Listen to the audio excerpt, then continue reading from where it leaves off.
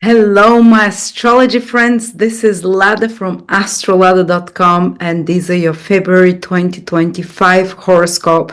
February is the prelude to the most intense period of 2025, which will be March and April, because all the planets will be passing through Pisces and Aries in March and April, going retrograde, eclipses, changing signs. Oh, so exciting. But February is the preparation month with some very positive effects that we'll receive from the universe.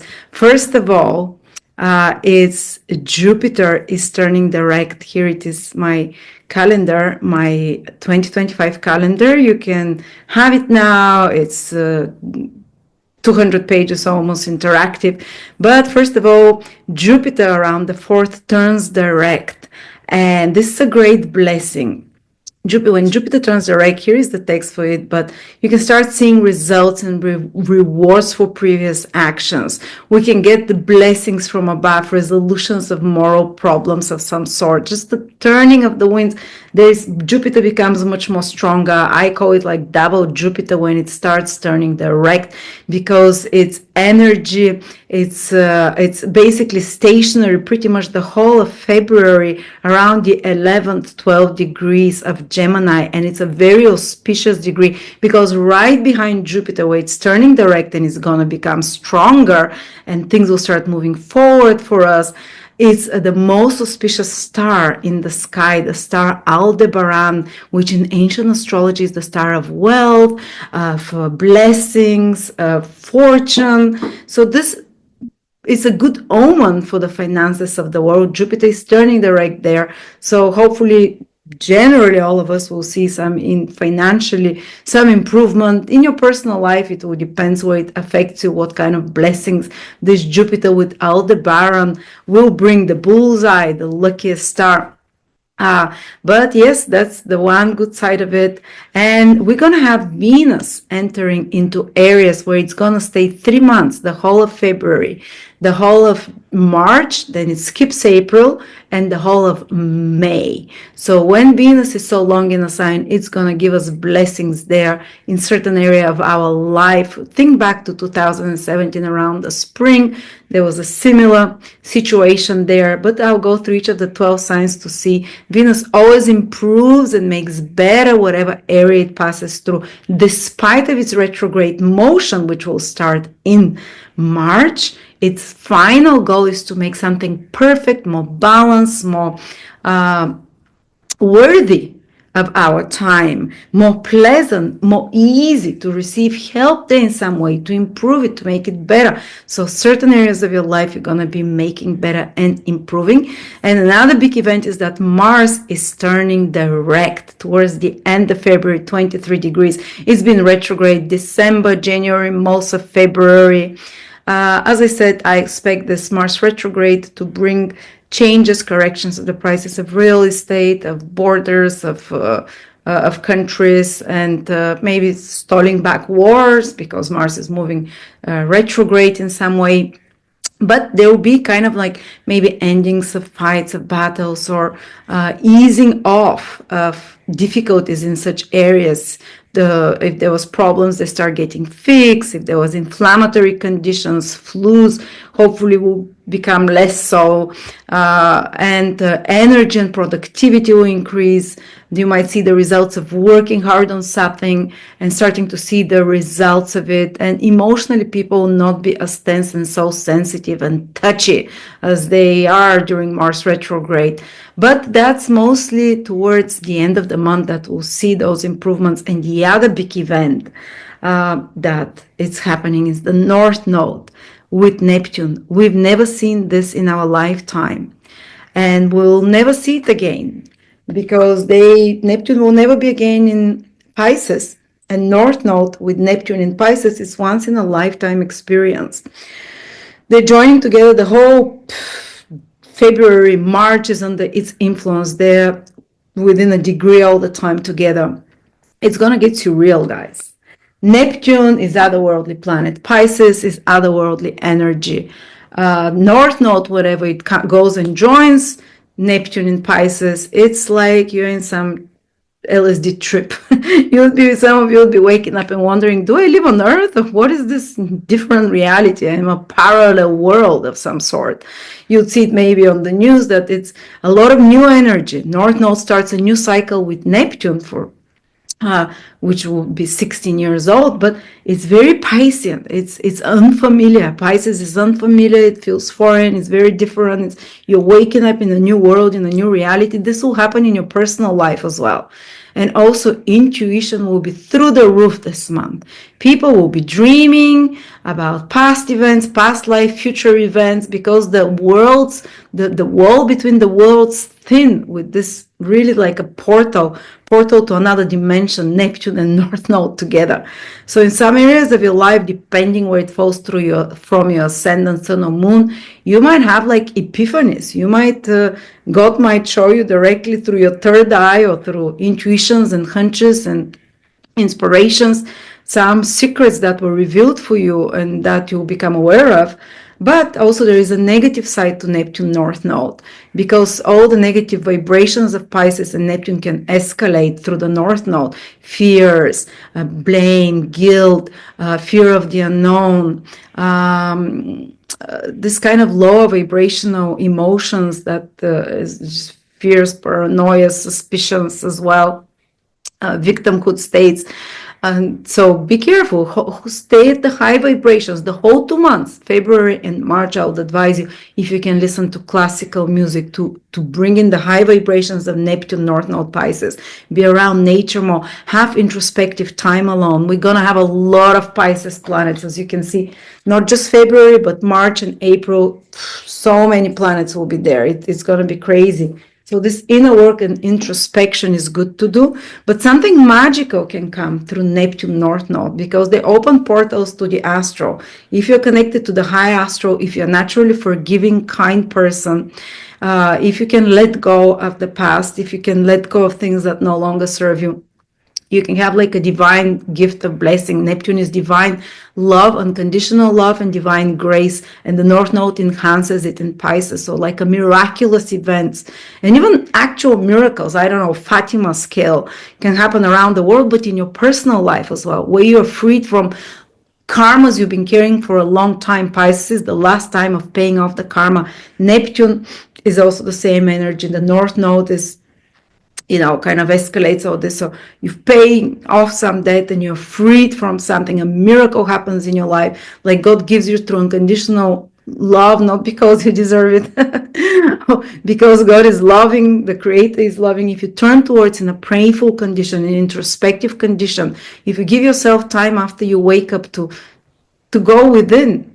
there can be some true miracles that happen. And just dreams will be crazy. Just to warn you, Neptune with the North Node, you might be dreaming of things that very vivid dreams that come to the surface, sometimes almost real. Like, just be aware, maybe a bit more rest in February and in March with the so many Pisces energies. But Mars is turning direct, so things will start becoming. But Mars turns direct at the end of February, and Venus and Mercury turn retrograde in March. So it's non-stop February, March. So January, February, March, April. After April, things start becoming much more smoother, guys. But just the preparation phase, and use the Piscean energy of Neptune and the North Node to manifest. And Saturn is there. Neptune is a high ideal. Connect yourself to high refined feelings through art, through music, through imagining how you want things to be, the ideal version of it. And Saturn is there, can make it happen over the next 2-3 months to manifest it.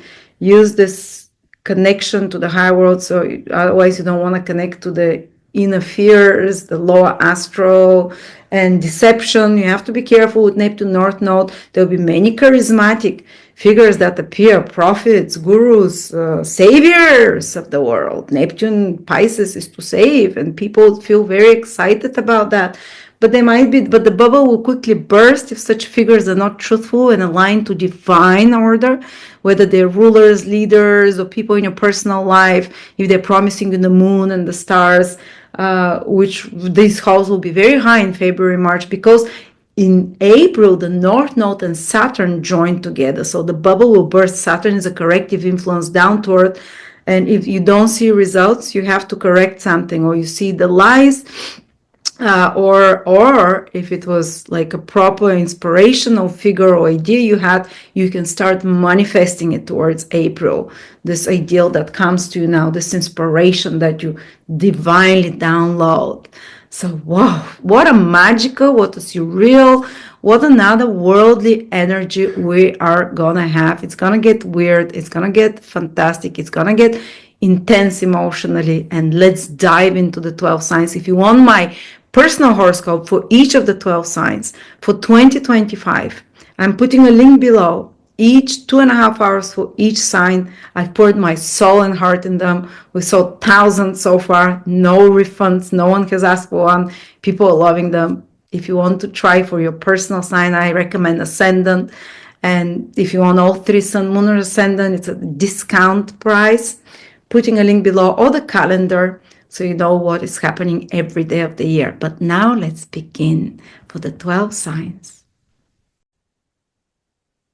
Aries, Sun, Moon, or Rising. Aries, from the beginning of the month, Venus will enter your sign and will stay there pretty much till June, almost till the end of May, except the month of April, when it will dip back into your 12th house. But pretty much February, March, and May, you're gonna have Venus, the planet of love. It's a very protective planet. It's the smaller benefic in your sign. Yes, it will go retrograde in your sign in March. Yes, you'll be rethinking some things from the past and going back to the past, but it's very protective influence. It's going, no matter what is happening, the ultimate goal of Venus is to harmonize, to bring more beauty, to bring more comfort and ease in your life. And you might see the final results only towards May of this process that starts now from February. In February is the pre-shadow period for your Aries, when Venus will be there. Especially the first 10 degrees will feel the benefits, and also when it goes retrograde, the rethinking and redoing and reevaluation, because Venus gets only to that around the 10th degree of Aries. But because it's in your sign, all Aries, just having it in your sign, have the protection of Venus to make things more easy for you in some way, more beautiful, more harmonious and balanced. And now you're going to see the seeds. Some new theme will start in February in your life, because Venus is still moving direct. It brings in some new theme. And when it starts moving retrograde at the beginning of March, something you have to change there, to reshape, to reimagine a certain part of your life that is not as balanced, that is not as fair, will be corrected.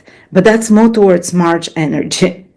But initially in February now, maybe a new theme is opening for you, and it's Venusian in nature. And for you, Venus rules the 2nd house, Taurus, as the ruler of Taurus, and the 7th house. So a lot of the themes that come to the forefront for you almost till the end of May will be connected. These new themes are connected either to money and finances and resources and assets. On the spiritual level, it's more to do with your value, your self-worth. How much do you value yourself? How worthy you are? You'll start thinking about such things. That maybe you change prices, or maybe you change in yourself how you value yourself in a more fair way. If you're overpricing yourself, if you're underpricing yourself, Venus wants to make it fair. Over the next 3-4 months, you'd readjust to the true value that you have. And Venus usually tends to do things better. So we're thinking to the better.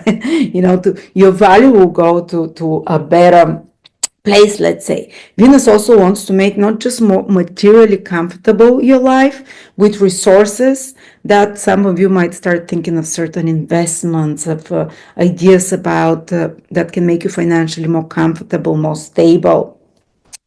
These things will be at the forefront of your mind, because Venus that rules the 2nd house is there. Also, as I said, with your value, with your self-worth and self-love. Such topics will be very dominant for a few months for you, Aries. I can tell you, last time Venus was in Aries was 2017, in the spring again. And exactly the time, it was 3 or 4 months there. And At that period, a lot of beautiful things happened to me. Again, I want to tell you, don't get scared that Venus will be retrograde, because ultimately it brings very good things. It's a benefic. And what happened during that time is I was afraid to do things alone for something. I didn't think I was good enough. And I found out that certain partnership, because Venus also rules your seventh house of partnerships, those themes will be there. For me, it was a business partnerships, and I was giving my power too much away to that. And I discovered when Venus went retrograde certain unpleasant sides about this business partnership that was going behind my back, that's been going on for a while. Venus retrograde in March will reveal if there is some imbalances there, if you've been taken advantage by another or something like that, will become more and more themed as Venus progresses into Aries. And I ended that partnership. So this can also be part of the theme more towards March and onwards. And I was afraid, like, I'm not good enough to do it alone. But I discovered during the whole period of Venus in Aries, actually, I could do it much better. I burned the bridge, but I rediscovered more self-worth, more self-respect almost. The first house is you, how you view yourself, and Venus wants to raise up the vibration there and make you appreciate yourself more. That was my discovery. Yes, there was this critical period of Venus retrograde that happened for me, and I was like, oh my God, I'm not going to be able to do it alone, but I could. I'm just giving you examples. So think back to 2017. I'm not saying the exact same thing will happen, not at all. You're on high on the evolutionary development, some different thing, but it might be connected to self-worth, value, money, valuables. And at the end of this transit towards May onwards, you might have more stable finances, more valuables that you, and also second houses, your clothes, the food that you eat, how you sustain yourself. You might have upgraded those during this whole 3-4 period month in some way. For something that the high vibration of Venus is something that's wholesome, that's natural, that is good for you, because Venus is the planet that rules in astrology. Everything natural, everything life, it's one of the planets that revives you like a nurse, that gives you.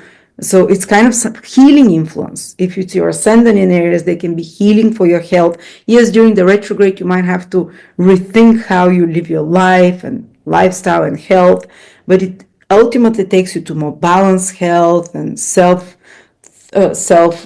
view of yourself. If it's your moon, it wants to rebalance your personal emotional life. It wants to heal your feelings, this Venus, for 4 months there. Your relationships as well, because the moon is connected to relationships. Your family life, how you feel about yourself, or your home and property and real estate, that it can do something really good about it. If it's your Sunday, it's very often to do about your self-confidence, about your dreams and goals, about the more proactive area of your life where you want to create something, also career related. Oh, love as well. Venus definitely for Aries over those 4 months can create something connected to love that will have to be reevaluated during the retrograde period in March in some way, or correct its course. And Venus also rules anything Venusian, so you can start some themes of not just relationships, partnerships, collaborations and money, whatever, but also if you work in any Venusian sphere like entertainment, art, music, relational or contractual contracts. Or even if you don't work it, it might be a theme of some agreements or contracts that start forming now in February, or collaboration, as I said, or collaborators coming to you, even relationships or partnerships coming to you in some way. The ruler of the seventh in the first house approaching you. And of course, March, you're like, is it worth? Is there better terms or condition, or can between the two of us, or should we change a bit the rules, or if there is no agreement from both sides, should we end it as well? That's the more sharper side of the Venus retrograde, but ultimately always it's for the better, always for the better. And I've also noticed when Venus stays for prolonged periods in someone's sign, the ascendant, or even the sun and the moon, by the end of the period, you become more attractive. Venus is the sweet juice of life. It's like honey. In astrology, Venus rules honey. It rules also the layer between the skin that plumps it up, and that The beauty, the skin, the hair is partly owned by Venus together with Saturn. So Venus can improve your appearance overall with the corrective period during the retrograde, where you start doing something differently, March, April, which will give results towards May. But this is also, that your magnetism, because Venus is magnetic, it attracts to you. So this magnetic power is coming to you. This loving, when you feel love flowing throughout you, through you, Venus can start opening the heart chakra of love as well. Again, it makes you more magnetic. It attracts the right alliances, the right opportunities for you, and very likely material, financial, relational in some way, or business connected. And Venus, just money and all of those things. Again, the retrograde period, some correction is needed. Don't think it just flows, and there's some personal effort that you have to put, but the final results are always good. So yeah, this is Venus for you guys starting in February. The other big event is the whole month. The North Node and Neptune are together in your 12th house. And they come together every 15 or 16 years, something like that. So this is once in a 15, 16-year cycle that is happening in your 12th house, starting now, the beginning of it. Well, that's the house of dreams, sleep. So Aries can have very vivid dreams for a month, even from January into April as well, into March, because the area of the subconscious is strongly activated by the North Node, which always magnifies the energy of the house it's transiting. And Neptune is like the same energy as the 12th house and Pisces. So we have triple whammy, 12th house, Pisces, and Neptune energy, which is enhanced, so 4 times, quadruple, 5-fold intensity of Pisces this month for everyone in the world. And that's dreamy, eerie, and a bit surreal energy. And for you, it's happening in the area of the subconscious. So you might feel that certain memories, even past life memories, are coming to the surface.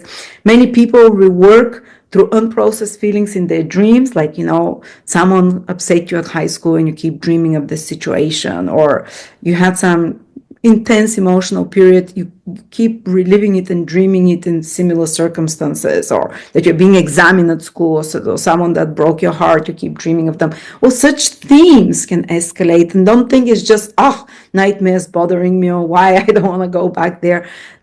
Know that through this process, even if you wake up like overwhelmed by, sometimes dreams are so vivid. When Neptune and North Node are together in Pisces, everyone will be having really vivid dreams, believe me. And you wake up and you're like, actually you're working through unprocessed feelings, placing them. Your subconscious is doing its own personal counseling or psychology work, your higher self in the dream world. So your dreams can be quite intense or vivid. Things from the past might be coming up. You might need more sleep than normal. This Neptunian energy of sleep dream is highly increased. And of course, Venus in your sign for 3 months, 4 months, it's about giving better self-nourishment to yourself, pampering, but not in a way pamper yourself by drinking champagne and eating, heavy, rich foods.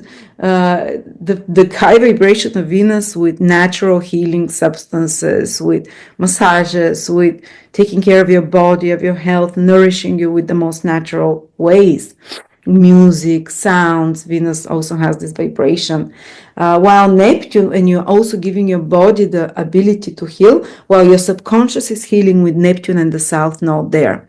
You might even have a lot of, not in your dream only, but in everyday life, like presentiments, because the 12th house is very psychic, and the energy of Neptune is psychic, and the North Node thins the veils between the two worlds.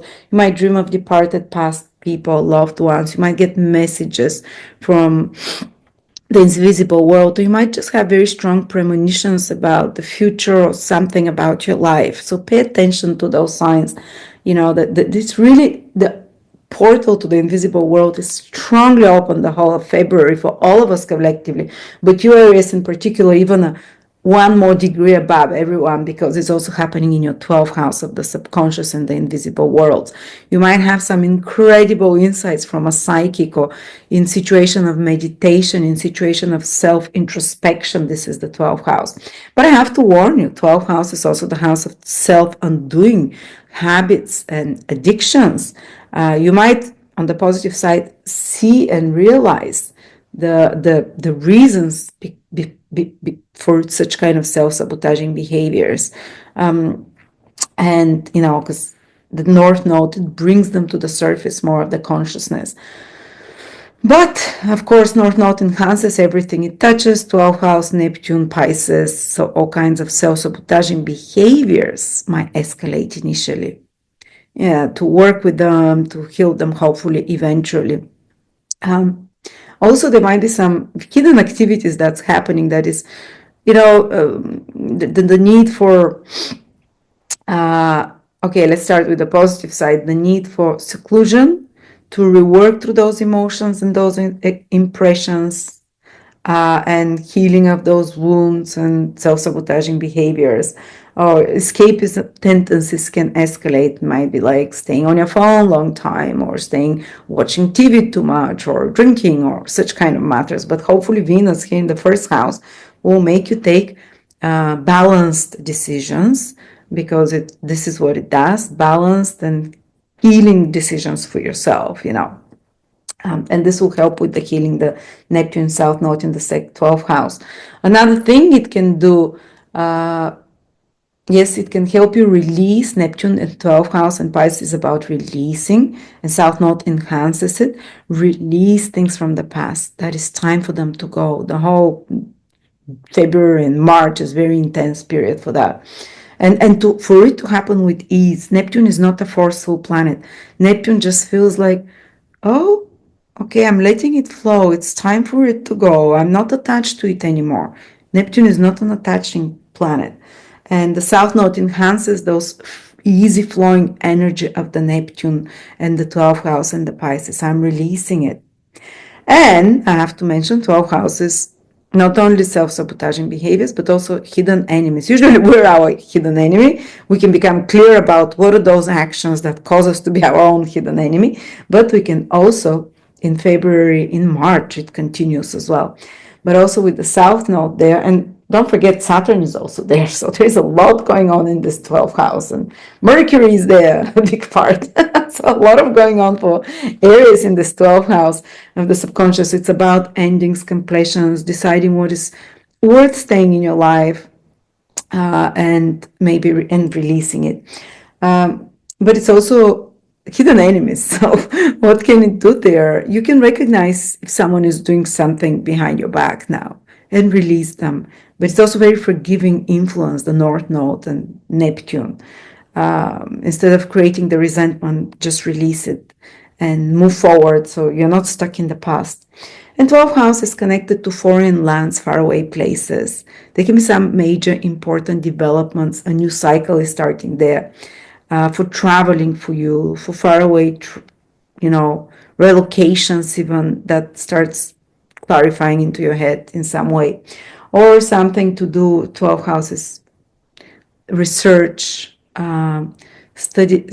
research of some sort, or especially spiritual, psychological work, self-introspection, or anything to do with, astrology, psychology, mysteries. You might be very drawn to such more spiritual work, or 12 houses to do something hidden behind the scene. I mean, if you have criminal inclinations, this conglomeration there can put you into further trouble. You put yourself into some kind of a shady deals, behind the scene things. Let's hope you don't go there, because it's also the house of deception. Someone coming to you as a friend, as a with positive attitude, but actually behind the scene having something else. So you have to be a bit cautious about that. Thankfully, Saturn is also in the 12th. So any kind of shady, such kind of behind the scene things that are happening will quickly be, the bubble will be burst of this illusion, because after that the North Node will join with Saturn towards, I think it was April Yes, something like that towards April. And it will, any kind of deception, so behind the scene going on, whether you're doing it will be found out, or whether someone else is doing it to you will be also revealed. All right, so this is, but a lot of imaginative, psychic energy. You're really tuned to the pulse of the cosmic and to the invisible worlds, to invisible entities even. I mean, some of you might even hear voices.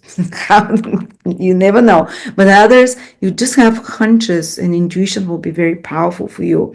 Like signs, the 12th house speaks with symbology, with signs, with premonitions, with pictures, with sounds, with impressions. You'll be very impressionable, remember as well that. And something about completions, endings that you're working on to finish some cycle there. But now let's go to the other big theme. Jupiter is turning retrograde straight at the turning direct at the beginning of the month in your third house, Aries. So if there was some delay with certain projects that are connected to media, to writing, to speaking, to business, to commerce, to transactions, to learning something, to communications with documents and papers. If there was any delays, gradually Jupiter into February will show you a turnaround. Things will start moving forward. Are you working on a website and it's getting delayed? Are you working on some branding or business project in collaboration or small team group environment kind of, and it starts moving forward gradually, maybe not very fast, because Jupiter pretty much stays on the same degree, 11, 12 degrees of Gemini in your third house, but there is change of direction and for the better, for things to start improving, or if there were some complications in relationships with siblings, with relatives, with teammates, with people in your environment, or social delays, or kind of blockage of your social interactions or business interactions, it starts picking up.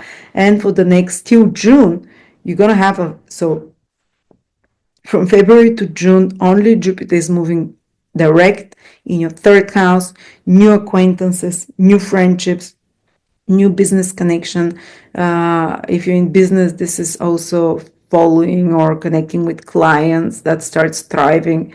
New, more social interactive, more projects connected to business, to media, to marketing. It starts going well. It starts moving forward, and more trips, or easily if trips and travel or transportation start moving easy, or you can pick up some new skill. I'm really gonna take this driving lesson finally. I'm really gonna take, I know how to drive, but I don't have a driving license, so I've really decided from the beginning of February I'm gonna do it. So these things will, anything with learning, with communication, with devices, with information, or you can start courses, classes, teaching or learning, or buying a car, transportation, moving more. This all starts becoming easier and moving ahead. And then Mars also turns direct Aries for everyone towards the 23rd, 24th of February, which means most of February is still retrograde in your fourth house. And especially those areas that are around 16, 17, 18, 19, 20, 21 degrees of Aries, Mars is squaring them. And affecting also maybe relationships that can feel a little bit more stressful, but also a bit more pressure on you, a bit more irritable, explosive, those middle degrees of Aries. And all Aries generally, almost the whole of March, they can feel more tested by relationships with family, life in family. They might have to do some changes in regards to family, place of living, repairs, corrections. Or they might have lack of clarity about something, about where they're going to live, or plans for family, or they might be tense relationships with parents, or you as a parent might be challenged. And like for me, it's like I'm reevaluating how to parent with this Mars retrograde there, and where are we gonna live, and all of those things. You have to still fix. Mars it's a fixer upper, wants to fix those things there. You have almost pretty much the whole of February to deal with that. Yeah, it is stressful in the fourth house, but I would advise you to do something dynamic with family, fix something, repair something, clean more the house so it doesn't escalate into arguments with family members or just feeling emotionally restless. So move furniture around, something like finish up home project that you haven't finished. That's something good for Mars in the fourth house. Of course, be careful for accidents around the house. Don't leave, the anything like the don't leave the stove, and you have to be more careful with such things. You see, with Mars retrograde in Cancer, the sign of houses, what happened in LA, the fires, lots of homes and families burned off and so on. But I'm not saying this will happen to you, Aries. It's just that, but from the end of February 23rd, 24th, Mars changes direction. And the good thing is that the whole month Mars is trined by Saturn. So even things are not those kind of fires at home, metaphorical, like, or emotional instability or feeling emotionally triggered, it's mitigated by the Saturn trine. Somehow Saturn really contains the martial desire to explode, like now, like every day my dad, because he's Cancer rising and Mars is in my fourth house, comes and is very angry and I'm on the verge of exploding and getting angry with him, but because Saturn is making a trine to Mars, I feel how, escalates, but we tone it down, you keep it in control. So any kind of problems at home, family, emotionally, if you feel triggered, or if you have sometimes the fourth house is the lungs, the breast, any kind of stomach issues, it starts improving after the 24th onwards. And any delays with home, property, real estate, or complications with family situations starts getting easier and starts getting resolved and starts moving forward. So there you go. But I think Jupiter is really one thing that you're going to enjoy a lot, more social connectivity.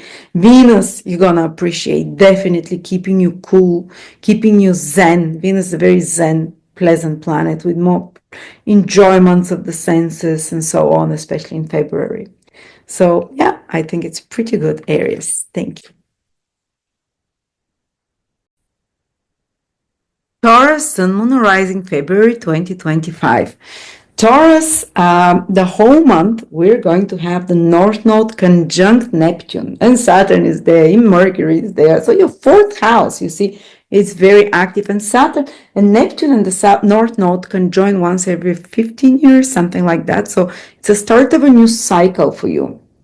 And it is connected to this 11th house.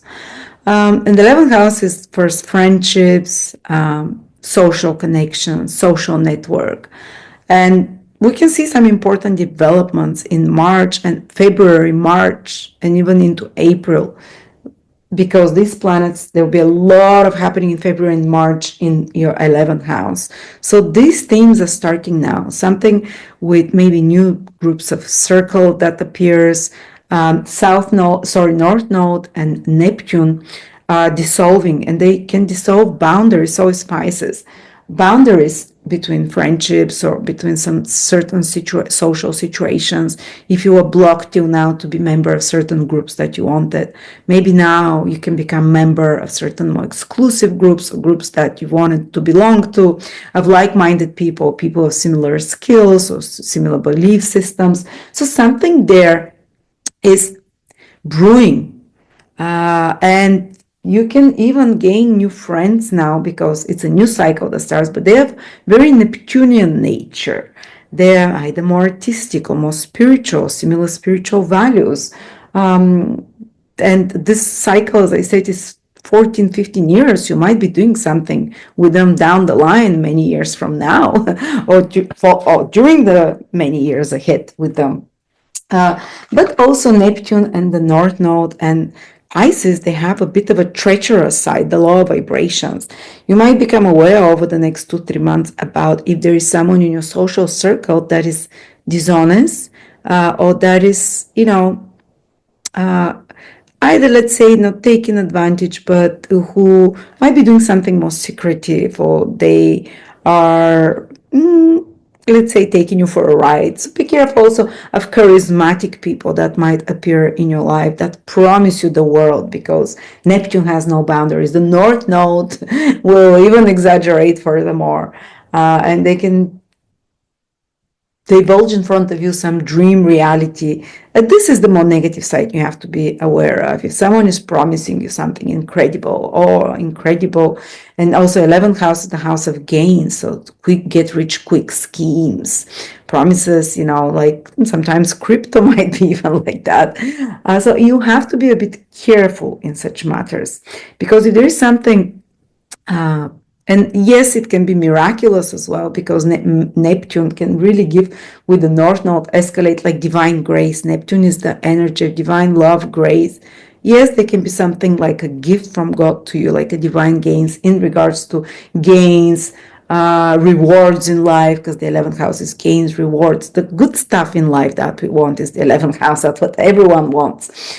Whether it's money, whether it's respect in society, whether it's influence, Neptune and the North Node can definitely give you that. Truly, it can expand your sphere of influence in your social circle, or if you have a business, these are your clients or your followers, if you're influencer or whatever. Because Neptune dissolves boundary, North Node enhances it, makes it even bigger. So there, yes, there can be like the floods of the gates opening there in that area.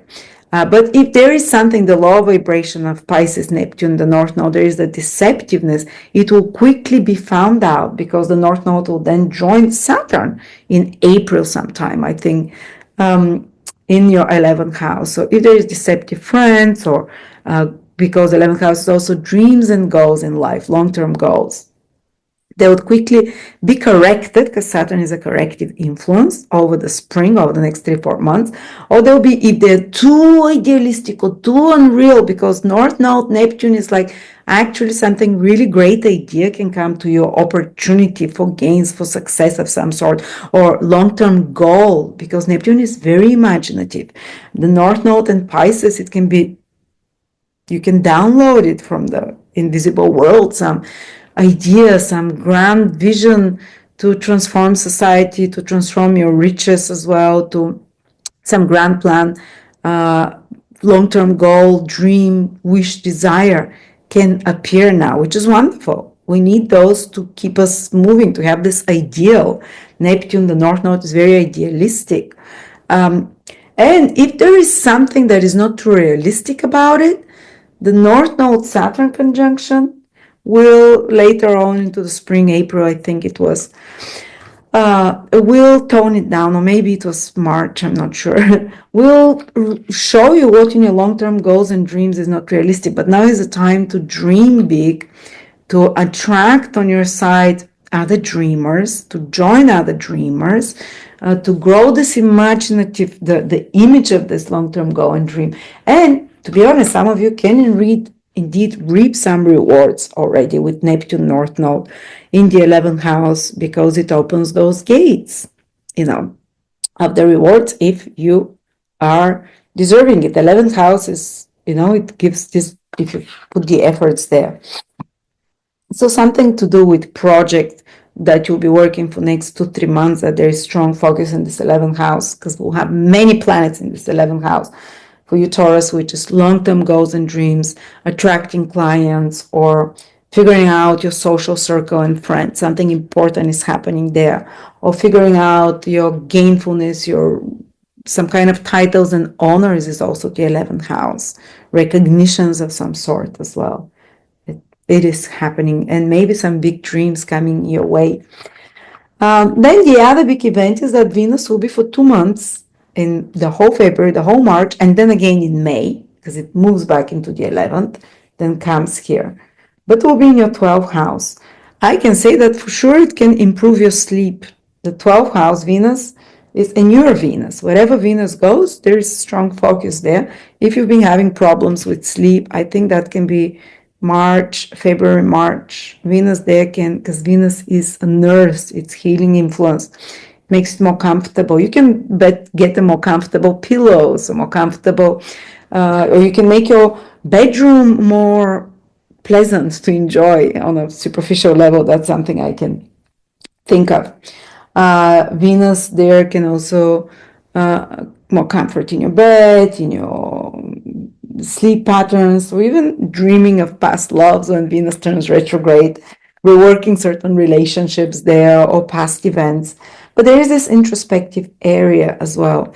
And because we have so much Pisces going on in February, in March, and Venus is activating those 2 months of 12th house, there's this dreamy energy around, this energy of, is it real? It's real, It's good for when Venus is in your 12th house for traveling to foreign places. When it goes retrograde, maybe to place you've been already to, but when it's direct in February, you can go to faraway place. You can take a holiday. It is good, but usually 12th house means a foreign place, something that you are unfamiliar with, that is like a alien world to you.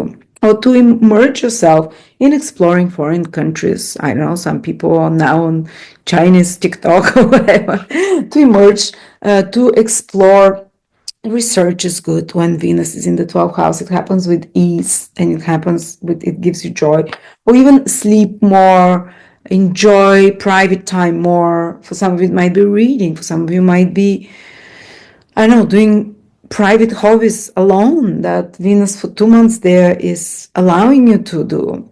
More time in privacy, introspection, digging into spiritual topics, into topics of past lifetimes, into topics of psychology, astrology, mystical matters, or just even creativity and art behind the scene, or listening to music. But of course, with Venus there, we can overdo some of the less healthy ways of escaping reality, and everyone knows what their way of escaping reality is. For some of you, it might be social media. For others, it might be sex. For others, I don't know. Whatever it is for you, food, substances. Yeah, you have to be careful. But Venus retrograde from March will make you look deeper into that, and if you have such tendencies, to correct them. But such new themes are starting of interest and focus for you.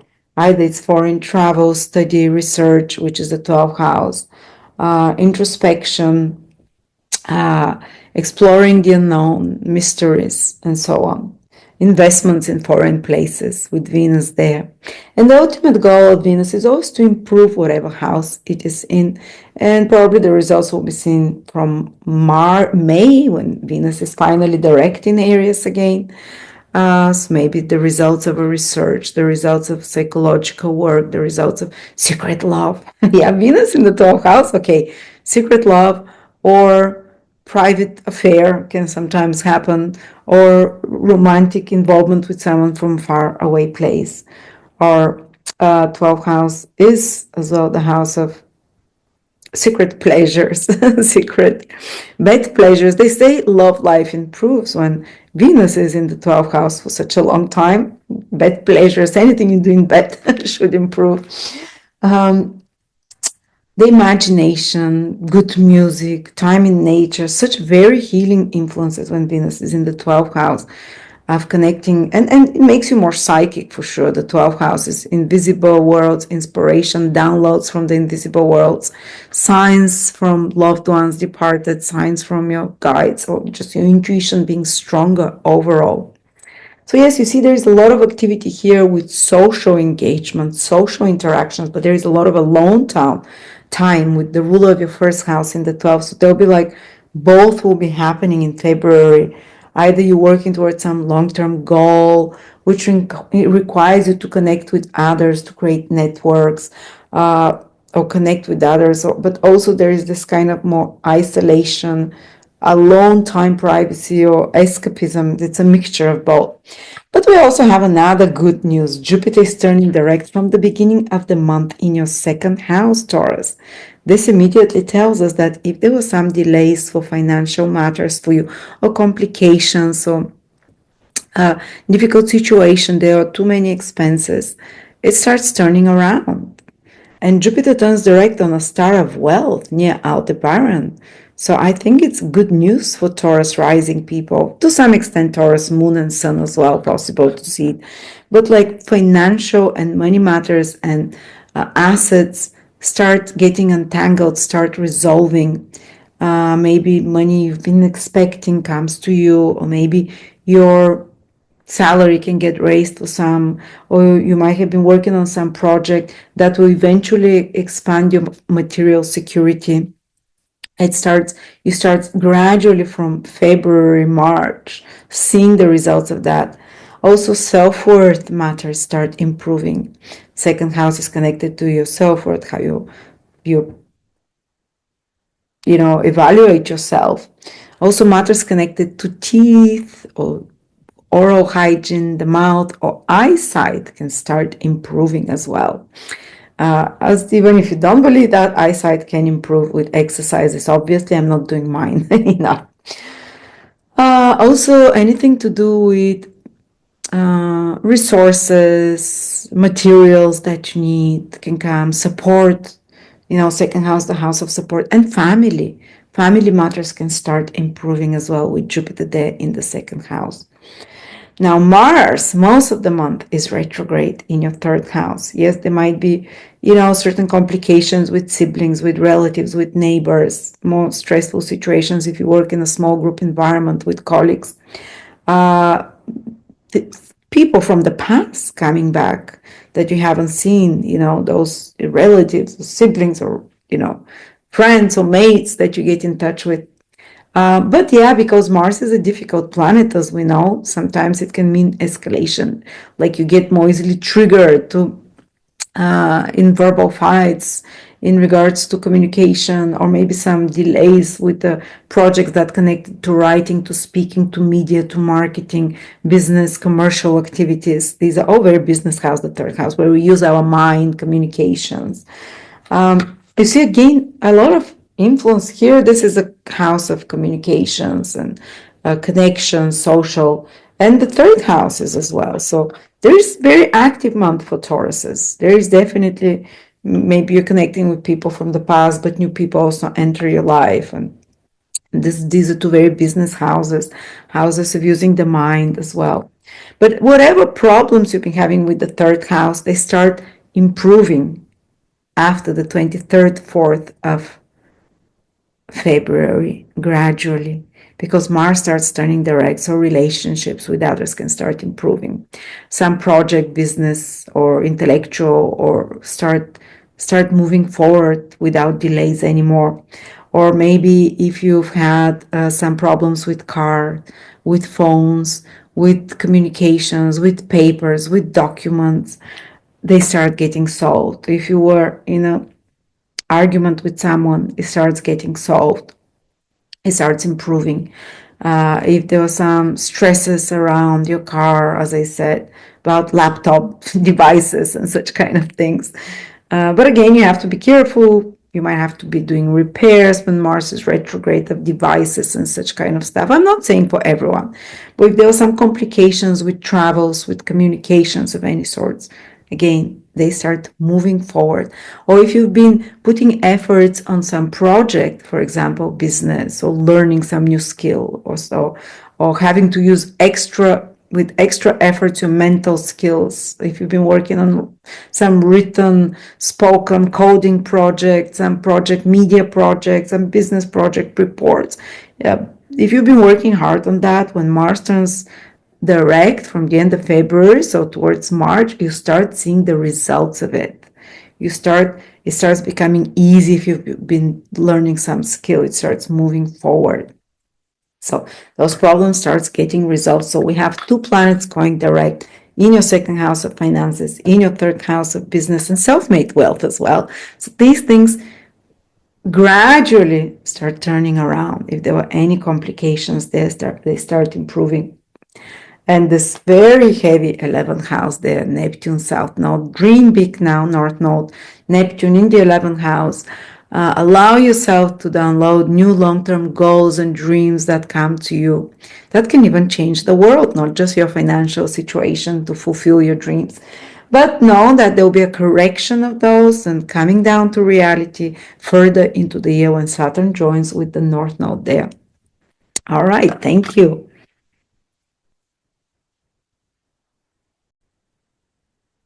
Gemini, Sun, Moon, or Rising, February 2025.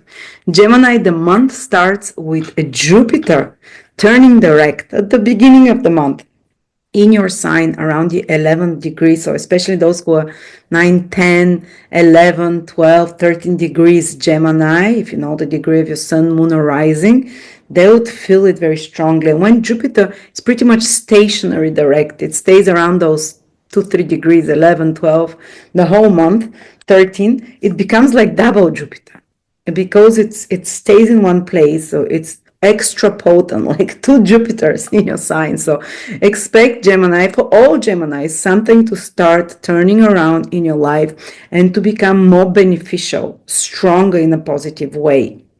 To become, if there was something blocked in your life, if there was something that was complicated and not moving, you start gradually, because it's a gradual process, feeling how it's unlocking, how it's the more abundance is coming as well, because Jupiter is becoming direct in the sign of Gemini, but at the background of the star of wealth and luck and fortune, Aldebaran. It's considered one of the most auspicious, if not the most auspicious stars, the eye of the bull in astrology, in ancient astrology, and Jupiter is turning direct there, which also is a good sign for the finances of the world, that near such kind of a good star, that Jupiter, but specifically for you, if you're a Gemini, especially around those degrees, but other Geminis as well, because Jupiter becomes double strong in your sign, next to a star of fortune. So I wish you for your fortunes to unlock, then opportunities for abundance, for growth of some sort can come for you. Some difficult situation can get resolved and start moving forward. You can feel more optimism, more energy. Jupiter is healing energy as well. Jupiter is expansion energy. Jupiter is energy of opportunities in some way that will start coming to you. So good luck. That this is the good news I wanted to tell you. And Jupiter, of course, rules your 7th house of relationships. So even matters concerning relationships can become more fortunate, or partnerships or contracts or agreements with others. Or if your partner was in some stuck situation, you might start seeing opportunity or things moving forward or relationship improving. And Jupiter rules your 10th house as well. So it's connected to career. There can be something fortunate that improves or starts getting untangled in regards to career project, in regards to authorities or institutions, if you're dealing in any ways with those. And maybe some authority figure of power can be instrumental for your path in life, can be instrumental to help you with something that you want to achieve or do. Also, because Jupiter is this wise and benevolent figure. It rules your 10th house of authority or people with power. You can approach maybe someone like that. And you see at the same time, there is a lot happening in your 10th house. And it will be happening not just in February, but in March as well. Very intense, so many planets. And in February, this process starts and the whole February is pretty much under the influence of the North Node with Neptune. They're conjunct the whole of February within a degree.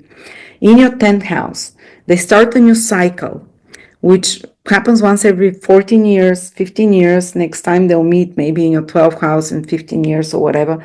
But the new cycle happens. So for some of you, it can be like and together with the ruler of that sign turning direct, and this new cycle starting, and Neptune removes boundaries, makes you dream, makes you download inspirations that can be connected with your role in the world, with your career, with the activities that you want to, even if you're someone who is retired, for example. This is your active, the house of action, the house of how you kind of what are you doing for the world, the house of karmas, not karmas like what you kind of like the deeds and the works that you do in this world.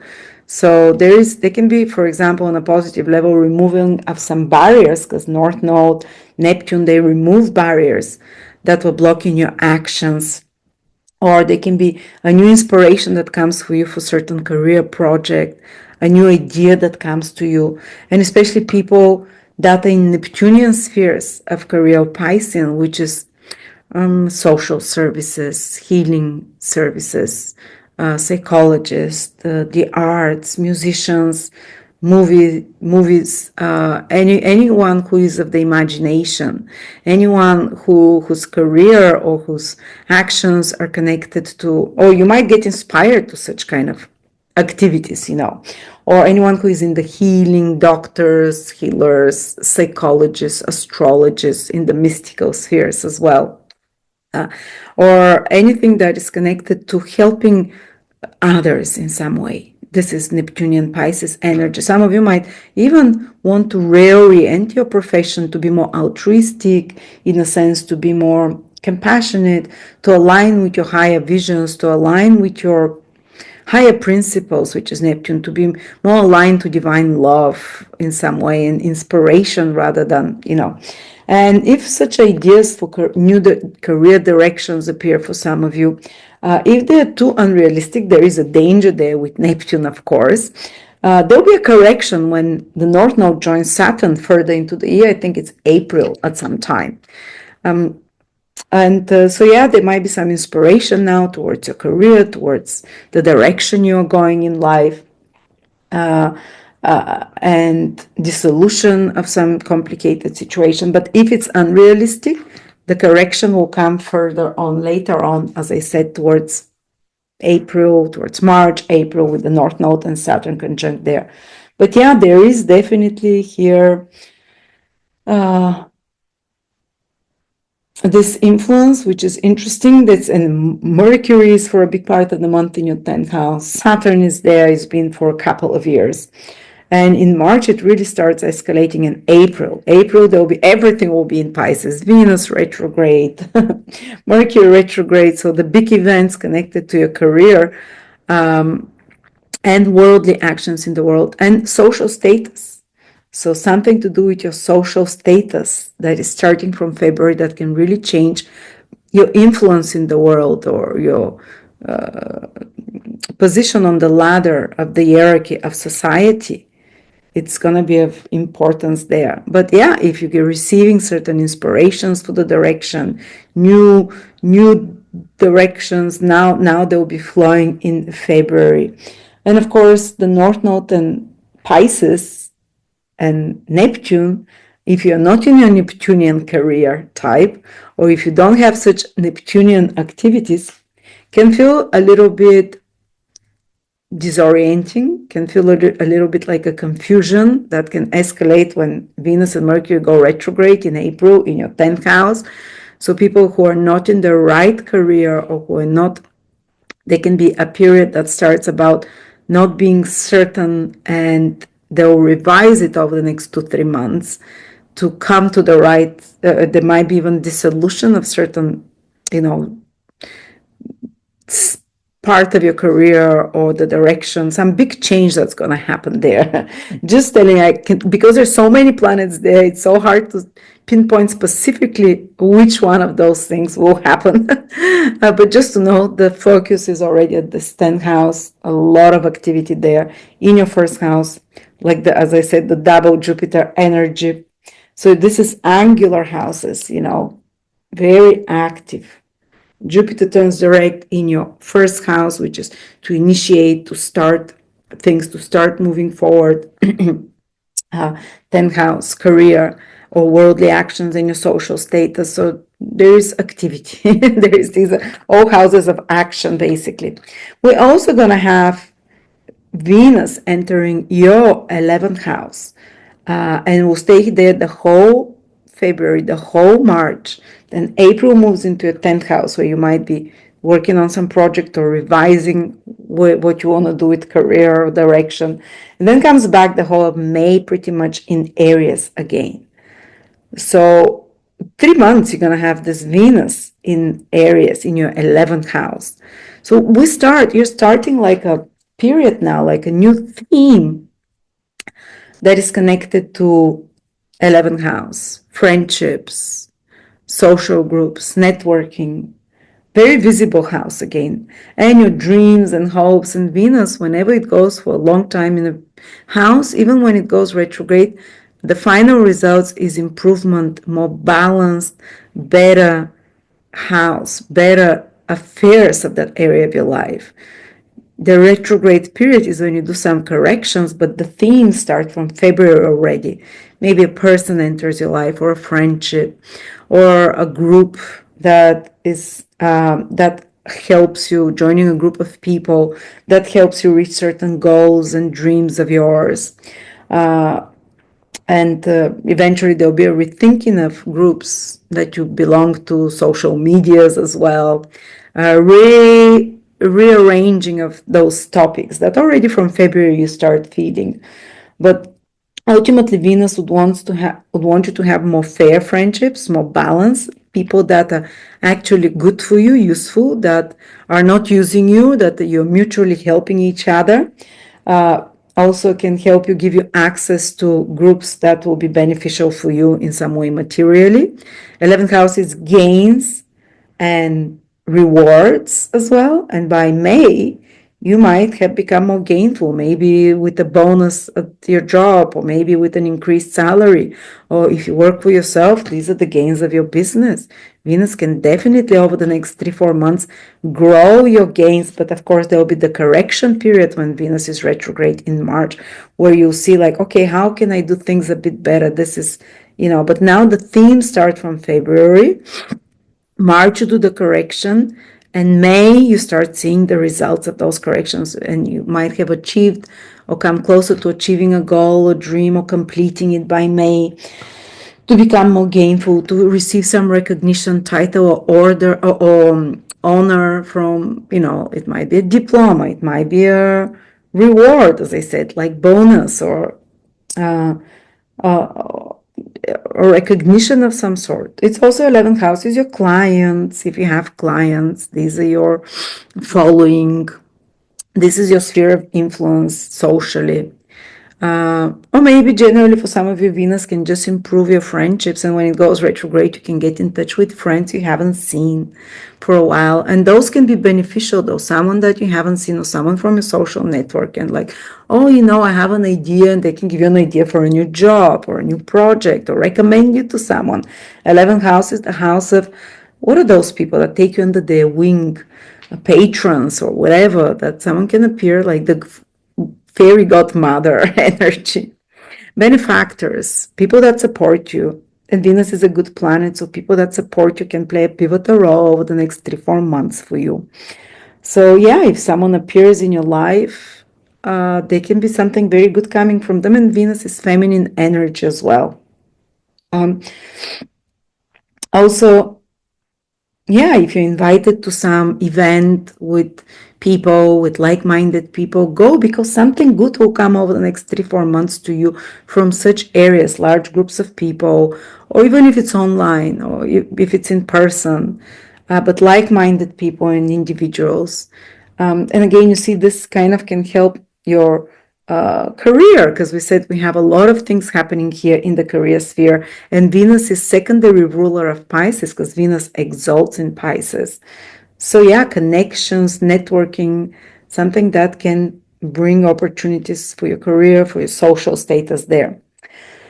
And Mars is also turning direct towards the end of the month, though. You might not feel it much, the direct motion, before 23rd, 4th, 5th, maybe even towards May. And so if there was, so most of the month, again, you might have to be dealing with some financial matters, expenses, or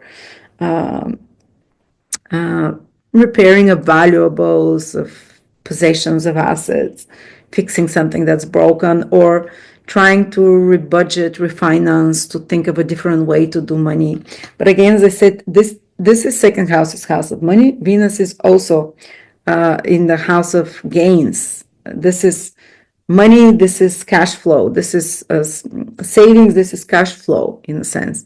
So yeah, there might be expenses with Mars, but Venus entering your 11th house says already, I'll bring you new opportunities for gains if your mind is, aligned to these thoughts. And while Saturn here is asking you to put in order your already existing finances, your spending, maybe to rein them in a bit, to to Mars wants to is a fixer up or to fix some stuff. And of course, Mars retrograde in your second house, February, you might still have to do some of your teeth work. Be careful, inflammation of the gums and teeth. And the second house is the tongue, the whole mouth area and the face area for some of you might happen. But when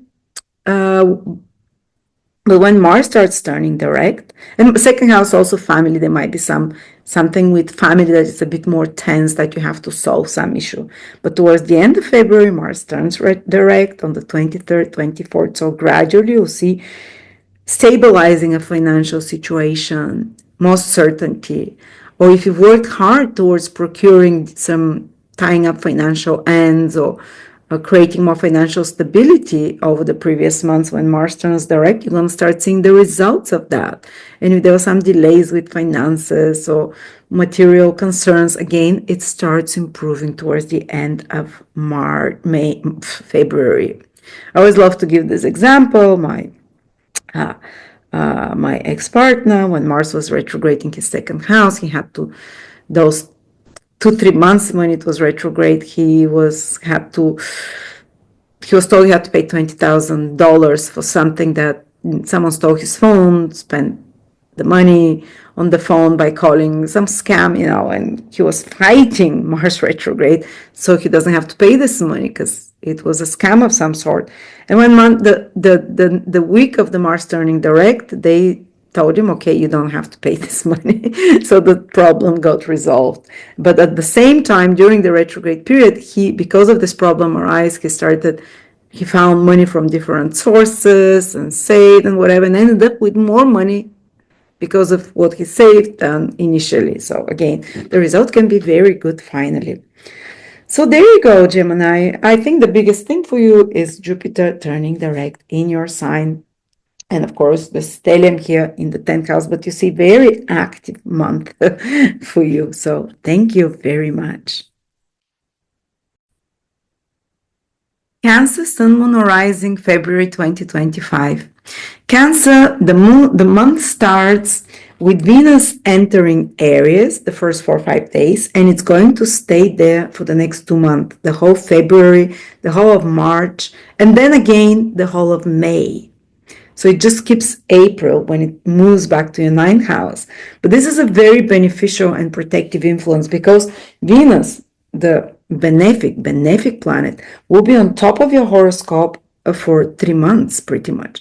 So it starts a theme. Yes, it will go retrograde there, but it's still a benefic. And its ultimate goal is to bring more balance, more harmony, more usefulness and benefits from the house's transits. And for you, it's your career.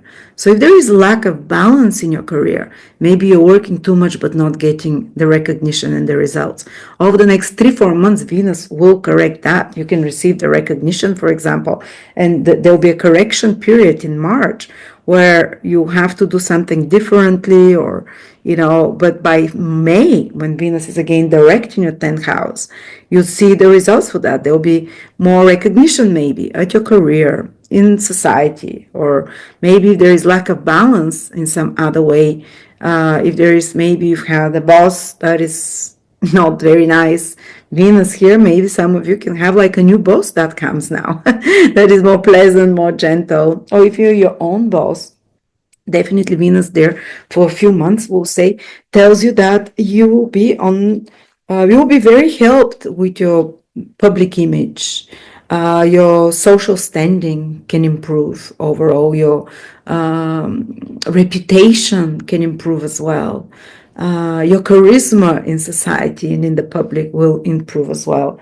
If you are involved with some Venusian careers, they can really be very important period for your career over the next 3-4 months.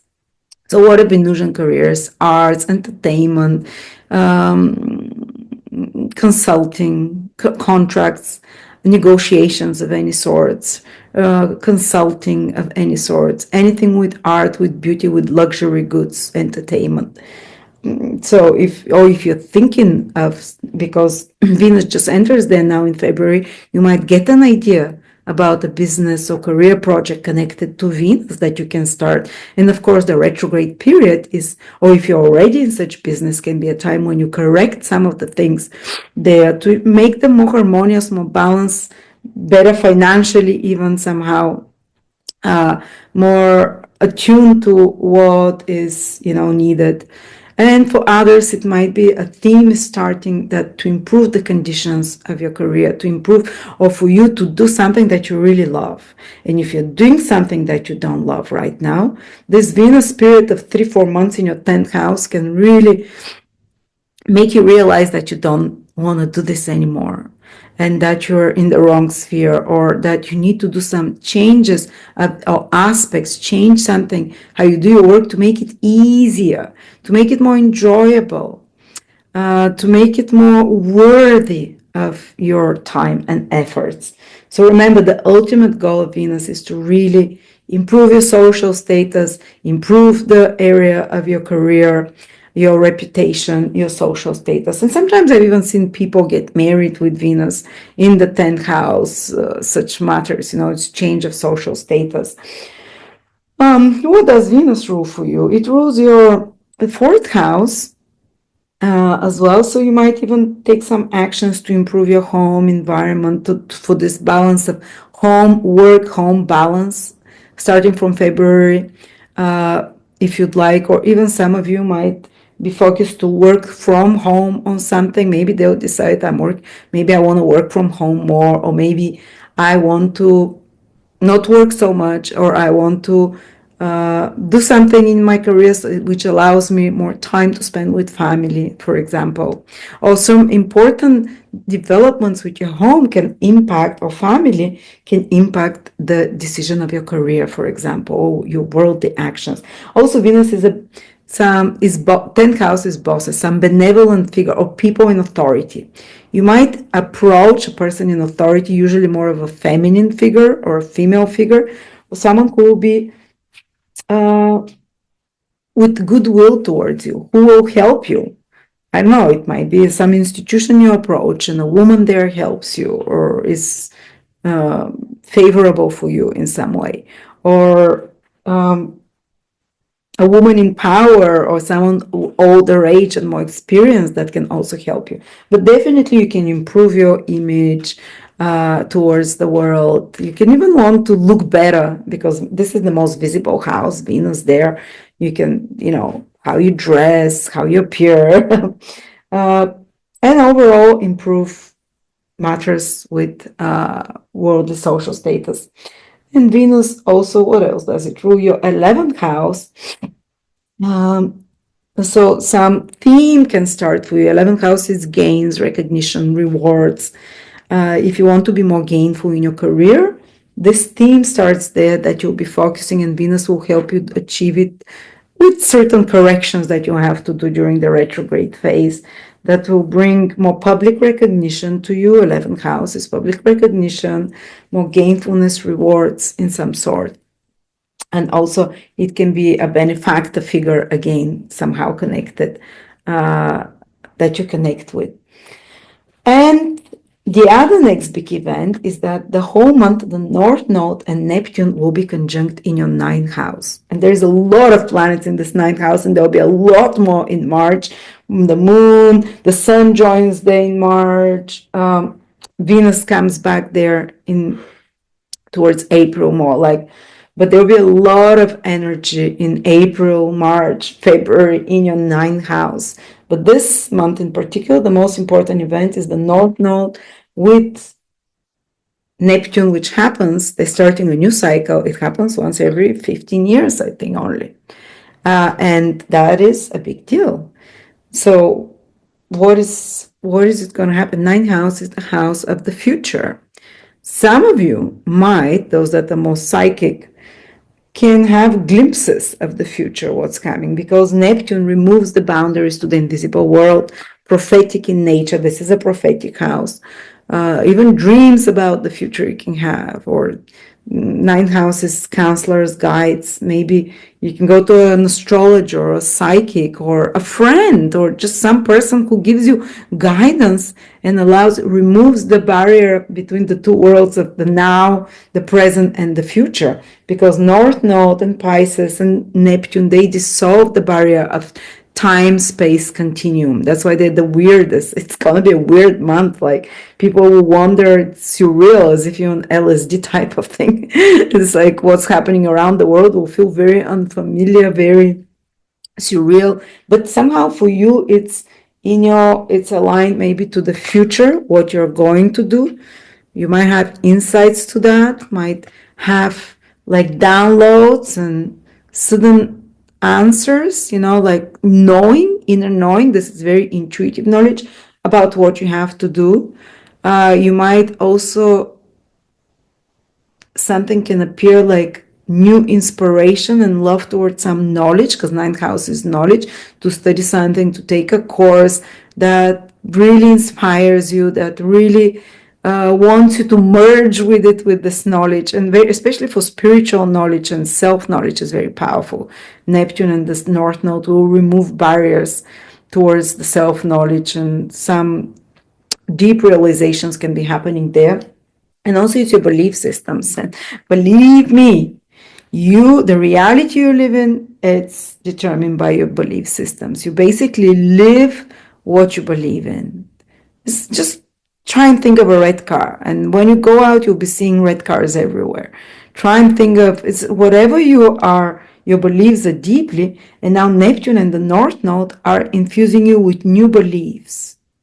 So is Saturn. It's been doing it for a couple of years. And it's decomposing. It's kind of like, how chefs do decomposed whatever. So your beliefs are being decomposed and put in a different shape now, how you see reality. And Neptune is a very mystical planet, with the North Node enhancing it. You can tap into the secrets of reality creation, almost. It's very manifesting energy. It's like whatever you wish and focus your mind on and your beliefs, it's easier to come through when Neptune is with the South Node. And it's in your ninth house of luck and ability to manifest. It's your higher self, your beliefs. And if your beliefs, you'll be able to, if you're able to really believe something now, in February, in March, strongly enough, it might as well happen.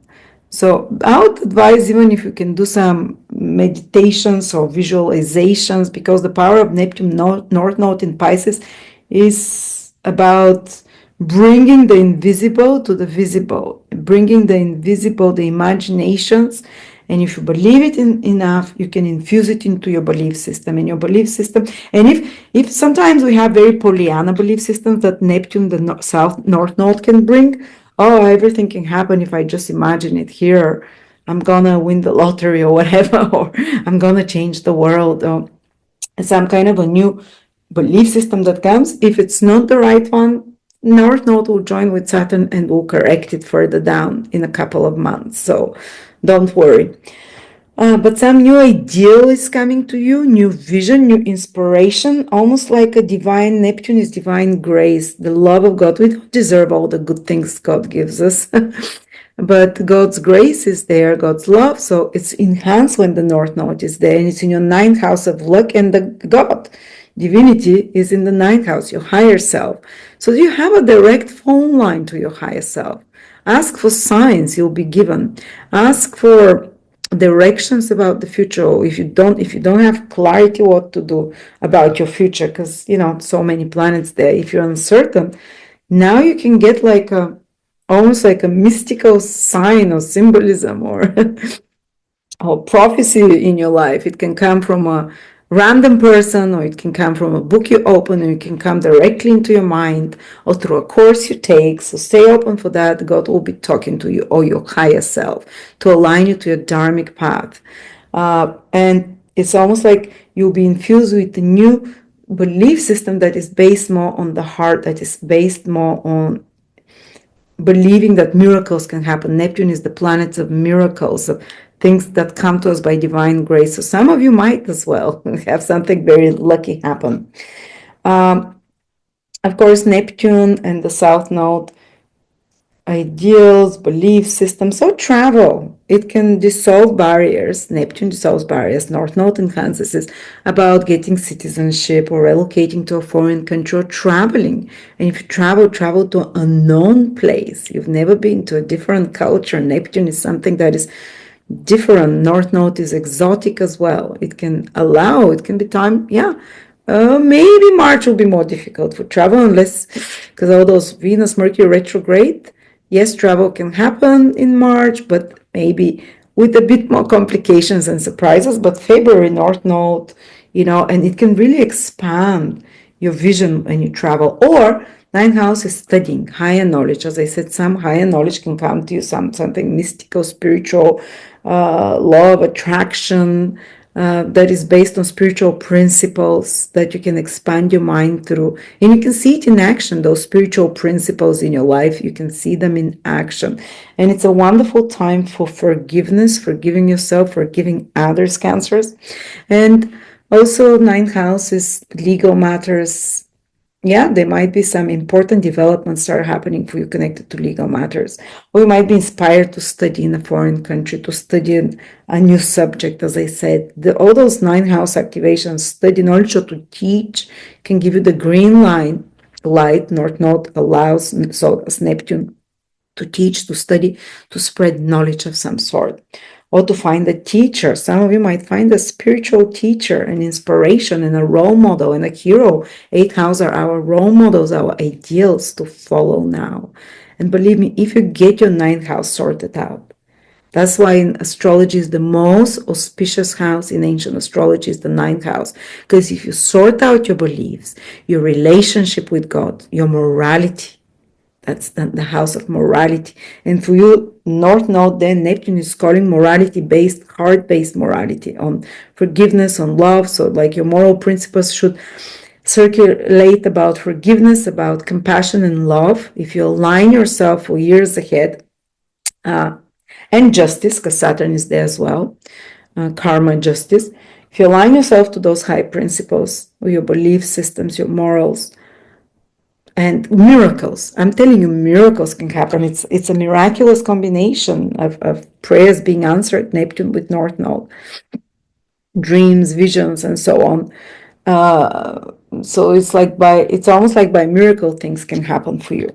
And this year you're really working on those beliefs there. So if you can take a course, I know, course on miracles, on re-educating and retraining your beliefs, reprogramming your beliefs, this is something that will help you a lot. And we have Jupiter turning direct as well in your 12th house. Another house, 9th house is Jupiterian house, 12th house is Jupiterian house, beliefs, your connection to high invisible worlds.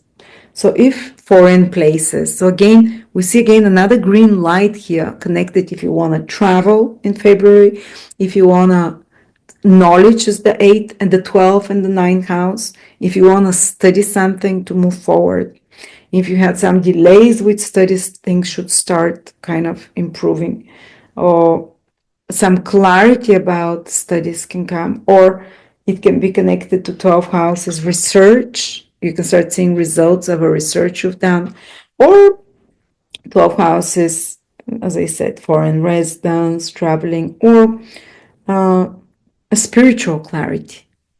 We see Jupiter in the 12th house connects you to the invisible worlds and to your guides and to your intuition. You might have, especially around the beginning of the month, the first 10 days, very strong sparks of intuition that are revealing to you certain secrets or behaviors or understanding. This is very self-introspective house, the 12th house. So we get like aha moments connected with our self-sabotaging behaviors, our the past, and why we're like that. And it's easier to release things when Jupiter is moving direct in the 12th house, especially addictions, especially attachments to the past. It's going to happen with ease. Jupiter is already like a very lubricating planet. 12th house is ending, so when it starts moving direct, it's like slips out and slides away from you with ease, especially the unhealthy things. I've also had the best psychic readings when one that foretold me my whole life, and I didn't believe it, everything that's happened, when Jupiter was in my 12th house. So I don't remember if it was turning direct then, but I was like, wow.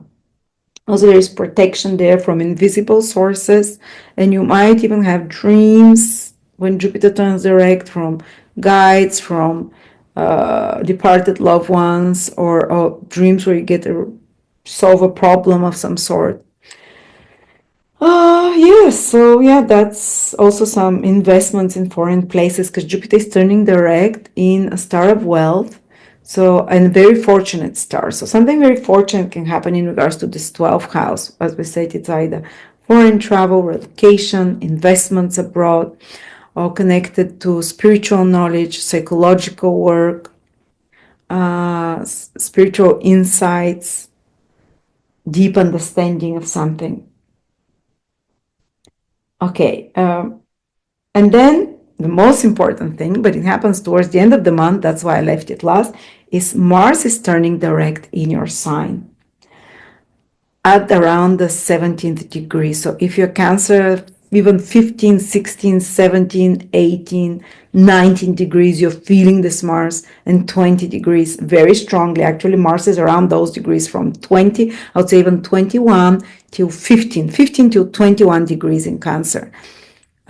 These are the middle Cancerians that they'll feel this Mars. It's basically staying all the time this month from those degrees, 17, but 16 will feel it, 17, 18, 19, 20 degrees. Big turnaround. Of course, the first 24 or 5 days are still on the Mars retrograde. And you have to be careful for inflammatory conditions, for sudden acute conditions, especially if you have those degrees. Other cancers are a bit freer, they're not so much under the influence of Mars, but even they can feel like more frustrated, certain delays, so they're fixing that something. They have to repair something, fix something, and Mars rules their 10th house. It can be connected with their career, with their social status, and Venus is already helping there in that career and social status, or with authority figures and institutions, or maybe working hard on some career project, have to fix it, redo it, or maybe having some complications with authority figures. They start improving. Venus is already in your 10th house. Mars starts moving direct towards 23rd, 24th, so anything there will start improving. Also with health matters, as I said, you've had any acute Mars conditions, sometimes burns breaking, or stress related, or virus related, that it starts improving towards the end of the month. Mars also rules what for you, the 5th house, even in romantic matters, romantic or with children. If you had some complications and stresses with children, they start getting resolved. Or creative project, if you were putting extra effort to correct to some business idea, which is your own original, if you're correcting it, putting efforts, if you had to fight for it, it starts improving after the 23rd, 24th, changes directions and starts moving forward for good. Less surprises, more according to your plans, and you start seeing results of previously made efforts. Or if it was with your children, having some situation starts solving, improving, becoming easier. But yeah, you, from the end of the month, definitely Cancers, you'll start to feel that you have the green light to move forward, that there's no more wrenches being thrown at your wheels, as they say, or that your energy starts coming back, and from more introspective, you become more forward, go-getting, especially in your career, especially in having more fun and creativity. And during the retrograde period, though, you have to rethink how you enjoy yourself, how you do your career, and so on during this Mars retrograde, how you deal with authority figures. But yeah, everything starts improving from towards the end of the month. And as you said, I think even from the beginning, you start feeling improvement with Venus there in your 10th house. So thank you, Cancers, and may you be blessed. Leo, Sun, Moon, Rising, February 2025. Leo, this month starts with Jupiter turning direct the first 3 or 4 days into your 11th house of gains next to a very fortunate star, Aldebaran, which is also connected to wealth. It is connected to blessings, and Jupiter loves being in the 11th house. When it turns direct, it starts giving you more of the blessing of the 11th house, which is gains next to the star of wealth. So it can be opening of door for some of you Leos, of door of prosperity even, or of certain rewards for efforts that you've done before. The 11th house, if you have your own business, is the gains of the business. So that portends very good for that gradually from February to grow. It's your clients. If you have clients, they can start expanding in some way moving forward, and you're gonna have up till June to do that. You're following, or if you work for someone else, this can be even possibility for a bonus because this would be your salary, the 11th house, the rewards of your work. The 10th house is the work, the 11th house is the rewards of it. So yeah, that can be very positive in that way, that Jupiter can bring those opportunities there. Also, it's your social network. Maybe if there were some delays as well with, let's say, fulfilling some goal or long-term dream of yours, which is the 11th house, you'll notice gradually from February that the tide is turning and you have more opportunities to proceed forward with ease, to fulfill those long-term dreams and goals. 11th houses, titles, honors, social recognition. Following, or if you have a project you've been working on, you want to release to society, to the world, you can start seeing the recognition there, the reaching more clients or reaching more people overall, because 11th house is society, the people, and being accepted, fortunately. 11th house can also be your friends. So if you had any complications in friendships or stalled social life, if it was a bit more, not moving forward, Jupiter starts moving direct, and more socially beneficial connections, networking, friends that can appear now over the next 4 months, 5 months till June almost, which will be very helpful for you down the road. Maybe for the next 12 years with those friends, you can develop something, opportunities can come to you from others, or even some benefactor can appear that is like a blessing for you because Jupiter is turning direct on such a positive star. What else is the 11th house? You can join groups or organizations that expand your opportunities again, your socio-economic status in a way, or your long-term goals and dreams, you can fulfill some long-term goal and dream over the next goal or dream over the next 3 or 4 months. If you work on some project for some time, you can start seeing it unfold and taking shape. Or title or honor that you can receive when Jupiter is moving forward for months ahead. Yeah, so gains, all the things we like in the material world is the 11th house, to be recognized, to be respected in society, to be supported by others, to have gains, to fulfill dreams and goals and so on. Maybe some big dream and goal here, you have an opportunity to start putting into action or to see it take shape even. At the same time, Venus is entering your 9th house and it's going to be there the whole February, the whole March, skips April because it moves back to your 8th house, and then the whole May again. So for 3 months till the end of May almost, Venus will be looking at you, another fire sign looking at Leo. So Venus will be protecting you, your health, your overall well-being. Yes, I know Pluto is opposing you, especially the early degrees Leos, they're under pressure there, those first 3-4 degrees by Pluto, but Venus guarantees that there will be help, support, wise counsel from others, and even to keep your health, and to find solutions. The 9th house is that some people can appear in your life now as a threat from February, or a person that is like a good fortune for you, because Venus can rule like females, for example, or as Venus rules your 10th house, someone in authority or more experience, which is like a good karma for you, which can help you in some way. Like with wise advice, there can be people around you with wise advice that help you. Ninth house is the direction of your life, the vision for the future that you can become inspired towards. And Venus being the ruler of your 10th house in the ninth for 3 months ahead, can also indicate that some of you might start a new theme in life to pre-qualify, to upgrade their skills in their career by studying and learning something. Venus also rules your 3rd house of skills, knowledge, skills that you have, and 9 houses to learn, to upgrade, to expand your horizons. So there is a lot of self-improvement that you're going to be doing. And it's self-improvement like knowledge and exploring different opportunities with your career, but also with your skills there. Some of you can even be connected 9 houses, foreign countries or faraway places. Venus is love. Who knows? For some of you, love connected to foreign places can appear, or someone that is not from your local environment. It can be very auspicious for starting educational projects.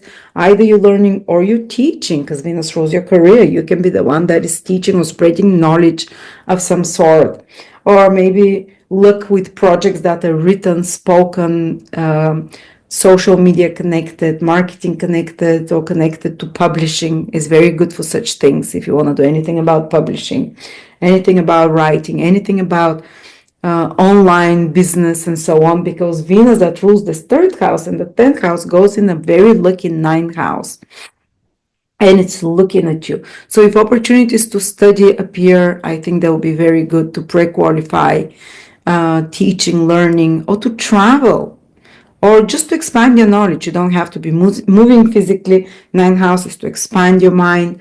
You can develop love for some new subject. You can develop love for some new science or to study something, again, and it will help you with your social status later on to fulfill your career desires.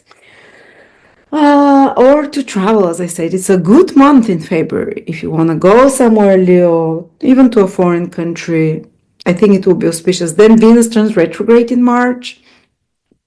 Things will change a little bit there. You might question the direction of your life, but as a theme, it starts positive now in February.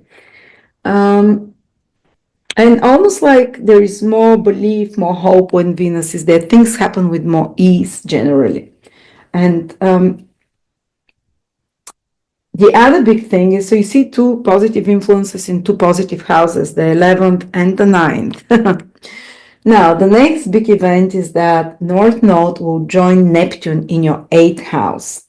That's pretty much happening the whole month. It's not directly aspecting you, Leo. Some of you might not even feel it. But it's Neptune wants to, it's a moksha planet. So it's kind of almost like to free you and Pisces is a moksha sign. Moksha means to liberate, to free. And the North Node enhances whatever it touches. So it might be to be freed from some compulsions and obsessions. 8th house has a dark undertone sometimes, compulsions, obsessions, to dissolve attachments, because 8th house, when we're very attached to something, to dissolve the Scorpio energy, to dissolve such attachment. So it can happen by spiritual work, it can happen spontaneously, or it can happen by working with a psychologist, or some introspection and realization that happens. But 8th house is very psychic. Neptune in the South Node in Pisces in the 8th house, triple psychic. So definitely some of you might have very strong intuition and even premonitions, because the walls between the 2 worlds thin with Neptune and the North Node. And especially you might have feelings or premonitions about if there's something dangerous or something fishy gonna happen, because 8th house can smell what is rotten, can smell what is wrong or toxic. Or if there's something dangerous coming, you might have premonitions for the world, who knows, or premonitions for if something is not right, this Scorpio 8th house energy gets strongly activated with so many planets there for you.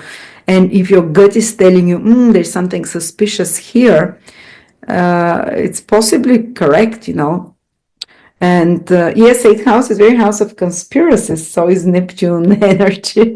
Some of you might get into the deep end of those things. And sometimes your intuition and instincts can be very correct. And if they're not correct, Saturn will later join the North Node and this will be corrected. Also, some opportunity can appear now and a promise that for help or support from another. 8th house is support that we see, if it might be from government, from another person.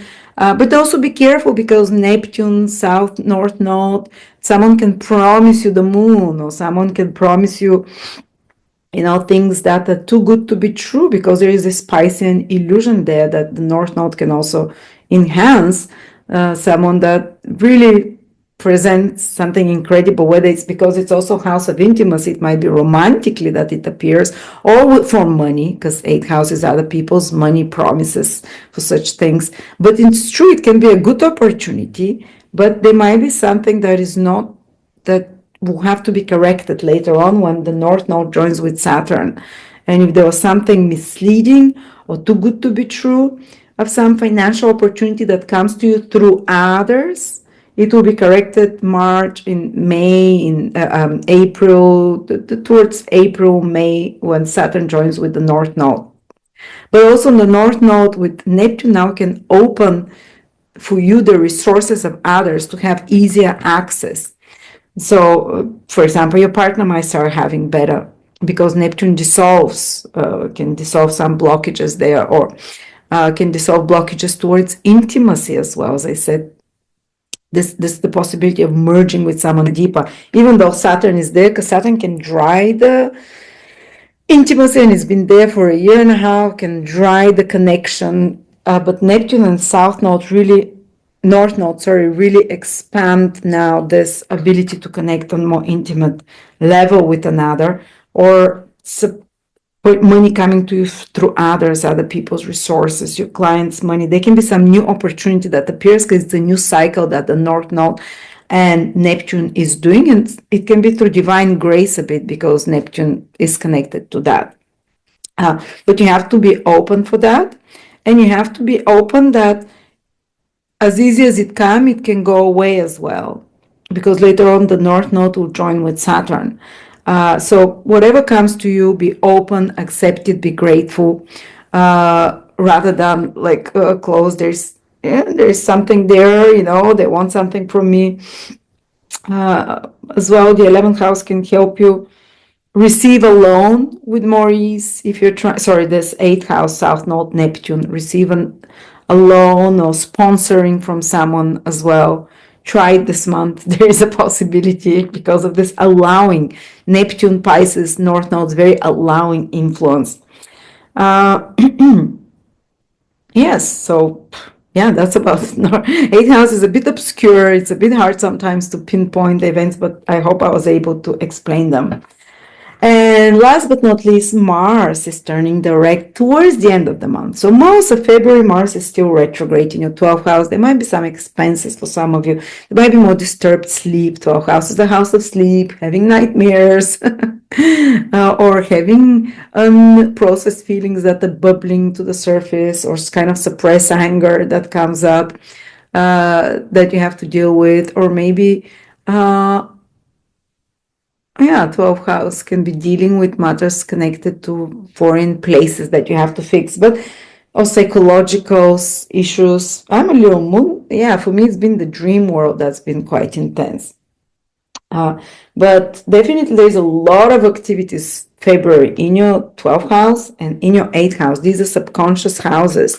So there's a lot of inner work that's happening and a lot of realizations from the subconscious, and these are moksha houses of liberation, trying to liberate you from emotional attachments, to something that is unhealthy usually. So all those planets in the 8th house are working towards that. Remember the compulsions, obsessions, and and Mars in the 12th house retrograde is helping you work on addictions, for example, if there is anything like that, on unhealthy attachment, self-sabotaging behaviors, to undo it.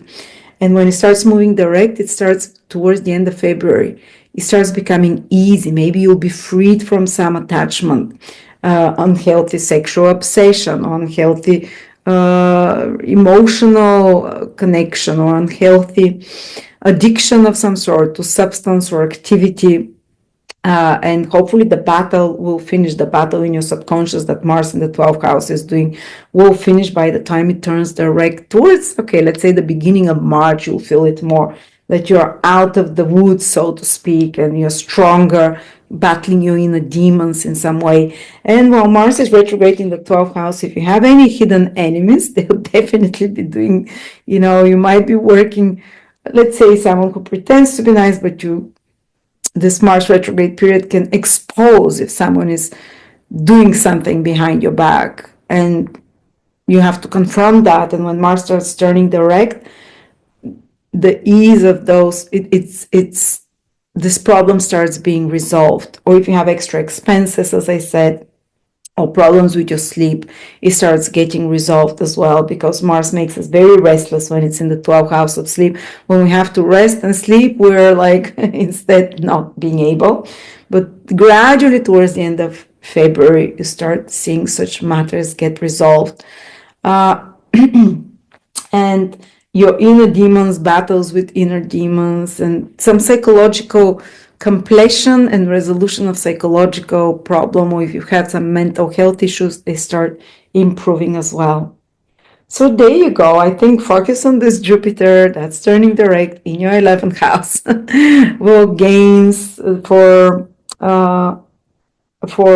as I said, a recognition, and of course North Node and Neptune in another financial house, that is support, or financial or psychological as well, support from others that can come in unexpected ways, like support that someone gives you privately, or possibility to merge psychologically deeper with another, to trust more, to embrace another on a deeper level, or also to receive like gift from the universe that comes to you from others, either as moral, psychological, emotional support, while you're getting rid of your inner demons or others who are doing the opposite to you. So there you go, Leo. Thank you so much. Hope that was helpful. Virgo, Sun, Moon, or Rising, February 2025. Virgo, from the beginning of the month, Jupiter in your 10th house is turning direct. And basically for about 20 days, it stays pretty much at the same degree, which is very stationary. And I always say that when Jupiter is stationary, especially turning direct, it becomes extra double strong. And that's why I'm putting 2 Jupiters here, as if for a period in this month, you're going to have like a double whammy influence in your 10th house of Jupiter. And because it's turning direct, it's for good. If there were any complications with your career, with bosses, with institutions, with authority figures, which are all symbolized by the 10th house, if there were any delays for some career project or something to do with some achieving some goal, which you see, this is the highest house in the horoscope, achieving a goal, being recognized, being seen, being active. If your actions have been stalled back or delayed or in some way not happening much, now when Jupiter starts turning direct in February with its double whammy influence, something will happen, something will start clarifying in your mind about the direction of your career, having more clarity and where to head, or some complications will get, or some stuck situation will get unstuck and you can start moving forward. For example, like getting a job, or getting results for work well done, or maybe for some of you might be a promotion or a different kind of job. And think that this is not just in February. Jupiter will be moving direct in February. It's very strong because it's like stationary direct. This double whammy influence where there needs to be pressure and more energy, which is when a stationary planet brings more kind of intensity, let's say, more gravitas, weight, to turn things around for you in this area of your life. And after that, till June, Jupiter will be in your 10th house moving forward. So you have the next 5 months basically with the green light and to move forward with new goals in your career, in your worldly actions, with new inspirations, there, new opportunities to complete a project or to start something new, to get a higher level in the social ladder of, or to improve your reputation in some way, or your public position as well. And also matters connected to authority figures or institutions can be more benevolent towards you. You can reach out over the next 4 months, basically, to someone in authority or someone, a benevolent figure with more experience, and they can be of help to you. You have no idea how many people I've seen launch their career or succeed professionally in some aspect or discover the direction they have to go when Jupiter was in the 10th house.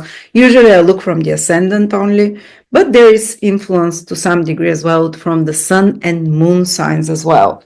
The other big event is that Venus is entering your 8th house and is going to be there till the end of May almost. It just dips into Pisces, your 7th house, in April for a little bit, but February, March, May, it's going to be in Aries.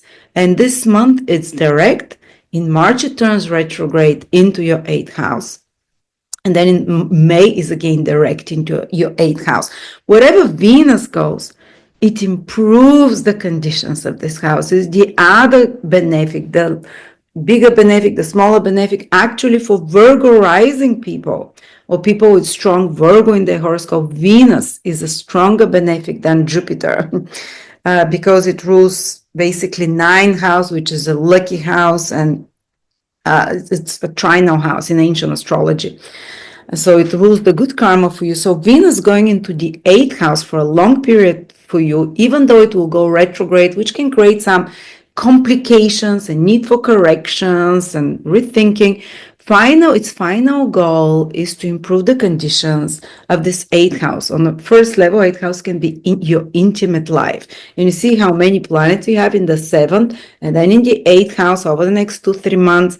It's a big theme for you Virgos, people with strong Virgos. This is relationships, and the 7th house is other people and relationships. 8th house is also house of intimacy, with two are merging into one, merging their assets, whether it's a business partnership or marriage or sexual relationship, So Venus, if there's been some dry spell, maybe Venus can improve the intimacy over the next 3-4 months.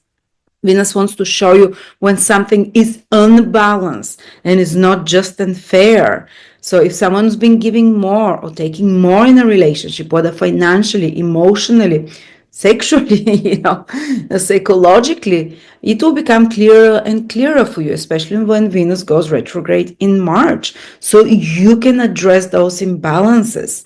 And so you can, once they address, you can open yourself to trust another on a deeper level, which is the ultimate goal of the 8th house, merging with another, trusting another.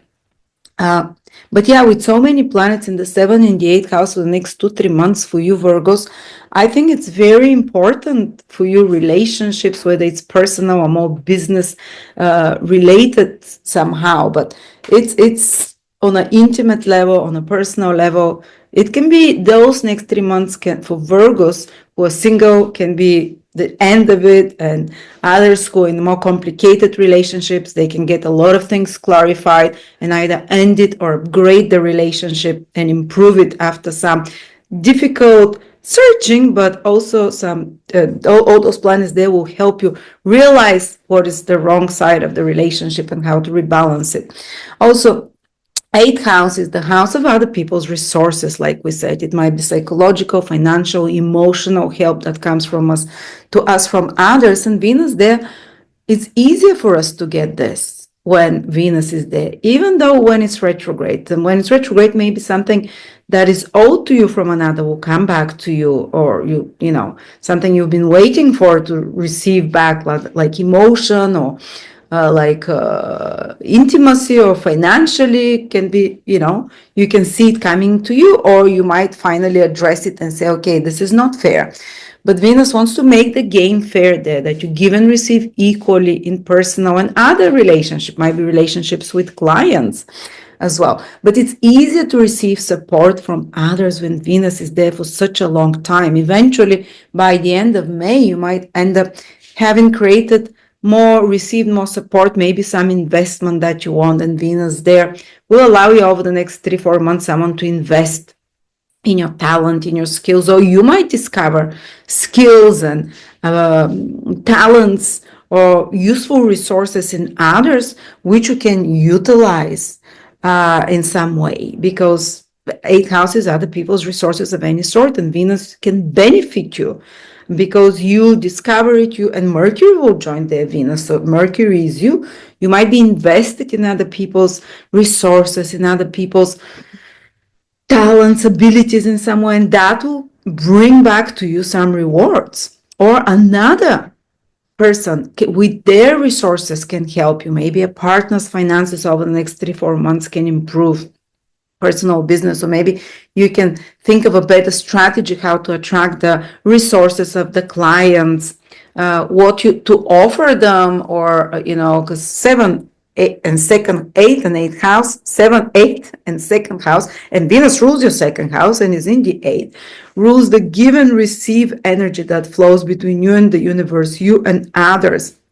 So maybe Venus will help you see better, more wise ways, more clever ways that you give something more valuable, but also you receive more value as well in return. It wants to correct imbalances if you're giving somewhere too much, but it's not worth wasting your time because it's not worth it. You know, you'll realize those things in the next few months.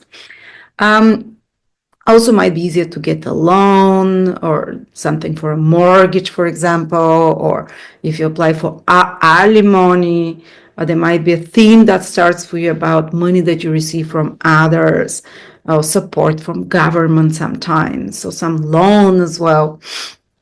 On another level, the 8th house, and Venus rules your 9th house, which is knowledge, light. And going in the 8th house, which is the house of darkness as well, and then it rules all those secretive things like intimacy, sex, loans. No one, you know, everyone gets like, it's like, don't go there. And taboo topics. It's like a light is trying to be shined on those from a high understanding point, the rule of the 9th and the 8th, into those more taboo topics of intimacy, of obsessions and compulsions, what your obsessions and compulsions are, and so on. That you can have a breakthrough, psychological breakthrough, through some realization there. Also the 8th house is house of occult, of house of secrets, of psychological realizations. Venus can really facilitate this process of some psychological healing, realization.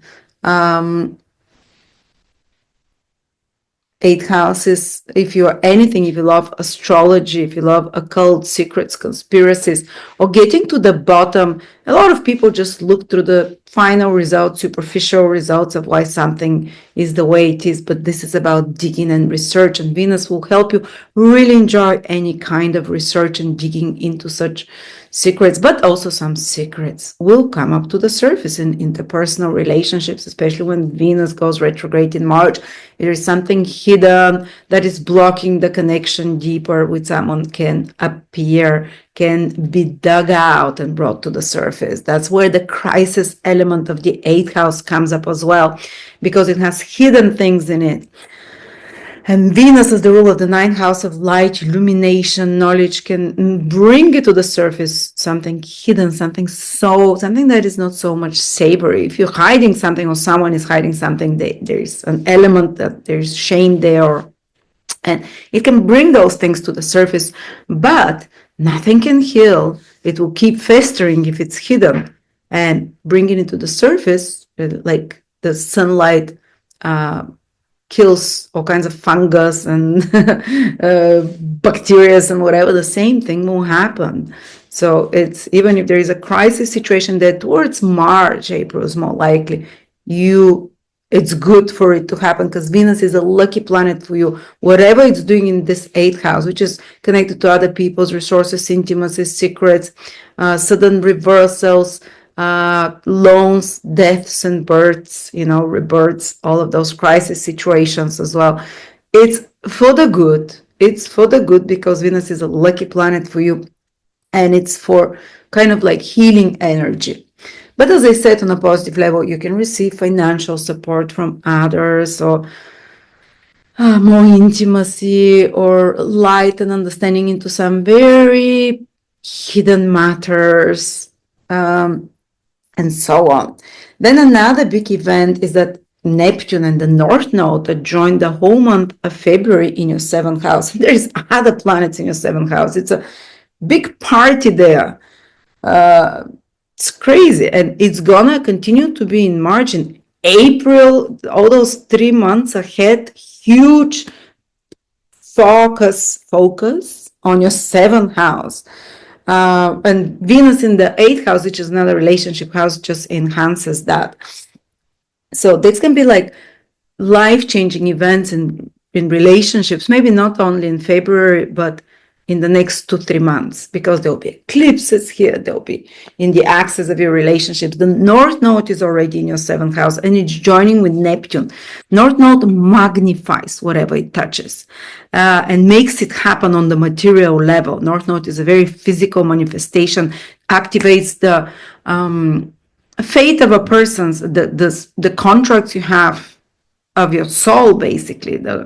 The fated events in the 7th house is connected to relationship, meeting some very important people. Most of the people that I've met, they always meet a life partner or get married, or very important business or very close relationship. Sometimes it's not just always about marriage and intimacy. Sometimes maybe a business partnership. Like for me, when I had the North Node in the 7th, because I was already married, was the most important business partnership that I met. But also I got married with North Node in the 7th, the previous time in the 7th from my son as well. So yeah, from the moon. This is very potent if you're single or if you're in a relationship. North Node there. This year you can get married, you can go to the next level, or North Node sometimes with Neptune can bring some very fated people in your life. And with Neptune, it's almost like a portal is opening. Neptune is very otherworldly planet. It's connected to, at the higher vibrations of people that represent unconditional love, people that represent what you might call twin flame, soulmate kind of feeling. I cannot guarantee they're this, but the feeling is like, wow, I recognize your soul. And Neptune in Pisces is double energy like that. And the North Node, what does it do? It enhances this energy. So for some lucky ones of you, if you've earned it, or maybe it comes through divine grace, if you have this contract, it can be a window, those 2-3 months ahead with Neptune and South Node together, all those planets, where you attract this soulmate connection. But there is a low vibration to Neptune and the North Node. They're both deceptive. In Vedic astrology, North Node can have deceptive qualities. In Western, Neptune has. So it might feel like, wow, I've discovered my soulmate, but it might be someone who takes you for a ride, someone who overpromises or too good to be true, or maybe they're not doing it on purpose. Maybe they themselves are not clear because there's confusion with North Node and Neptune, or ambivalence. There might be some kind of ambivalence about relationships in your life. Should I keep this person? Should I let them go? But usually North Node brings something new. So something new, and if someone new appears, they might be foreign in nature. North Node and Neptune both have this. New partners or clients that are from the other end of the world, or some more mysterious, mystical, kind of spiritual, artistic energy to the people you attract around you, or sometimes confused, and that's the other side of Neptune. Otherworldly, not fully with but there is the danger, I have to repeat it, of being taken for a ride from snake oil salespeople. Seventh house is also people you do business with. Someone sells people as well.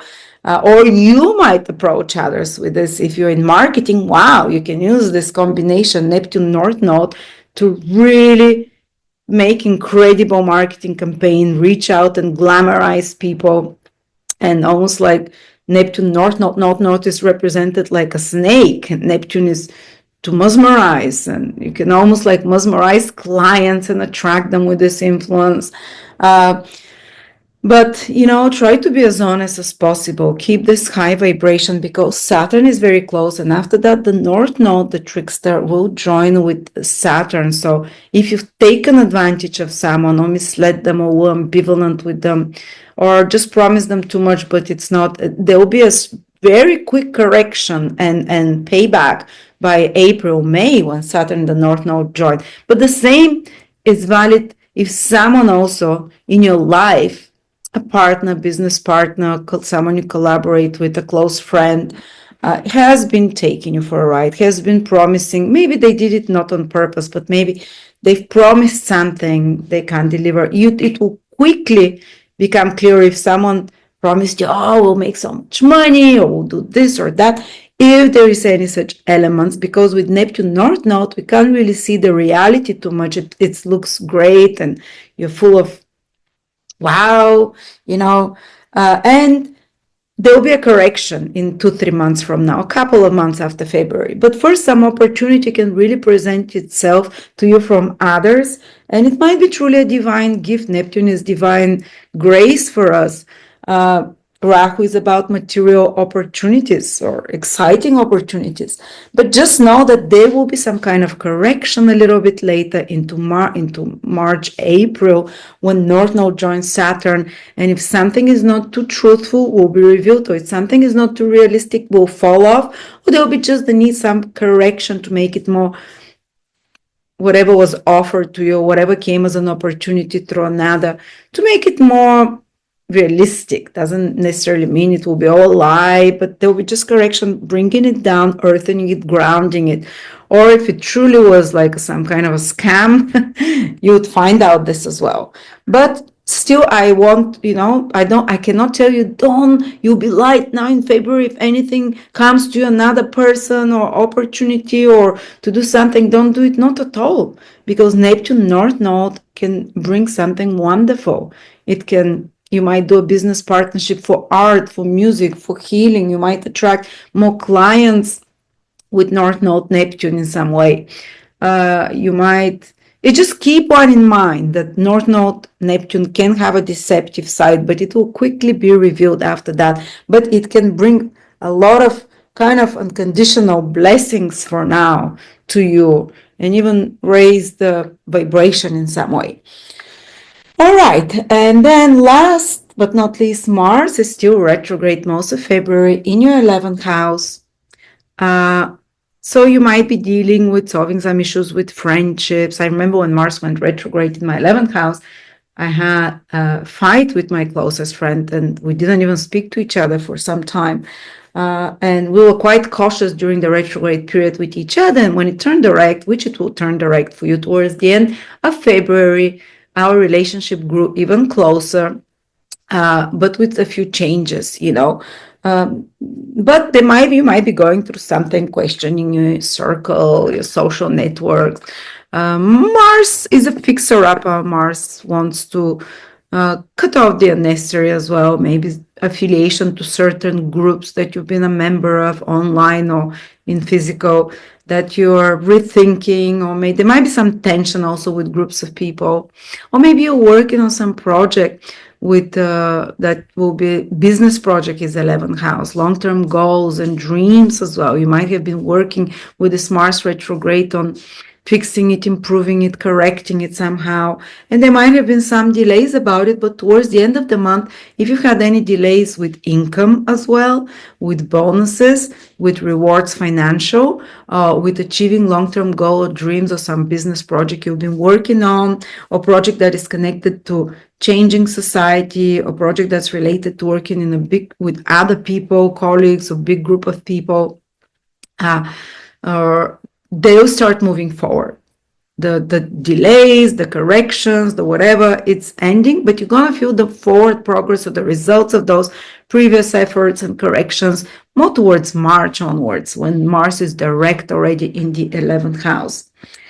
So there you go, Virgo. You see, there's very strong emphasis on business houses and social houses, 11th and 7th. We see a lot of the planets are there. And we'll continue in May, in March as well. So that's about connecting to others. That's about cleaning house, because Mars is still retrograde, in your relationships, in the people that you associate with, in clients or business connections. But it's also saying that you can do a lot of important things now about connecting to others, building some bridges, burning some bridges, because here we have a process of something new coming. Here retrograde is something that needs to be corrected from the past, and so on. But all those problems start disappearing when Mars turns direct. So yeah, connecting with others on all levels, business and so on, is also important. Social activities in some way as well. Thank you. Libra, Sun, Moon, Rising, February 2025. Libra, from pretty much the beginning of the month, the planet that rules you, so it represents you, Venus, is moving into your 7th house in Aries, and it's going to stay there pretty much till the end of May, except 1 month in April, when it moves back to your 7th house in retrograde motion. But for 3 months ahead, except April, Venus will stay for a very long time in your 7th house. And your Venus, so you'll be invested in 7th house matters, which is relationships, other people, connecting to other people. Actually, a new theme is starting now that over 3-4 months will be unfolding for you, where something important will be happening in your existing relationship, or if you don't have a relationship, for some of you Libras, it can be a time when you meet someone.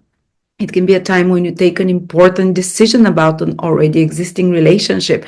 Very likely to, now the themes will start, but towards March, when Venus turns retrograde, if there are any problems, you'll become aware what they are, and it needs to be corrected. Maybe the relationship needs to be improved, and after that it will be much better. Or it can be that some of you already are encountering, starting from February, new people entering their life. There might be new clients, more from the female orientation, because it's Venusian area.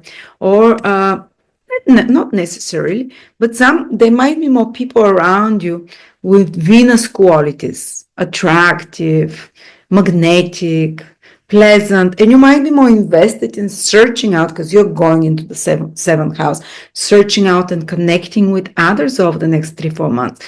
And in March, we have Venus going retrograde, which means you might be reconnecting with people from the past, or they might be reconnecting with you from the past. And especially the first 10 degrees Libras, from 0 till 10 degrees Sun, Moon, or Rising, they feel, or the first 15, okay, they feel this Venus very strongly for the next 4 months, altogether 3 months. And the ultimate goal of Venus is to bring more balance, more fairness, more ease in your relationships. If there is unfair relationship in your life, you're taking too much from another, you're not giving them back as much. The other, during the retrograde period, will address it and they'll say, well, okay, I'm not fine with this. Maybe you can do a bit, to make it more fair in this business partnership. Or the opposite. You might see like, okay, this is not fair on me. I'm putting too much effort in this business or personal relationship or friendship even, or in this relationship in a client, I'm giving too much, I'm not receiving the same. So I need to correct something there. first it will be more about personal relationships, and when Venus goes into the 6th house in April, it will be more about business relationships and work, and how to balance it and be more correct. But ultimately by May, you'd be with a much better, more fair, more advantageous for both side relationships. And also it can be like an improvement in the life of a partner. For example, your partner might become more benevolent, more loving. You might feel the need for more affection, to connect on a more intimate level with another. Even single people, as I said, it might be a period when they are not single anymore. The retrograde period is a bit different, but we'll speak about it during March video. But it's still, Venus stays such a long time there. You'd have better personal business relationships at the end, and the ones that are not fair, and there is not willingness on your side or the other person's side to make any adjustments, what happens? Those fall apart. But it's for good, because there wasn't the desire to put equally on both sides. Also, if you're a business person, that can be a good period for you, reaching out, connecting to others, more benevolent business partners, agreements. It might be easier to sign deals and so on. But when Venus goes retrograde from March, there might be the need to correct something, to renegotiate something. I've seen people, when Venus retrograde in the 7th house, recommit their marriage vows. Others rethink their marriage and relationships, or the roles they play or how they play it. Or others get back with past loves, but that's for March and later. For now, this is the theme of connecting with others, good things coming to you from others, maybe some opportunities as well. And maybe there might be an element of secrets or more intimacy, because Venus is the ruler of the 8th house, going in the 7th, more intimate connection with others on a more private level as well. And Venus is looking at you throughout those 3 months, which means it makes you more attractive, more likable, more agreeable yourself. Of course, Venus is in Aries, is not the most feminine signs, but it's still very magnetic and charismatic, and it's protecting your physical body and health as well, and Venus is a good planet for you. Now, the other big event is that the North Node and South Node, the whole month, and even into March, together, conjunct in your 6th house. It's not directly looking at you in any way, but they can be, because it's a new cycle that starts between Neptune and the North Node. It's a bit otherworldly, it's a bit out there.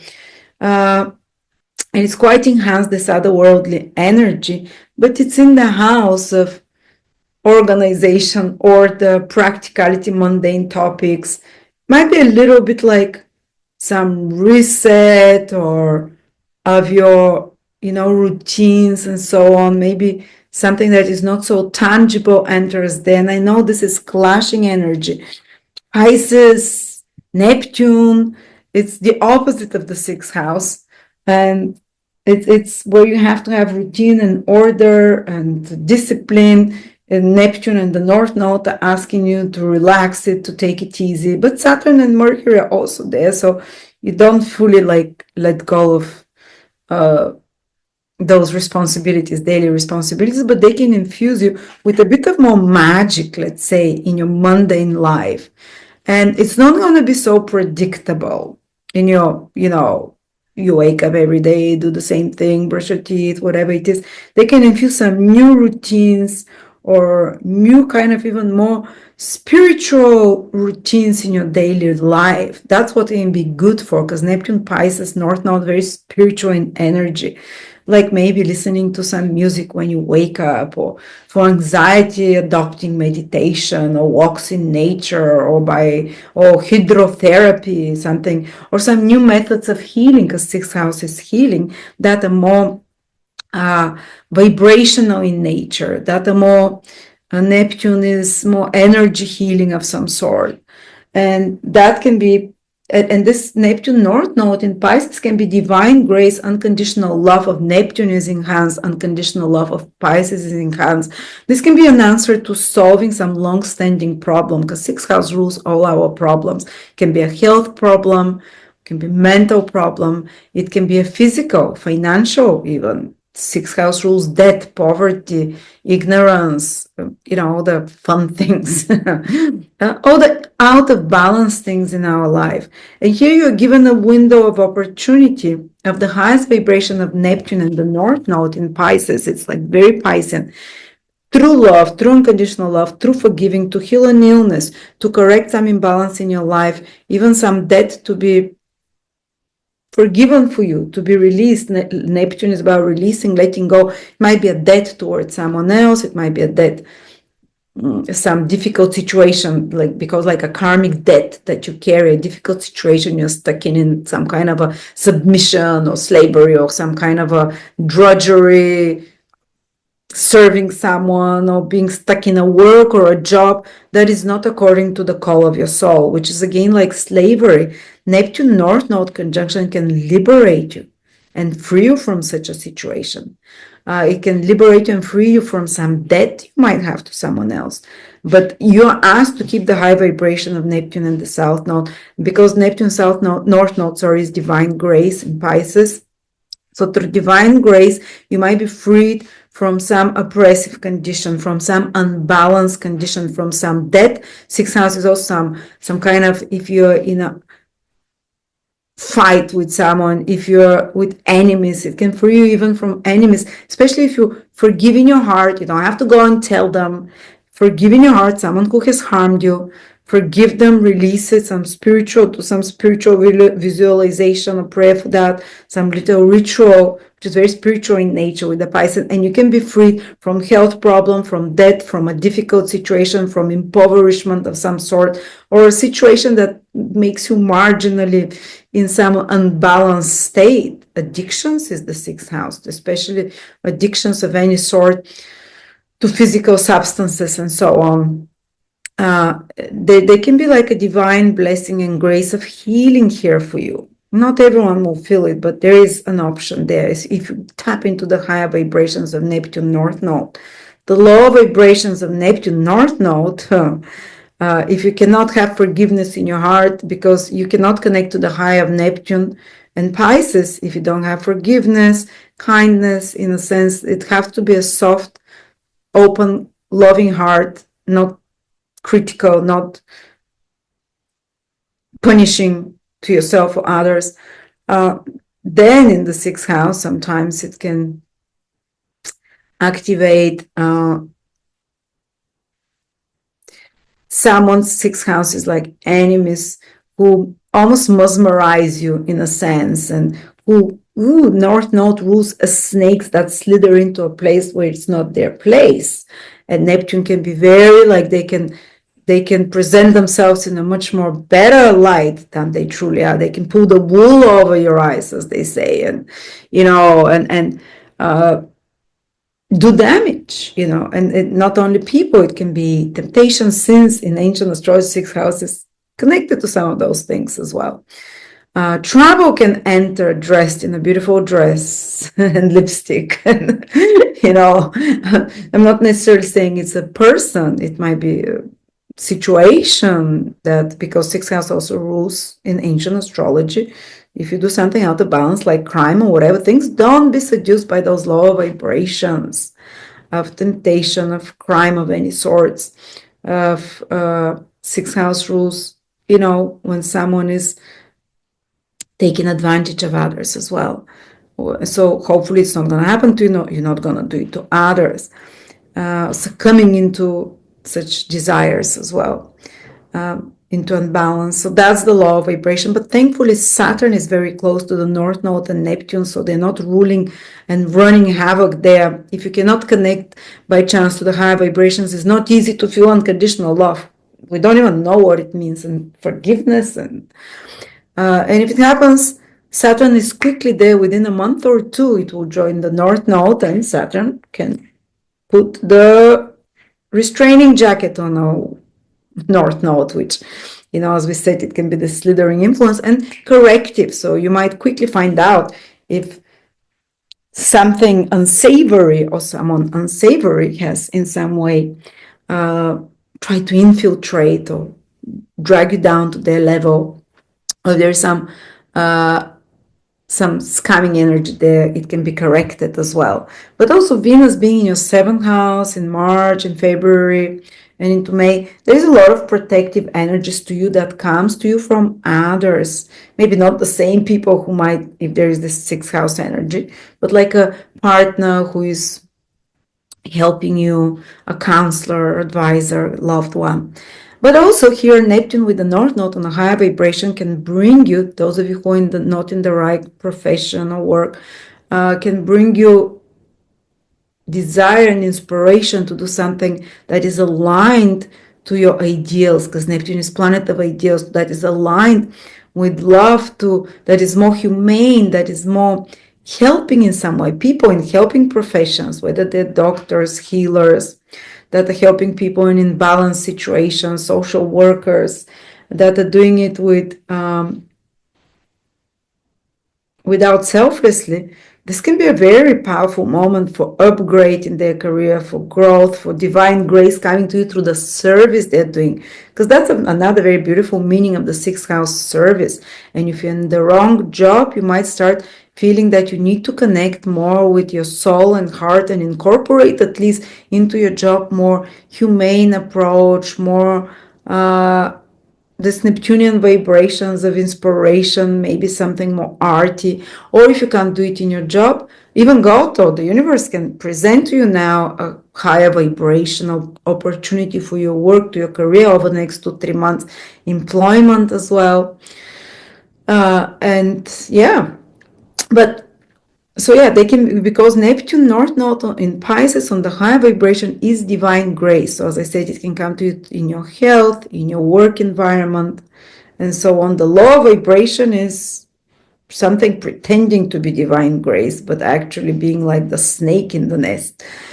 So gotta use the intuition here. The intuition is strong though with Neptune and the North Node, and there is very quick correction after that, as I said, because of Saturn. And North Node with Neptune in the 6th house, what else can it be?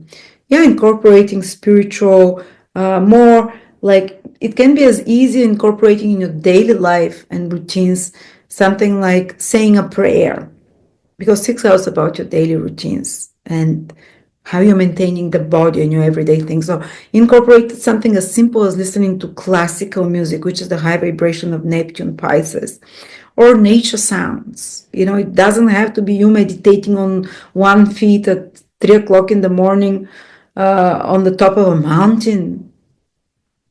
It's very simple Neptunian things that you can incorporate there that are healing. All right, and then there is another big event. Jupiter is turning direct from the beginning of the month already, Libra, in your 9th house. What can it mean? So we see first, you have a lot of here day-to-day everything's on your daily routines that you can shift, that you can release some old habits and welcome new ones with this new conjunction North Node Neptune, that you would incorporate with ease, because Neptune is a planet of ease, that will make your day flow more easily. There is focus here on responsibilities, duties, yes, for sure, mundane things, but you make them more magical in some way. You spiritualize your day with infusing it with more connection to God. But also Jupiter is turning direct in your 9th house, which is true spiritual connection to God. And when Jupiter turns direct and it's stationary, which is pretty much the whole month stationary, it becomes like double Jupiter, like 2 Jupiter's influences. So while you deal here with mundane things, Jupiter is giving you a higher mind to see matters from a higher perspective. You might have a eureka moment, or some complicated moral or ethical situation in your life might start untangling from February. You might realize where you were stuck morally, where you were stuck because you get the bird's view. The 9th house is the bird's view, the higher mind, rather than being stuck in the trees. Yes, the trees is actually the 6th house, the details of everyday life, the mundane things. But there's something magical entering there to break you through the routines there as well, through the mundane way of looking every day the same. This is so like, okay, brushing my teeth, doing this, these are things we don't even think about, but there is magic being infused in those through Neptune and the North Node. And then Jupiter gives you the view of the highest self. So some answers will come, and the sixth house is problems, and Jupiter turning direct in the ninth house and ruling the sixth house. Jupiter, so there's this magical divine help happening both in the sixth and through the ruler of the sixth to solve some problem. Sixth house is death. If you have a death, health problem, some unbalance, even court cases and accusations and animosities and fights at the sixth house, anything that is out of balance in your life, something such situation can be solved now. The rule of the sixth is turning direct, and it happens with ease. Neptune is helping North Node, Jupiter in the ninth house. You have a realization and you see, wow, just, you know what Einstein said, it's madness to repeat doing the same thing and expect different results. Well, now you're going to have some of your realization to understand something, why you're doing it wrong or whatever, and to do it from a bird view, from a higher perspective, and to start doing it differently. Jupiter is very lucky in the ninth house.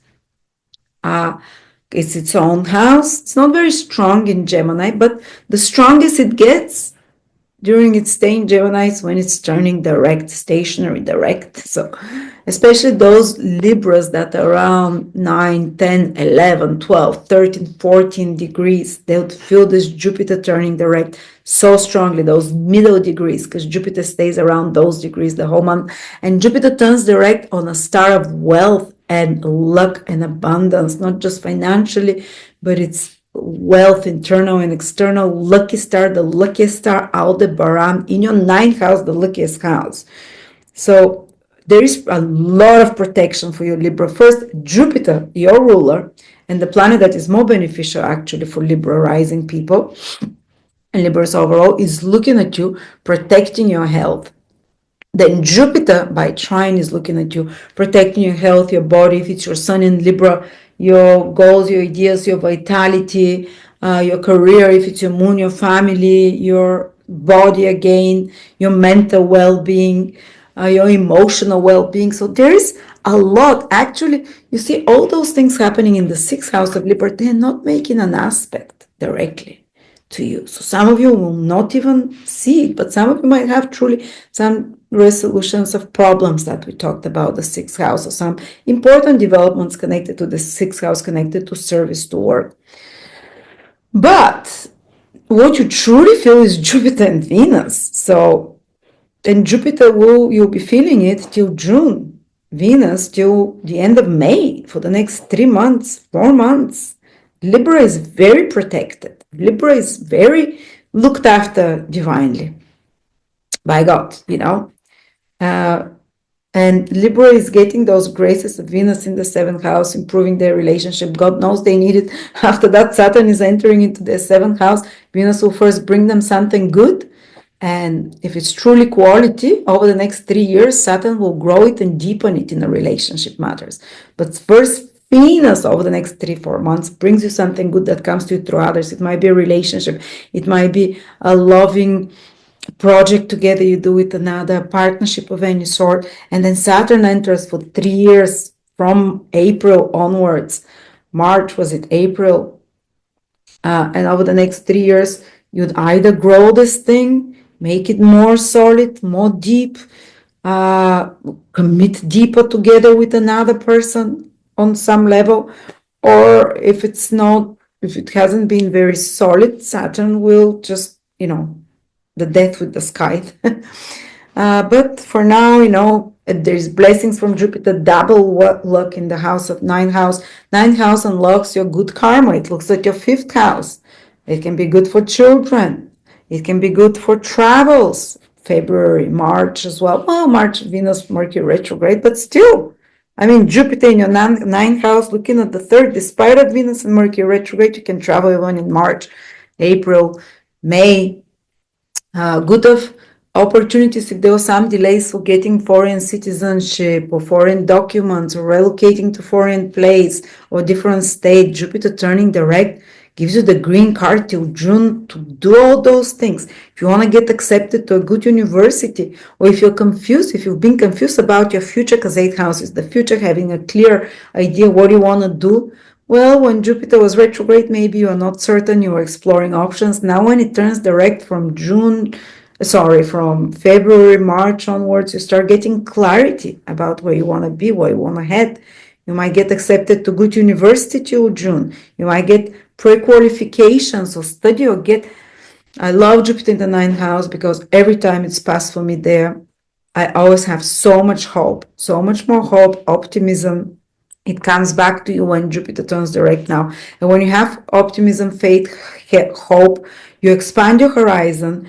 It's almost like your aura becomes bigger when Jupiter is in the ninth house because you start believing in synchronicity, that the universe has your back, that you're lucky at the right place at the right time. And you start feeling it with your soul, with your cells inside. And when you start feeling it and believing it, your aura grows and you start attracting all the right opportunities, and you truly are there exactly when the parking is free, exactly when you hear about some investment or whatever, and you do it from the right time to unlock your luck and anything like that, So there is this very lucky influence of Jupiter in the ninth house, and anything ninth house, import, export, foreign travel, higher education, knowledge, learning something is very supported for you from February onwards. Go ahead. If you have a desire now in February to study something, it's the right one. I'm telling you, your God is talking to you. I discovered astrology when Jupiter was transiting my ninth house,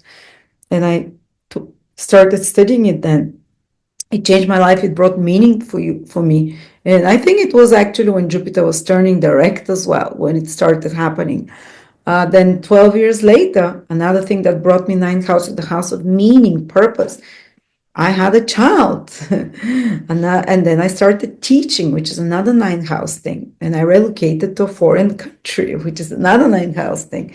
So you see, any of those things or expanding your faith and belief. Always my luck and fortune grows when Jupiter transits my ninth house because I believe more is possible and I start doing it. For you, Jupiter rules what? The third house. So your mind expands, possibility for more mobility, for learning skills, very positive. It rules the sixth house. We said you get answers and you outgrow your problems in a way. Sixth house is problem, Jupiter growth, expansion, double energy, outgrow your problems. So someone with wise advice comes and helps you solve a problem and so on. And then last but not least, you feel this very strongly, Mars is still retrograde in your 10th house. Most of February, but it turns direct on the 23rd, 24th. So gradually, if you had any complications with work, any delays with your career or problems with authority figures, police sometimes, with father figures, with bosses, with institutions, those problems start getting resolved after the end of the month, towards the end of the month onwards. Or if you were working hard on some project at your career where you had to put extra efforts, redo something, fix, which is what Mars retrograde is, you're going to start gradually seeing the good results of those efforts and things becoming easier. After that, if you had complications with job or such authority figure or delays, maybe things will start moving easier towards February.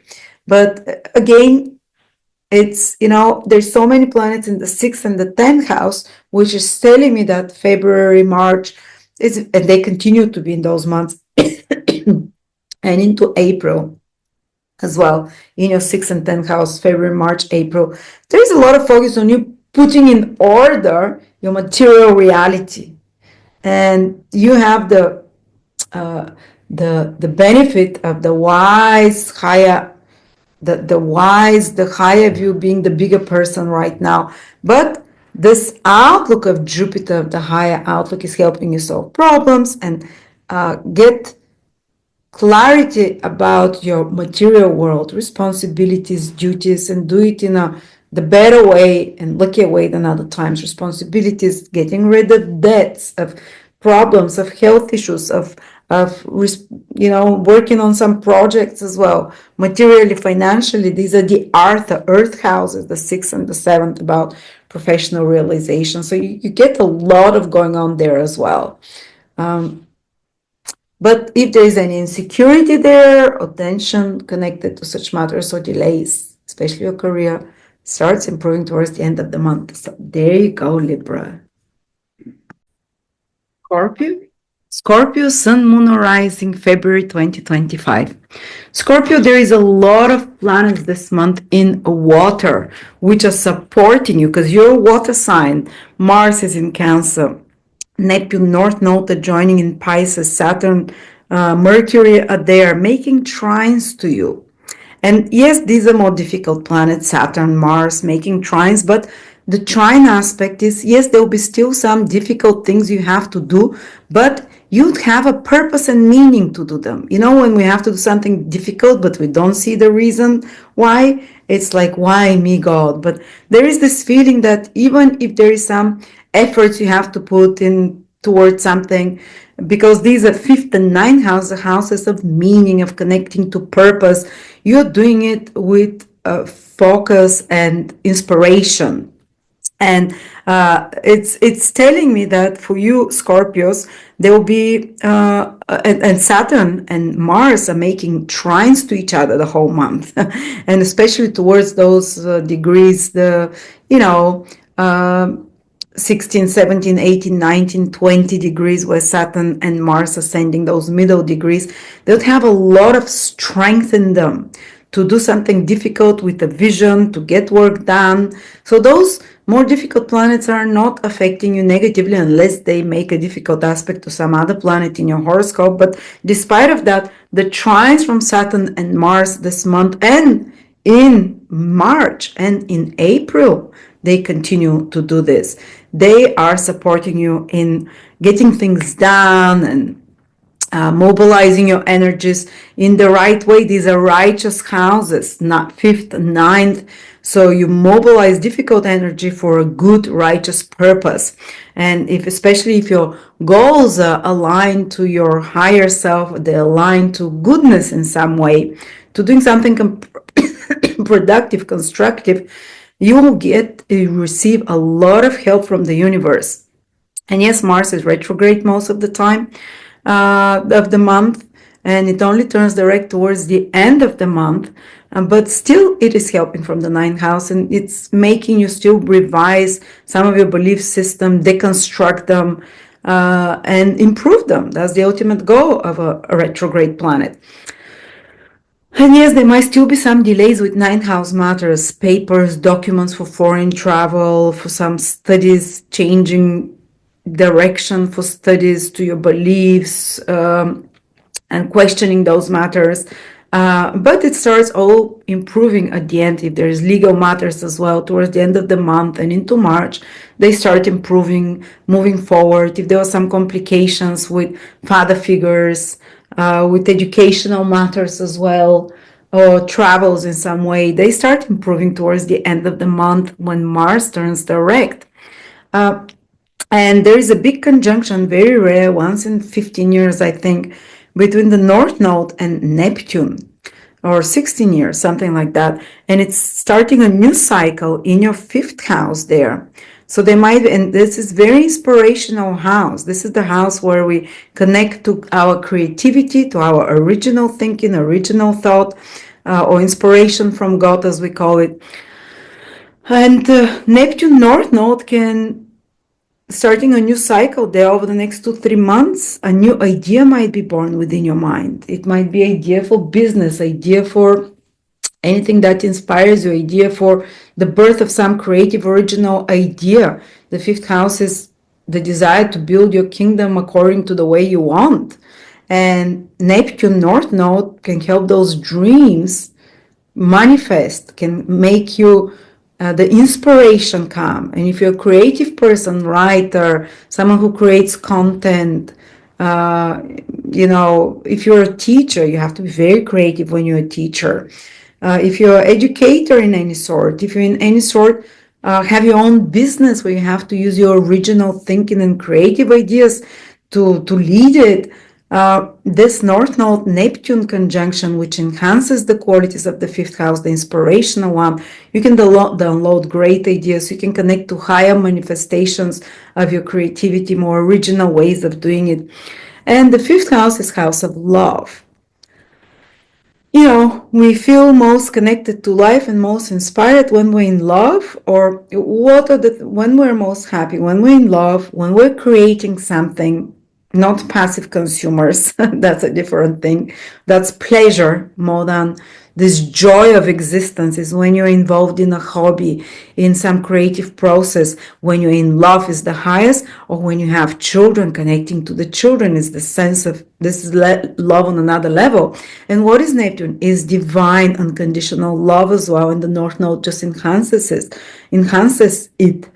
So having North Node and Neptune there can open the gates of your heart a bit. I know Saturn is also there. It might have been hard to connect to the joy of life, the flow of life, and those life-giving activities. But North Node and Neptune create a gate now that connects you to this inspiration, that connects you to this love. And for some of you, it might be even love coming to you. And it will be more spiritual, more Neptunian, more unconditional love, or yes, it has a low vibration that you might be misled by someone very charismatic, very promising you the moon and the stars, but there is a lot of good heart openness from you if love is coming to embrace it. And if there is some corruption there or something unpure and dishonest, it will quickly be corrected over the next 2-3 months, because the North Node will join with Saturn, the corrective planet, to show you if there is something unrealistic there romantically, if there is something not so honest, for example. But now this month you're being asked to open your heart, to welcome the gifts, because North Node and Neptune in Pisces can be divine grace that comes to you through love, through a child, through creative process, through opening yourself to creativity like music, almost spiritual creativity. Fifth house in ancient astrology rules spiritual practices, because spiritual practices are for self-improvement, and the North Node and Neptune are in a self house, another water house, the ninth, the fifth, your first house, are self houses of self-improvement. So they can be this inspiration to do something, maybe to take up a sport or a hobby or meditation or spiritual practice that will anchor you in yourself for a healthier ego, for a healthier identity. And it's through gentle vibration. Neptune and the North Node, it can be like picking up swimming, starting to dance, to draw, being around contact with nature or animals, but it's something that will fortify your self-love, not in an egoistical way, but fortify your self-esteem, your connection to source, your creativity, your self-confidence. And again, as I said, if there is something unrealistic there, it will be corrected. Also, some new creative ideas can come to you. As I said, it might be a project that you think up of.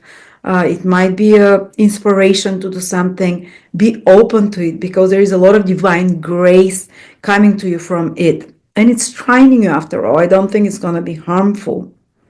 And fifth house, it's also connected to holidays, having fun, maybe go to somewhere where you're near the ocean. The North Node enhances this Neptune.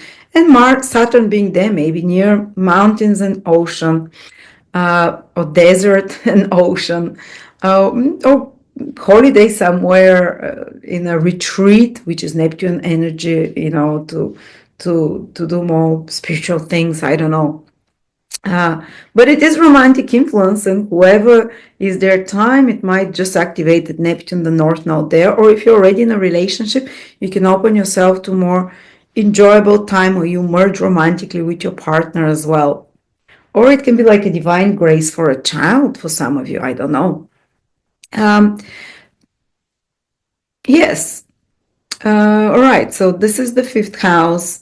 The ninth house we covered. Let's get to the benefics now. But they're not in so easy houses for you. But Jupiter from the beginning of the month is turning direct for you.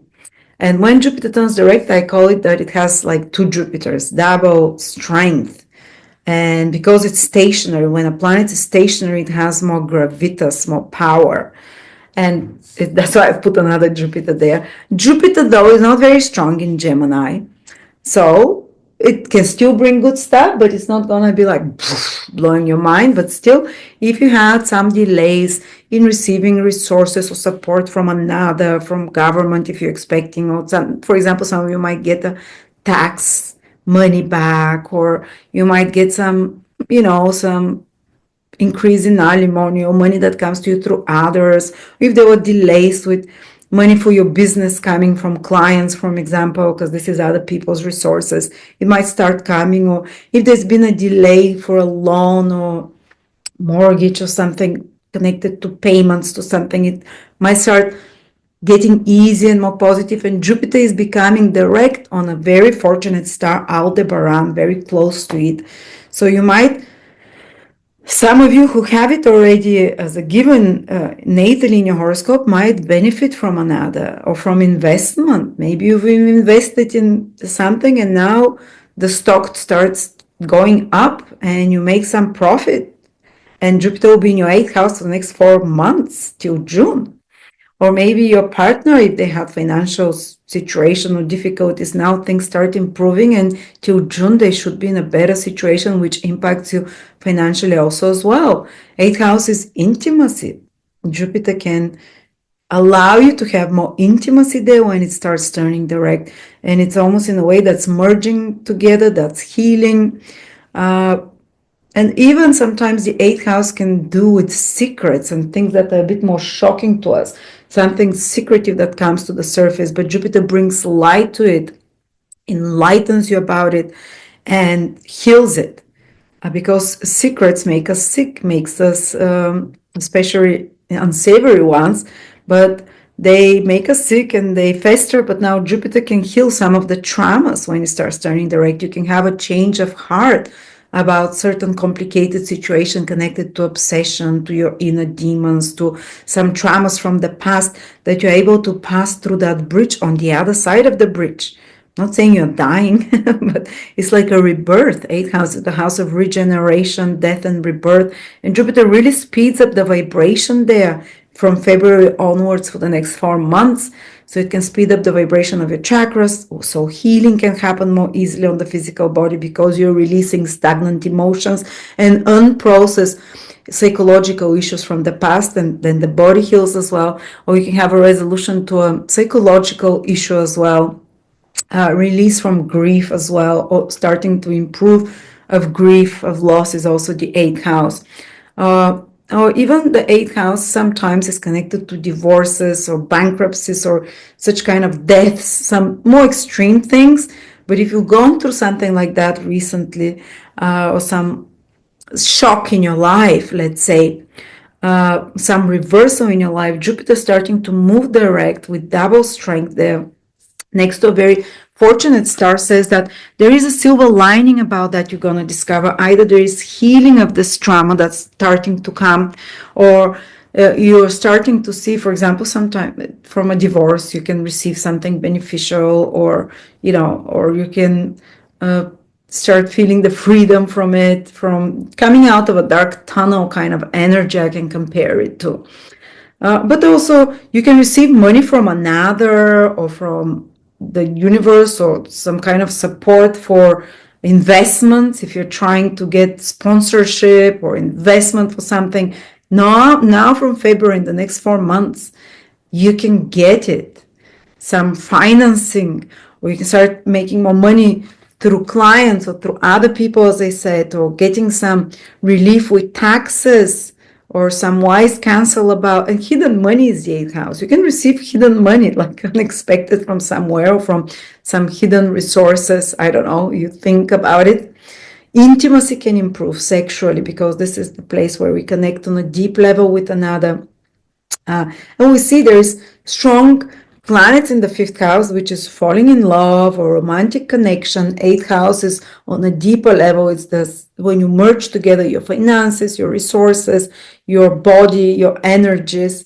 And it could be almost like a healing process for some of you here. And it's not necessarily sexually connecting with another, but Jupiter turning direct in the 8th house can allow you to open your heart and trust others a bit more and receive. When you trust others and ultimately the universe, you can receive those hidden treasures from others or from the universe when you're not like suspicious. And you as Scorpio has this tendency to be a bit suspicious, to not trust the motivations of others. But now Jupiter in the 8th house is healing you from some of those energies, and when it's turning direct, it's allowing you to open up your receptivity to others and to the good things that can come to you through others. So if sometimes it's like receiving and being open to ask for support, to overcome an addiction, to overcome a difficult situation, to get yourself out of a stuck situation. Might be as simple as asking for help from someone and receiving it, asking for moral support and receiving it, asking for financial as well and receiving it. So there you go. There, oh, Jupiter in the 8th house turning direct can mean realization of deep truths or finding secrets that liberate you in some way. It's also connected to intimacy, and as I said, and 8th house is when Jupiter was in my 8th house, I met the love of my life, because 8th house is another of the relationship houses about opening yourself in intimacy. Even astrology Victor says it's soulmate connections. Who knows? Some of you who are this, there are other activations, and we have here the 5th house, they can be that as well for you. Or just releasing and leaving behind Jupiter turning direct in your 8th house, some traumas, blockages from the past that you are upset about, that you couldn't let go and release, and now you start moving away from them and start raising the vibration gradually. And Venus will be for the next 3 months, April, so February, March, and May, because it skips April, it comes back to the 5th house, where it puts even more energy into this 5th house that we talked about. But it will be the majority of the time in your 6th house. Venus is a benefic, so it wants to improve the conditions of your work environment, maybe the relationships with colleagues, maybe to start on some work project that you're really enjoying, that you're really passionate about, which is love, And if you're not in a job that you can enjoy or that your heart is not in, when Venus goes retrograde in March, you try and find a way how you can look at it in a way that you enjoy it more, like it more, or you might have to change even something there or change it, the whole profession. Also, there can be more support from colleagues, so people that work for you, employees of any sorts, as well with Venus there. You can also enjoy more, because Venus is what you take pleasure in, and you can teach yourself to enjoy some healthy stuff, because 6th house is how we take care of our health. Yes, Venus is not very strong in Aries, but it's proactive there, so you can proactively look for ways to try and enjoy some health routines. For example, you might not enjoy kale and such kind of stuff, but you might proactively try and develop love to make a smoothie out of it and add something healthy towards you that you start enjoying, or add some, maybe you don't enjoy exercising, but with Venus there you can make it enjoyable, more pleasurable, so you can enjoy some slow yoga, whatever, or something that you find on walks or whatever it is, something that you add to your daily health routine that improves your health overall, and that you start loving it and being excited about it. Venus is the planet of serotonin, to bring you more serotonin and so on. All right, so there you go, Scorpio, but you see the majority of energy is in water houses, which are self houses of self-improvement, of following your inspiration, feeling strong in some sense as well. So yeah, and when Mars turns direct, you're ruled by Mars, you start thinking that even if things were slowed down before or complicated, or you are confused about something, you start clarifying, getting a clarity about your future, where you're heading towards, what you want to do towards the end of the month, and especially March, April onwards. Thank you. Sagittarius, Sun, Moon, or Rising, February 2025. Sagittarius, the month starts with Jupiter turning direct in your 7th house, directly looking at you.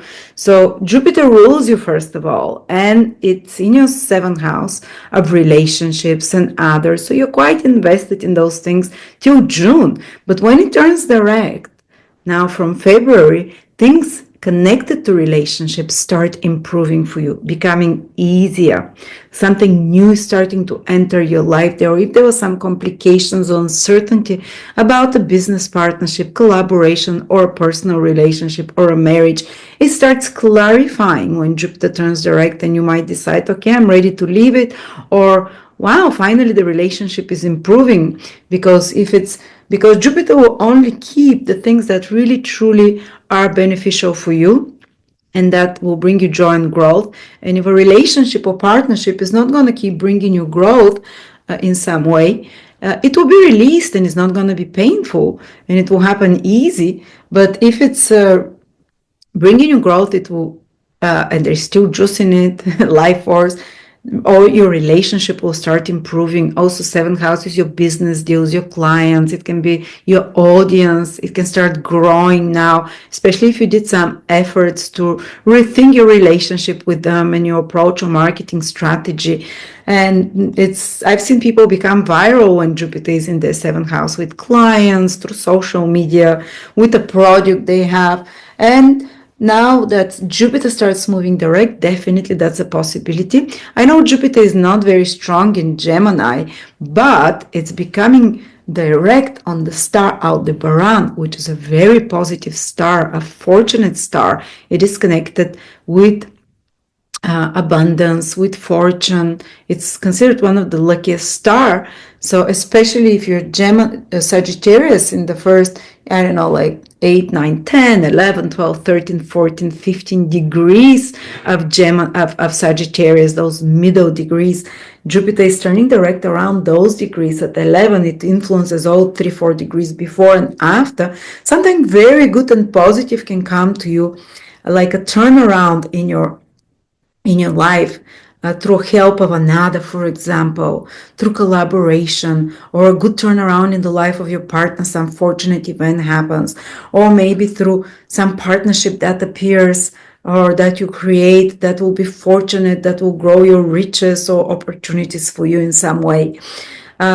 Even for some of you, if you're Sagittarius and you're single, I mean, not all Sagittarius rising people, to some degree, Sun or Moon will like get married or whatever, but it can truly meet a very beneficial partner from now, February till June 2025. And when someone comes, then Jupiter is in your 7th house, this is good influence for you. This person will help you grow, and you'll help them grow mutually. It's like a good karma for you. Also, you might invest a lot of your energy in growing following, audience, business of some sort, some contract or agreement, or you might sign a successful and lucky contract or agreement of some sort as well. So it's all good for such matters, 7th house matters, negotiation, business, personal relationship, taking on, starting forward to combine your forces with someone, receiving advice for another, rather than trying to do things alone, or attracting others in some way. So yeah, that's the good stuff of Jupiter, and your Jupiter, definitely. So you start feeling like moving forward. And of course, Jupiter doesn't feel so strong in Gemini, but still opportunities will come there. And even more than one, it's Gemini, it's a double sign. More than one opportunity for business, more than one opportunity or contracts, more than one relationship sometimes. 2 choices. Which one do I make? Abundance of choices. All right, so if something is coming to you from another in February, even in March or whatever, I think you should open yourself up to it. Something good can come to you from that, Then Venus is entering your 5th house of love. This is relationships and commitment. Venus is 5th house of love. Oh, what's happening here, Sagittarius? And it's going to stay there till the end of May almost. Ooh, and Jupiter is there till the end of May. Well, Venus dips into your 4th house for a bit in April while it's April while it's retrograde. But for 3 months, February, March, and May, it's going to be in your 5th house of love. So, okay, again, if you're single, Venus always wants to improve a house it is in.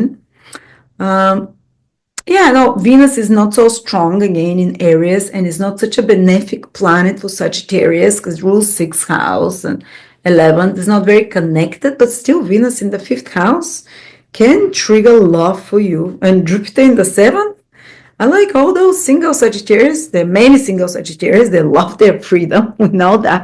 Sagittarius rising or even moon or ascendant, but there is this glimpse of hope here with 2 planets activating it. That for a long time, and they're 2 gentle, loving planets. On another level, though, when Venus goes retrograde in the 5th house, if you're romantically not satisfied, it will escalate and you discover some things that and you might ask your partner to correct, to change something, and there'll be willingness from the side of the partner with Jupiter. There's no willingness, you'll very easily let go of such a relationship. Also, it's a good time for the next 3-4 months to get pregnant. Venus in the 5th house. This is activation of creativity. So what do we create? We can create children, or we can create something else. We can create a book. We can create a business. We can create, and Venus is where you put a lot of love, and Venus rules your 6th house of work. So for a lot of you, the creativity might come through work or because of some work, some duties and responsibilities that you make them more enjoyable in some way. Yes, and so you can come up and work on and focus on creating something original.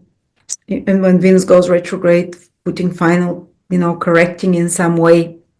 Or another way it can play out is that spend more time on enjoyments and fun. Venus is joyous in the 5th house. It's its house of joy, as you call in Western astrology, because it tends to give more of the good stuff of 5th house: holidays, fun, entertainment, enjoyments, romance. Like Casanova, he had Venus, Jupiter in the 5th house, but I'm not saying, no, definitely you'll be more charismatic, more romantic, more, if you want to date multiple people, you can, or if you want to improve your relationship and have more romantic time, more fun time, again, this is good. Or even if you don't want relationship, you can just have a blast, go on holiday, enjoy yourself with friends. This is Venus in the 5th house, but your creative juices are flowing. You're more inspired, and Venus is protecting you physically by looking with a trine towards you those 3 months ahead. So and Jupiter is looking directly at you. So Sagittarius is very well protected with its health, especially Sagittarius, Sun, Moon, Rising as well. But health is protected, your physical body is protected by 2 benefics. So Venus in the 5th can indicate more luck as well, more speculative gains in some way. If you've invested, I don't know, you might have bought some Trump coins and they grow, or some Bitcoins or whatever. And you can have some gains of such speculative investments. Or if you're investing in startups, good time with Venus in the 5th house and Jupiter looking at you. Take someone's advice, and you can receive the benefits here with Venus in the 5th house, because 5th house is the good karma we have, and Venus can unlock it. So even it might feel undeservedly for others, but you've done something good in a past lifetime, I'm sure, or earlier, and that can bring you the good results of it. 5th house is also spiritual practices. So some of you might find themselves enjoying, because Venus is something you love to do, more spiritual practices than normal, while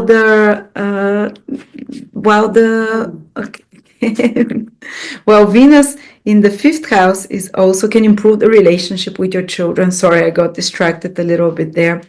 Relationship with children. And when it goes retrograde, you can revise it so you can improve it and make it more just and fair even. Also, romantically, if there is no justness and fairness in your romantic relationship, the retrograde phase of Venus in March will make you correct it. And if it's a good relationship, you would improve it much more after that. People who are naturally artistic and creative, who love sport, 5th house is sport, and Venus rules the 6th house, which is exercise for health, but going in the 5th house for a long time, you can truly start enjoying exercise and some sport, especially in areas that will improve your health, but you do it in a fun way as well. So these are a lot of the ways it can manifest. Creative project, more inspiration, more joy, more fun as well overall.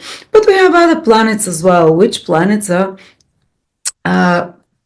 What else is happening? The North Node and Neptune are joining in your 4th house. And for the whole February, they're together. And we have a lot of planets there in the 4th house. Saturn, Mercury. So interesting. And they will stay so many planets in your 4th house, February, March, April. It's a huge focus there on your home, on your place of living. Some of you might make big changes there sometime over the next 2-3 months, especially when Venus and Mercury go retrograde there as well. But now this Neptune North Node conjunction can open up a gate, like a portal, mystical portal, to reconnect with the roots, to forgive your ancestors and family. A lot of us blame our parents for many things. Maybe they were awful, but they had their own reason. Because the high vibration of Neptune and the North Node is unconditional love and forgiveness. And if you want it to play out in the highest possible way there, it's a great time to release pain and trauma and generational trauma and forgive and forgive through love and compassion and your parents, your ancestors. And it can be like a divine blessing for you that dissolves the bonds with the past, that dissolves the bonds with the ancestral karma in some way. And there's healing. Neptune is extremely healing at its higher vibration. At its lower vibration, there might be some deception, some secrets that come to the surface about family. But again, they come to the surface to be healed and to be released unconditionally. If you're judgmental, you're not going to benefit from this. But something can come about property, about your family, about the past, about your childhood, some memory emerging. And the ultimate goal of Neptune North Node is to heal and to release, to let go, to forgive. But also something new can start there, like a desire to find the ultimate paradise, safe haven for you. Because Neptune is very idealistic. It wants to have its safe castle, safe haven, its spiritual place for spiritual retreat. You can even create like a little space at home for this Neptunian energy to flow through. Maybe put an icon or some sacred object for you, a picture of your departed loved ones. And I don't know, like a blessing altar for the family. That can be one remedy for this, because sometimes the Neptune North Node can escalate the energy, the low vibrations of Neptune, so water damages or some damages or losses with home, with place of living, or some misunderstandings with parents, or some kind of deception, psychological and emotional deception, or that you're self-deceiving yourself for something, not seeing it clearly. Your feelings are muddled about it. So again, as I said, a good remedy would be maybe put a water feature at home, or maybe Neptune is the bedroom, 4th house is the house, Neptune is the baths as well. You might do like some kind of a, spruce it up, bring something, modernize it, make it better. North Node wants such things. It can be as simple as that, as doing some changes in your home that make it more harmonious, energy flowing, or especially connected to bedrooms, to bathrooms, and so on. But yeah, be careful for leaks, for fungi. Neptune can be those things around the home. I have to mention all of those things. Or some of you might even have like a divine grace to find the right place for them that feels like little personal paradise, because Neptune North Node is a very allowing influence. And if you're looking for property, always check for damage, for water and fungus, and for piping, because the 4th house is connected to that, and for underwater and such kind of moisture, just to make sure. And if there is any problems with real estate, it will quickly be discovered when Saturn joins the North Node. So if there is some secrets or some unclarity or some double-facedness or deception in your personal life with your feelings or unclarity in your feelings, there will be quickly a correction and quickly bursting the bubble of the deception of finding out the details of the secrets within 2-3 months from now, when the North Node joins Saturn in your 4th house as well. So those 4th house things, and now there is like a possibility of too good to be true, but it can be truly a gift, divine gift from Neptune and the North Node, from God to you, about your personal life, about your family circumstances that are happening as well. So don't think it's only something fishy there always, but yeah, something important there. It's working. It's like the universe is working on your own personal piping, well, I don't know, that might have been crude, but yeah, the 4th house and Mars in the 8th house for you, another house that talks about the psychological piping of a person, the psychological emotional channels of the person, where all the dirt and muck and waste goes. That Mars is trying to unclog it now while it's retrograde. So there is a lot of internal work for Sagittarius as well. Yes, there is connection to relationships and partnerships and business, and here the 5th house, but a lot psychological work with 4th house, 8th house. The universe is trying to help you solve traumas from the past, solve past pains, move through blockages, psychological, emotional. Mars retrograde in the 8th house is trying to clean up the dirt, to stir up the pot where all the muck goes at the bottom and festers, bringing it to the surface there. So some secrets definitely are coming out already, or in February as well, because Mars is still retrograde. That you're digging deep in your internal wiring. Work with the psychologist can be very healing, can be very regenerative, and almost like reorientation of your chakras. 8th house rules the chakras. Mars moving retrograde there is doing the cleaning up of the chakras. When it starts moving direct towards the end of the month, 23rd, 24th onwards, when the whole March and April is moving direct in your 8th house, it's like your chakras start speeding faster in the right way, so they can be spontaneous healing, moving of energy, of stagnant energy, because Mars is fast planet. Now it's like the preparation period. It might feel like a volcano that's going to burst up emotionally, psychologically at moments, but there is deep work that's being done, as I said, cleaning up of the pipes. It might sometimes even literally manifest in February or March as purging, cleansing, expelling toxins of some sort.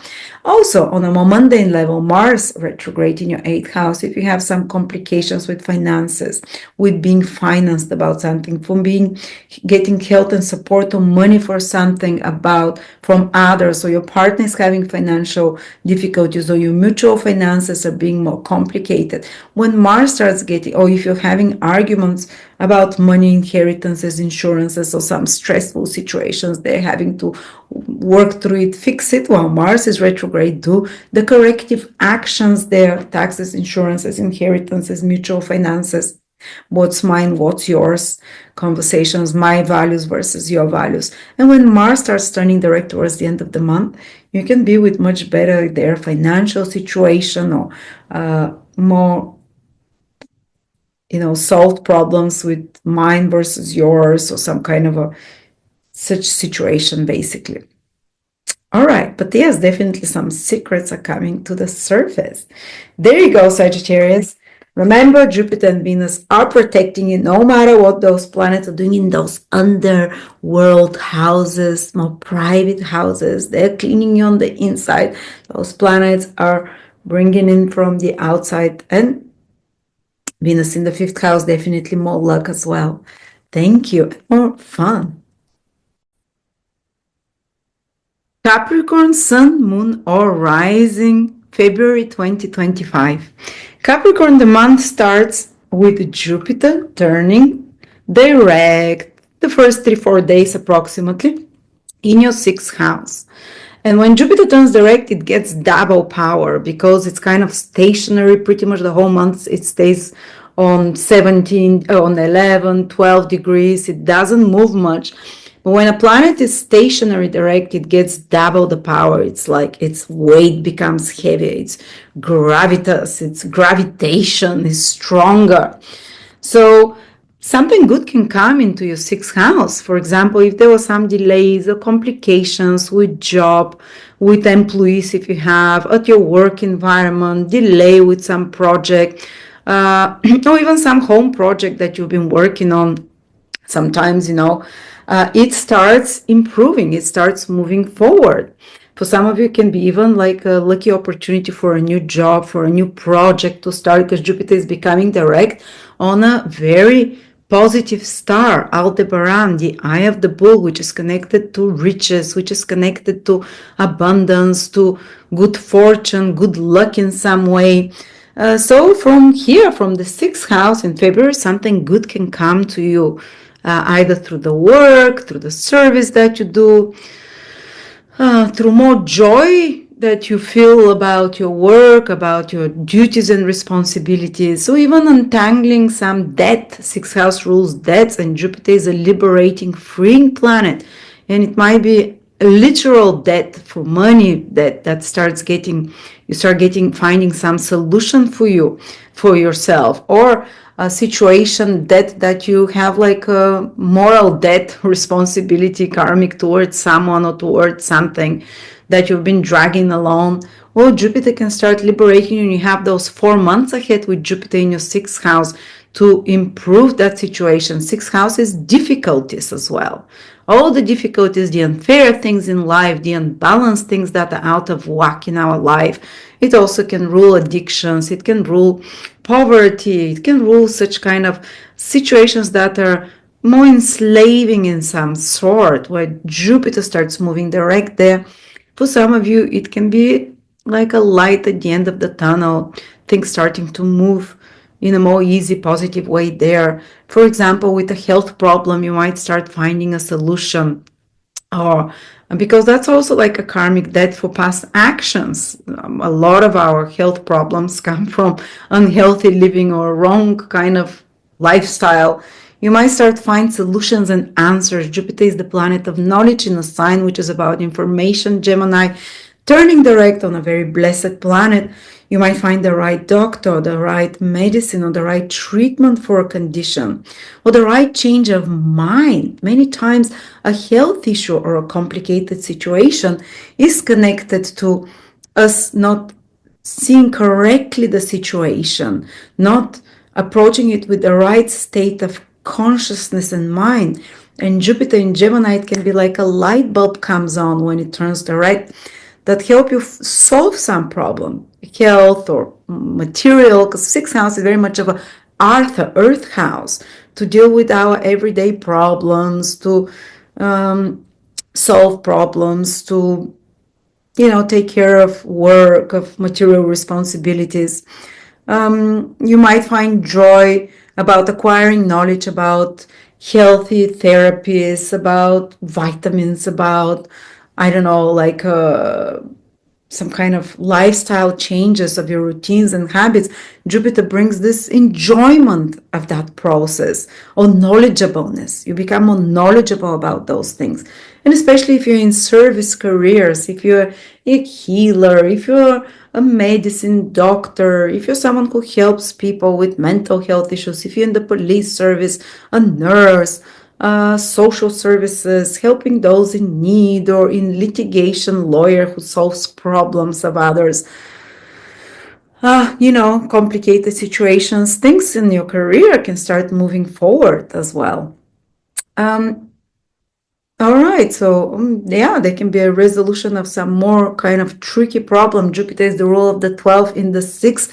It's called cancellation of badness, because these are two difficult houses. The ruler of a difficult house, the 12, which is sicknesses, illness, isolation, limitations, going the 6th house of problem solving. So there can be some, even on an intellectual level, ability to start solving such a situation, move forward at least with a plan and an idea, more hope ahead. It's good also for working behind the scenes on some project and things start moving forward as well, solving the problems there. All right. Then we have Venus, pretty much a few days into February, moving into your fourth house, and it's gonna stay there. And Venus is a better benefic, stronger at giving good things for Capricorn rising people, in particular, even Capricorn moon. It's sun to a lesser degree, but as well than Jupiter is. We call Jupiter the great benefic, but for Capricorn, Venus is actually the one that can bring better things, more materially manifested, because Venus rules very good houses, the 10th and the 5th angular and trinal, which are lucky houses. So for you, Venus entering in the fourth house, it will stay there in February, in March, without April, but then in May as well. So 3 months, very prolonged stay of a good planet in your fourth house. And even though it will go retrograde there, it will still upgrade and bring some material benefits and luck and positive developments in your private personal life, because the fourth house rules your feelings. It can soothe your feelings. It can help you become calmer. God knows you know it, you need it, because Mars has been opposing you and continues in February, but to settle your emotions, to be more zen with your emotions over the next 2-3 months. Even fourth house is your home and family and real estate and the relationships with family, your relationships with your parents, your actions as a parent yourself, if you are, or as a guardian of animals, of land, of house, of real estate. This guardianship house where you grow with more love into those areas, with more understanding, with more inspiration. Venus rules your fifth house. There can be more lucky developments that are happening, good karma developments in your personal life with home, family, real estate. Some of you might improve and beautify their home environment over the next 3-4 months, starting from February as a theme. During the retrograde period, there might be some corrections. How can I do it a bit better? Or maybe some delays because something can be done a bit better. But also healing relationships with parents.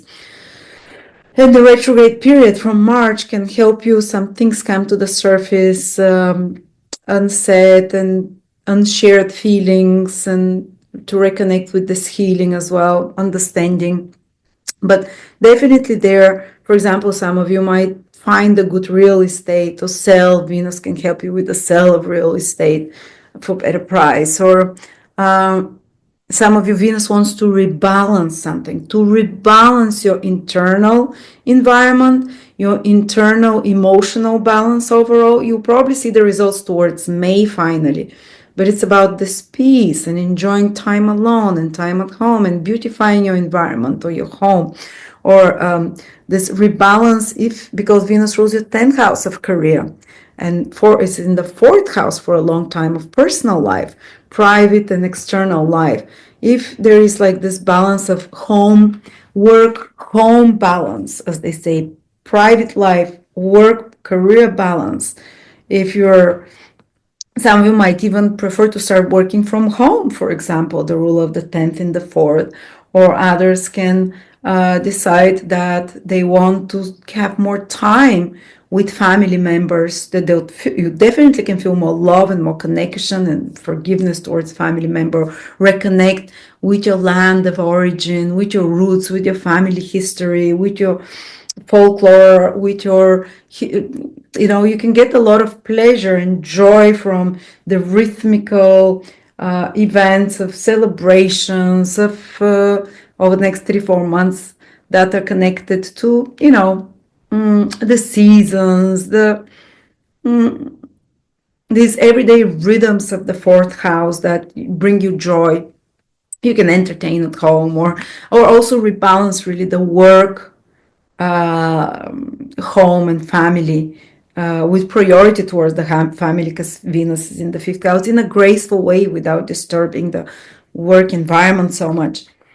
All right, and then we have the whole month, Neptune and the North Node are joining together in your third house. They join together once every 14 or 15 years, I'm not sure, 16 maybe 16 years.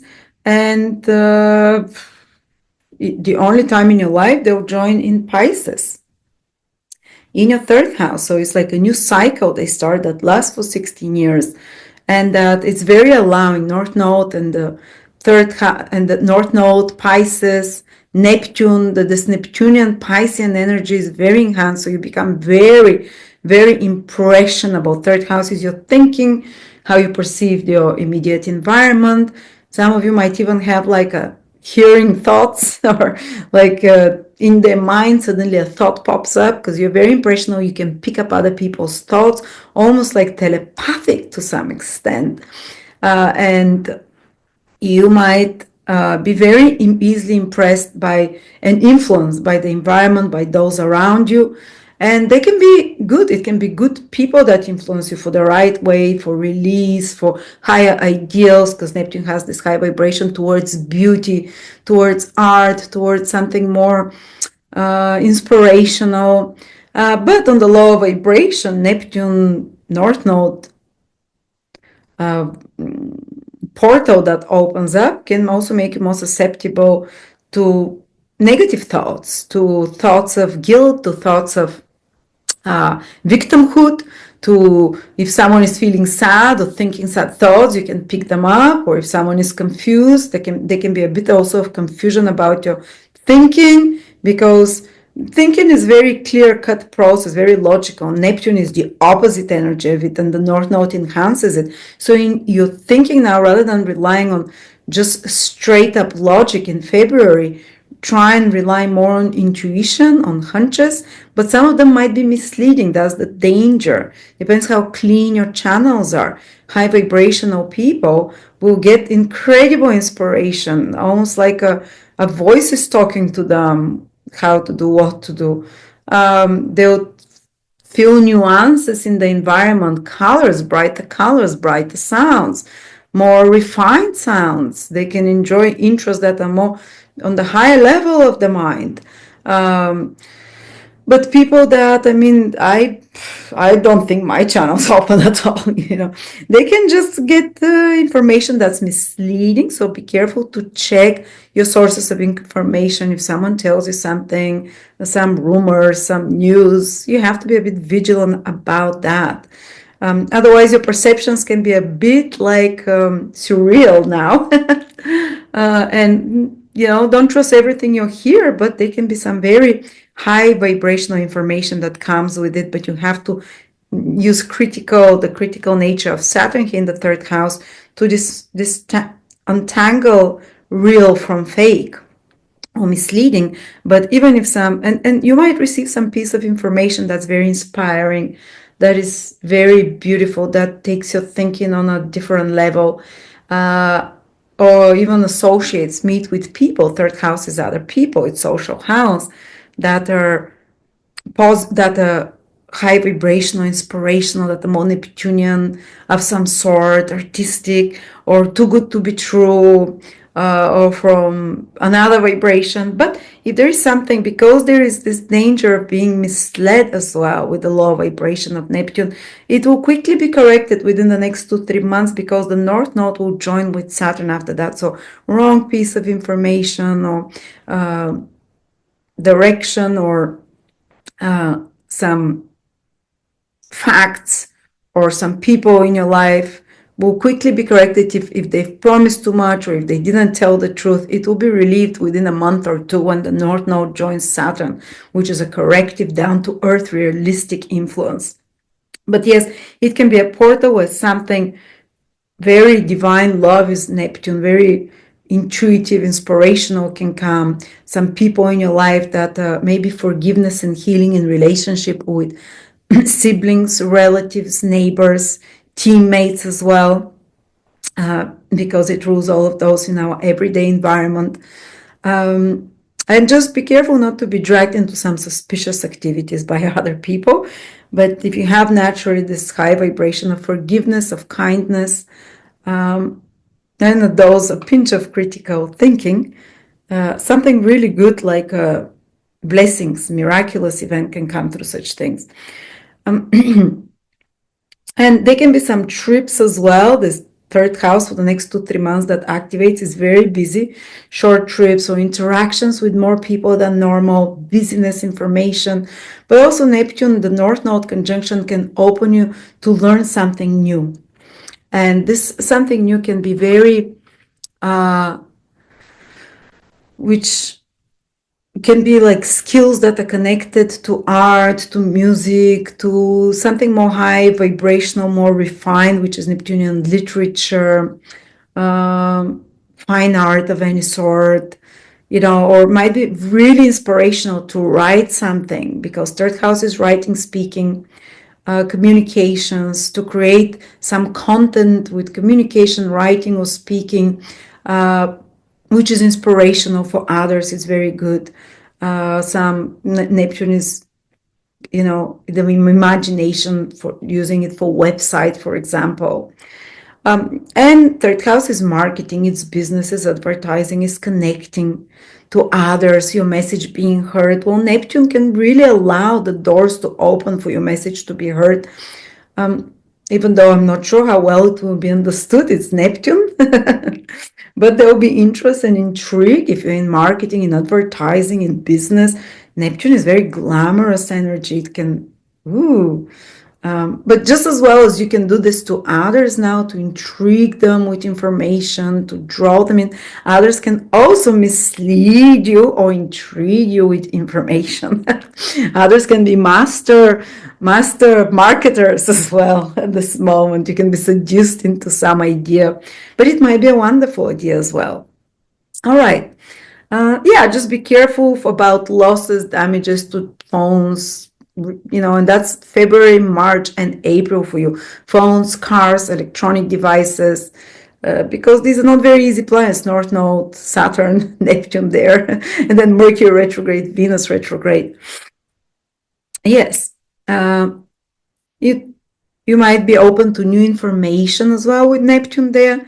That is more about spiritual knowledge, more about subtle information, secrets of some sorts as well, psychology, the mystical, astrology as well. Your mind can be aligned to such matters.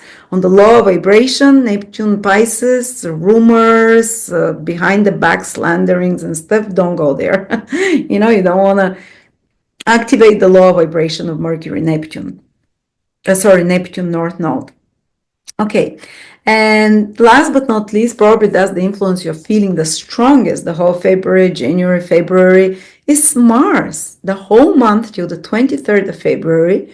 So the first 20 days something, Mars is still retrograde in your 7th house, but it's pretty much only from the 20th till the 17th degree. So from 17 till 20 degrees Capricorn, feel this more stress on them, being provoked by others, and especially, okay, I can include more Capricorns because Mars is in their 7th house, but who will be most provoked and maybe put most under the pressure is if you're 16, 17, 18, 19, 20, 21 degrees of Capricorn.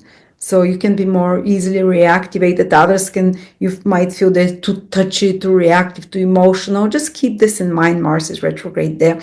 But for all of you Capricorns, Mars retrograde in the 7th house is not just to torture you, others to press your buttons, to step on your toes. No, it's others to show you sometimes. Very good teachers come to us to show us, okay, this is not right. Like they might do it in an emotional, triggering way, but Mars wants to correct things, now. And to say, okay, maybe feedback from clients or from viewers or from your partner or from another person, and you're like, and that activates you to do something differently in your own life or about some project. And if there's some, if you're in a relationship that is not very good, sometimes Mars retrograde in the 7th house can break it, not because it wants to torture you, but because it wants to free you. Mars wants freedom. Mars is planet that wants to run free, and but if you're in a good relationship, there can be a possibility. I remember when this happened, I just had Mars retrograde in my 7th house when it was in Leo a little bit. I was more activated by clients, by people. I was like ready to pounce, but I'm like, okay, they have a point. Let me see how I can do this better. Instead of being emotionally reactive, you're cool-headed Capricorns. You know how to do that. they might be trying to show you something, or you might be working on a project with someone, and there is more like competitiveness or more power struggles there. But Mars is turning direct towards the 23rd, 24th. So all kind of stresses in your relationships start improving, start getting entangled. It's becoming easier. Or if your partner was going through a difficult period, they start becoming easier as well for them somehow. Or if you rethought a relationship and you change some things there, it can start moving more successfully. We made a big change with my husband when Mars retrograde, because I'm here, my ascendant was opposite me. I can give you my perspective as well. We made a big change in our lifestyle, because it's about revising something and doing something together with a partner, or maybe working on a project together with a partner. And when the planet starts moving direct, it becomes easier and easier, or you move away from the distraction, let's say. If there were some delays with business deals, with projects, for me, it's like it's been Mars in retrograde in the 7th. Like, the people I'm working with on a project, they told me they can't work for 2 months. There's pretty much the 2 months Mars is retrograde. And I can only pick up the project after that. So, when Mars starts turning direct, if there's such delays in, with clients, with deals, with contracts, on working on a project with another, it starts improving. Or if you've been working hard together on something, it starts giving results gradually and becoming easier. So there you go, Capricorn. You see, there is a lot of influence, a lot of planets in the 3rd and the 7th, which are business houses, whoever is in business, clients, business, a lot of stimulation there, or communication houses, interaction with others, rethinking who do you want in your life, who you don't want. Some new people will come through the new conjunction of Neptune North Node, while some will be left behind. You might cut off some people from your life, the ones that are more toxic, that are more reactive, maybe overly too needy or whatever. Mars was doing those corrections, but you're building some bridges, you're burning some bridges, or you're working on. For business is quite good overall, like improving and so on. Personal relationship, it might be a bit more stressful, but still it's good work. All right, so thank you, Capricorn. This Venus here will keep you at least emotionally more settled, hopefully. And things start becoming easier for you from the end of the month when Mars turns direct. And even some health conditions connected to inflammatory conditions, because Mars is directly opposing your sign. So, those middle degrees of Capricorns, if they're having especially like, I don't know, inflammation, breaks, hurts, acute conditions, they start improving. Flus, they start improving after February towards the end. Thank you. Aquarius, Sun, Moon, Rising, February 2025. Aquarius, starting with the good news from the beginning of the month, the first 3 or 4 days, Jupiter is turning direct in your 5th house. That's one of the luckiest houses in astrology. Jupiter has been moving retrograde for the last 4 months almost. So kind of luck and progress has been a bit stagnant, let's say. But Jupiter will stay in your 5th house, moving direct till June. So you have a rare once-in-a-year opportunity starting now from February to really rake in the good karma from past lives or from this life, because 5th house is the storehouse of our good actions. And of course, there are storehouses of our bad actions. When they activated, we might see the results of this. But now it's time for you for reaping of some of this good karma. With Jupiter turning direct on a very fortunate star, Aldebaran, probably the most fortunate star according to Hermes, ancient astrologer and wise person. Aldebaran is fortune, luck, good opportunities, protection from divine forces. So what is 5th house? How can this luck come to you? Well, it can come in the form of knowledge sometimes. You discover some knowledge that you're passionate about, that you're inspired about, that brings, because 5th house, the house of learning, it's one of the houses of learning, of school, of students, and so on. You can, if you're a teacher, you can expand your student clientele, for example. Or You can reconnect closer with your children if there was some unclarity about the direction of the life of your children or their behavior or your relationship with them, and you are trying to correct the thing for different ways. When Jupiter, some complications there, when Jupiter starts moving direct, there can be some very positive development with your children there, firstborn, or some growth spurt that starts happening, some more wisdom coming through your children, more goodwill between them, or you with them. Or if you're trying to get pregnant, it might be easier because fifth house is the house of creation. And how do we create? We create children, or we can create new ideas. Because Gemini is the fifth house for you, a lot of the creations for Aquarius are connected to the mind, new ideas. That's why Aquarians are so smart, they say. This is the house of intelligence, the fifth house. But creative intelligence, where you think of something original, something divinely outsourced from above, where you co-create with God. So you might have an idea about a business, an idea about a website, an idea about a podcast, which is very Geminian in nature, about content creation, about some knowledge, some information that starts moving forward. Or if such projects have been stalled, now they start moving forward. Or is it a website? Is it a book you're writing? Is it you start moving ahead forward with such ideas and with such creations, and your creativity starts flowing stronger than before. More, Jupiter is almost like stationary direct in the whole of February, so it's 2 times more potent. That's why I'm putting 2 Jupiters here. It's like having 2 times Jupiter there. So first of all, it unlocks your luck more, your positivity, your desire to learn and experiment and try new things, because it's the house of playing as well. And Gemini is a very playful, experimental sign. So you'll be willing to try new hobbies, some sports, something that makes you feel alive, that makes the body, the energy flow from you. I started working out, and for the first time in my life, I'm enjoying it. It's fun. I look forward to it. Still a bit of an effort, but when Jupiter turns direct, you can start feeling it more like joy, playful, like playing almost. And actually my word for 2025 is playfulness. And I was like, why did I stop at playfulness? I really want to have more laughter, more playfulness, more childlike fun and creativity and joy from life. Oh, Jupiter is in my 5th house, and it's going to start, because I'm Aquarius rising, it's going to start coming more naturally for us Aquarians. When Jupiter starts moving direct from February, you can discover a new passion, new creativity, new project to put your energy into. Or as I said, it can be even very gainful down over the next 12 years. Whatever idea you come, or creative project you're creating on, you're working on now, start working for the next 4 months, because Jupiter becomes direct on a star of wealth and opportunities and blessings.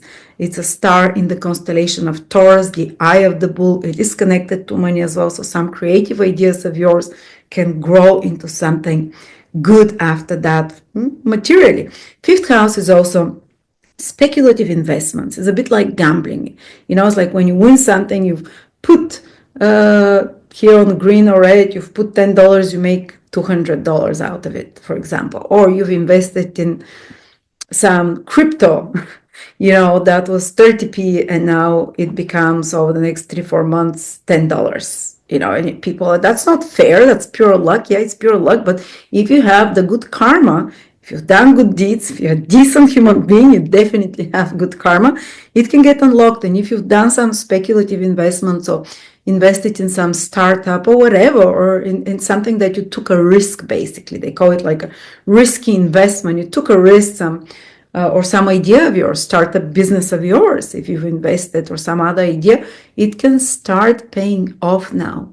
The good karma of it the good karma can be unlocked. Now, let's not forget 5th house is in love. What makes us more alive than being in love, or creating something, or being around children? Well, that's being in love. That's probably the thing that makes me most alive, except when I create content for you, of course. Well, you can revive new life into a love relationship, or if there was difficulty in a romantic relationship, it starts improving.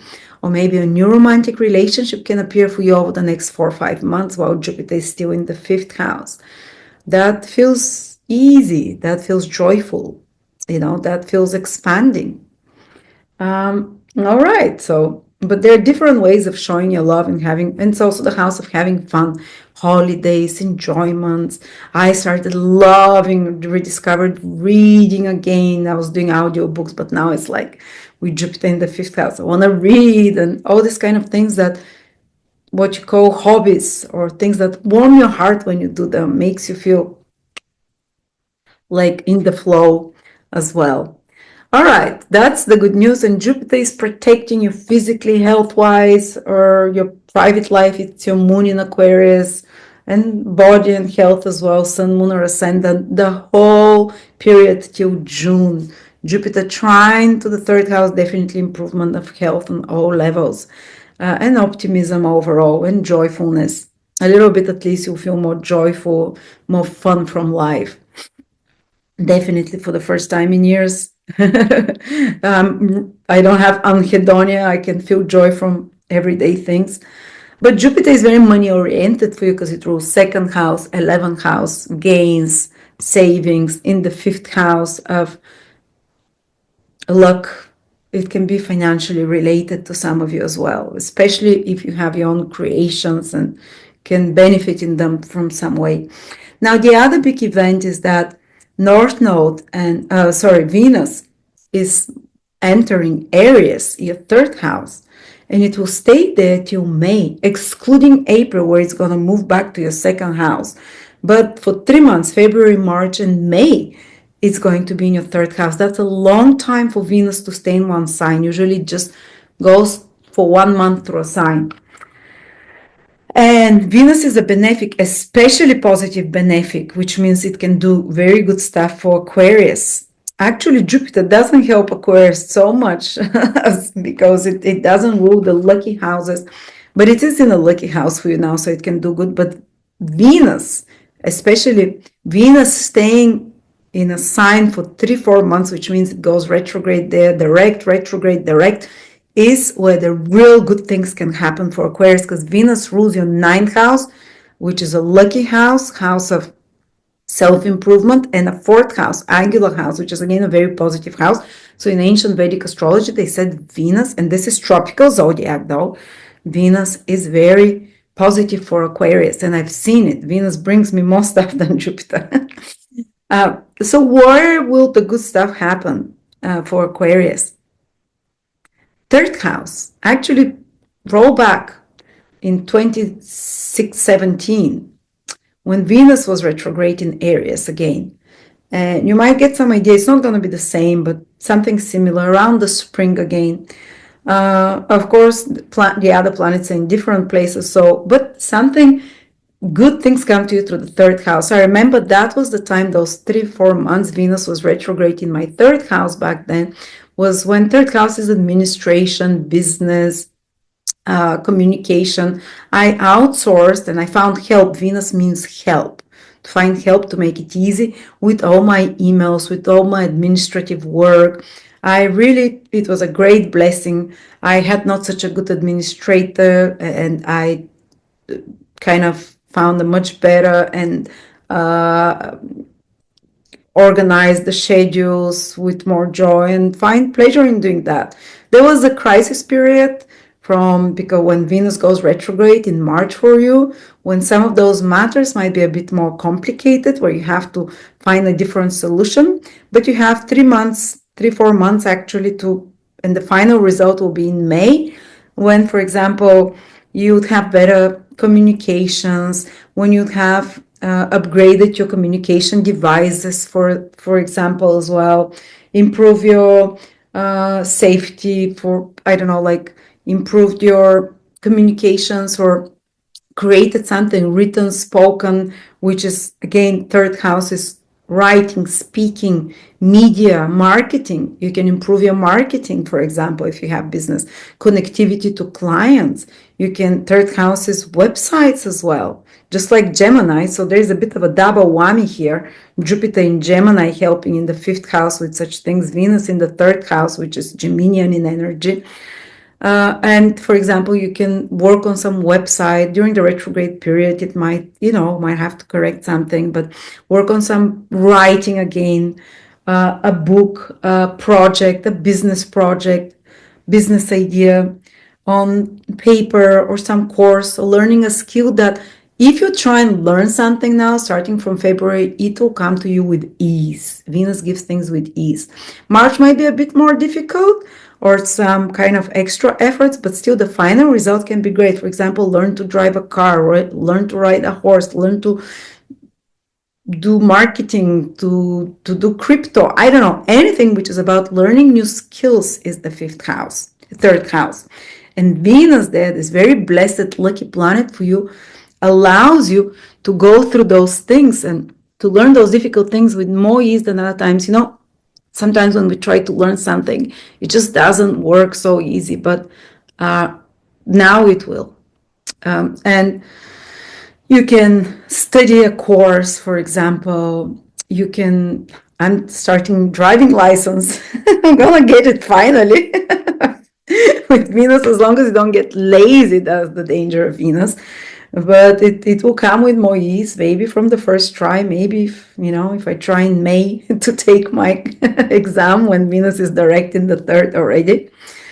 And third house can be trips. That can be a good time for trips the next 3-4 months. Short trips, I don't know, next state, out of short trips, 3-4 days or a week somewhere, out and about, for getting a better vehicle as well, for getting. And when it goes retrograde, maybe trips will be a bit more complicated in March, but you can be going back to a place that you love, for example. The retrograde period, you might have to do some changes with car corrections, with devices, with communications, and so on. But it's good for any written, spoken projects to improve relationships with siblings when it goes retrograde. If you haven't been in touch with siblings, relatives, friends, to connect with them, that's more in March. People from the past will come into your life to reconnect. But otherwise, your communication will improve. You'd have like a silver tongue expression. Venus is very like honey, and the words that you use, the communication, can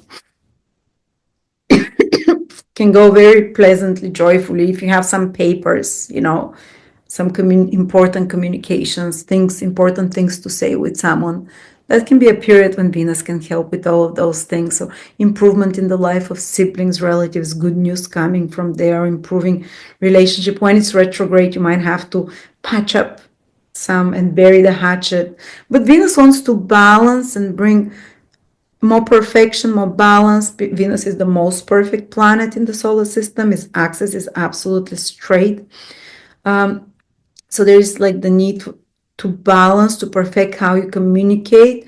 You can even study or learn something how to communicate with others, or meta communication. Or I'm going to be taking a course in February with Christina about face reading and palm reading. It is about being immediately aware of the environment around you, which is the third house. So face reading, palm reading, all such kind of, and Venus rules your ninth house of higher knowledge. So study something about higher knowledge, meta communication. So any other skill, you might find lifelong love and passion for such a thing there. All right. Then we covered the good planets, Jupiter and Venus, which are definitely helping you. And we said about what, but now we're going to have the whole month Neptune conjunct the North Node, which happens only once every 16 years and never again in Pisces in your second house. So what is happening there? Neptune really, in Pisces, is very Neptunian, really enhanced by the North Node, like double whammy. North Node expands the Neptunian energy, the Piscean energy. That's in your second house. So now, if you're high vibrational, if you're an honest person, if your money is not your idol and your God, and it can be like unconditional gift from God, because this is divine blessing and divine unconditional love, Neptune energy enhanced in Pisces. Financially, for some of you, it can be like like the gates opening and flooding in. And say Jupiter also there might be helping from the 5th. As we said, it's also kind of related with somehow. But here's like financially, for example, it can, but you need to be like honest person. You need to be vibrating at the high vibration of Neptune. You might release some ancestral curse financially. Who knows? Neptune makes miracles.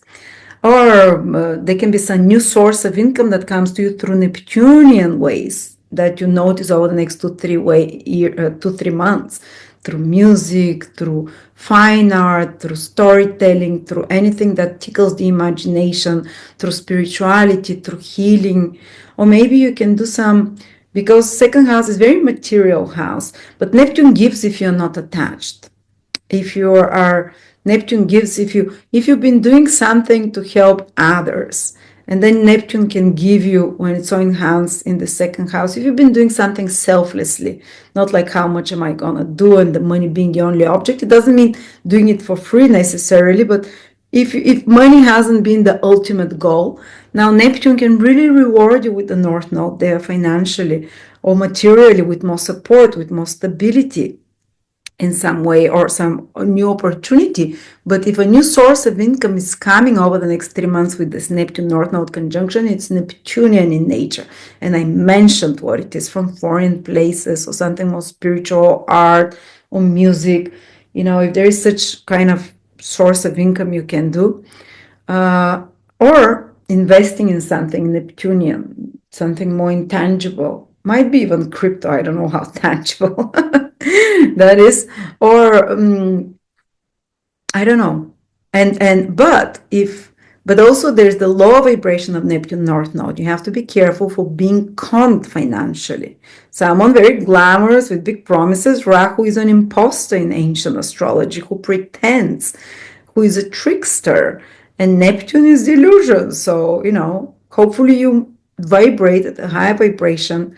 And of course, you're not love and peace and everything is great. Saturn is there. Critical thinking is necessary. But definitely opportunities can come.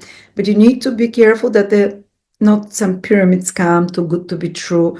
And even there might be a very good opportunity that comes financially, like a blessing from God, but there is something not truly realistic about it, or not truly like you imagine it some way, but you find out later on that there need to be some corrections there to be more grounded and realistic and practical. And this will come within a couple of months, because the North Node will connect with Saturn. So whatever it brought to start a new cycle, so whatever it brought through Neptune as a new opportunity, like a gift from above, when it comes to Saturn, either the scam will be exposed and the bubble burst, or whatever is not realistic or not fully practical will be corrected and made more practical so you can continue ahead. So first comes the ideal, the oh wow, inspiration, and then comes the correction, and let's ground ourselves with, be more realistic. How can it make it happen for real? But yeah, there is the danger not to be misled or spend too much on something ephemeral that poof, But they can be, as I said, investments in something Neptunian, I don't know, overseas, in water, in oceans, in all these other Neptunian topics. All right, but you see there is a lot of planets in the second house, so money, security, financial matters are important. And there is like a portal here of Neptune North Node that it's a bit clashing energy, material and spiritual, but sometimes for Aquarians, material matters can happen by miracle almost somehow, because they have Neptune, Pisces in their second house, and it's kind of more by luck sometimes as well. Anyway, there might be some expenses, as I said, and those expenses might be for holidays, Neptune, for retreats, for hotels, for escaping, for healing and spiritual matters, and so on. But Saturn kind of keeps you grounded, and towards March and April even more. They can be, second house is how you eat, your teeth, the food. North Node and Neptune, I don't know, fake teeth. I'm trying to make up stuff here, but yeah, if you have to do some beautifying thing on your teeth, because Neptune is glamour, is refinement, beauty, correction, illusion. Well, you can do this now, but when Venus and Mercury go retrograde in your second house, you might do corrective work on some work that's already been done, like changing whatever, something. Second house is the face. So anything there as well, beautifying. Neptune is paling influences. To remove spots, for example, might be good. Neptune North Node in the second house, skin spots on the face or whatever. Second house is the food we eat, the clothes we wear, the possessions we have. Might be good, like actually some icon or some spiritual object that to decorate your home with, because second house more like the movable objects, not the home itself, but there might be the furniture, the trinkets you decorate around, or your wardrobe, your clothes, Neptunian nature to them. Like more pastel colors, more fairy colors in a sense, or objects of spiritual importance to you. Like icons or mandalas. This is a good remedy for Neptune North Node. Otherwise, they can be expenses. Neptune is like flows, the North Node expands it. So your spending might be, expansive. And and what was I talking about? Can you have loss of teeth? I've never seen this conjunction Neptune before, so we'll see what comes out. It'd be funny to read. Did you lose objects? Or because Neptune is this energy of loss that the North Node can enhance. Or did you gain Neptunian objects? Or did you lose something? Water damaged it in some way, because second house is all valuables. Or second house is food we eat. I'll be careful here. Neptune can be drugs, alcohol. Neptune can be, and North Node can enhance it, or chemicals.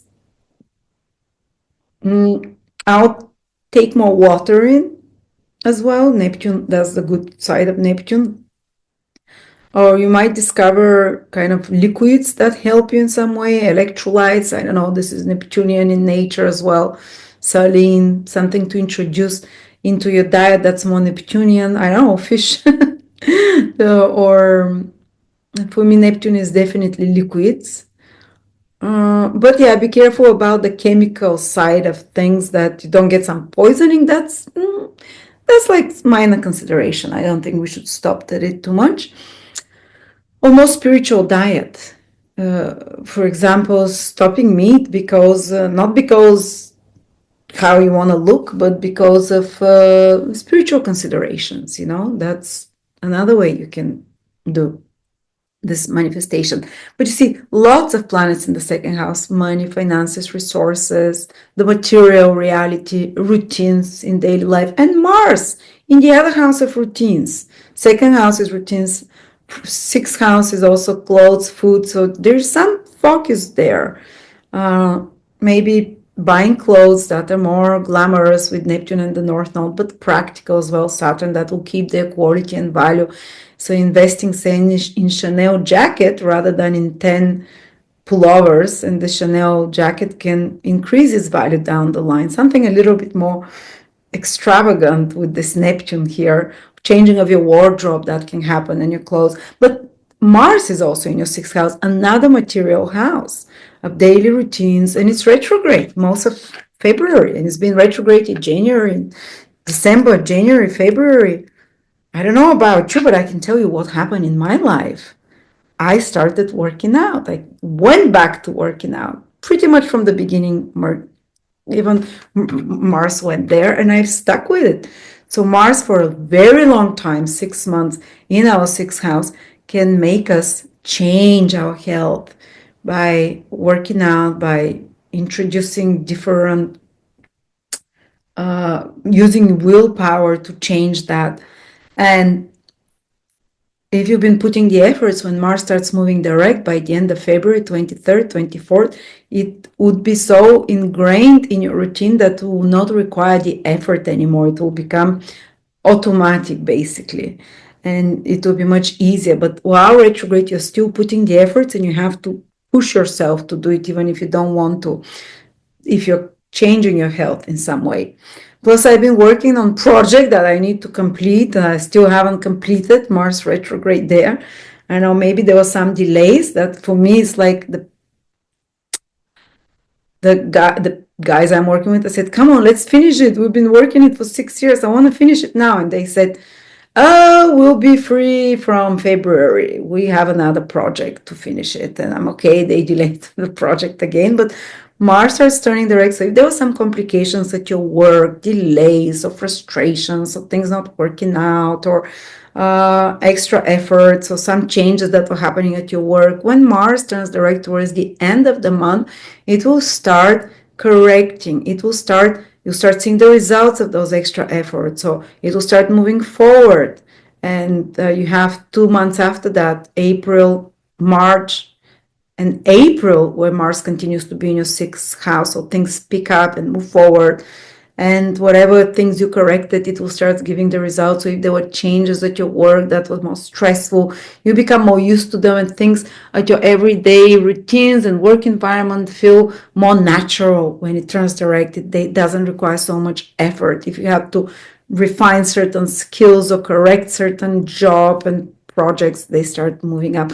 Or if you had some health complications while Mars was retrograde in your 6th house, especially connected to acute conditions, to inflammation.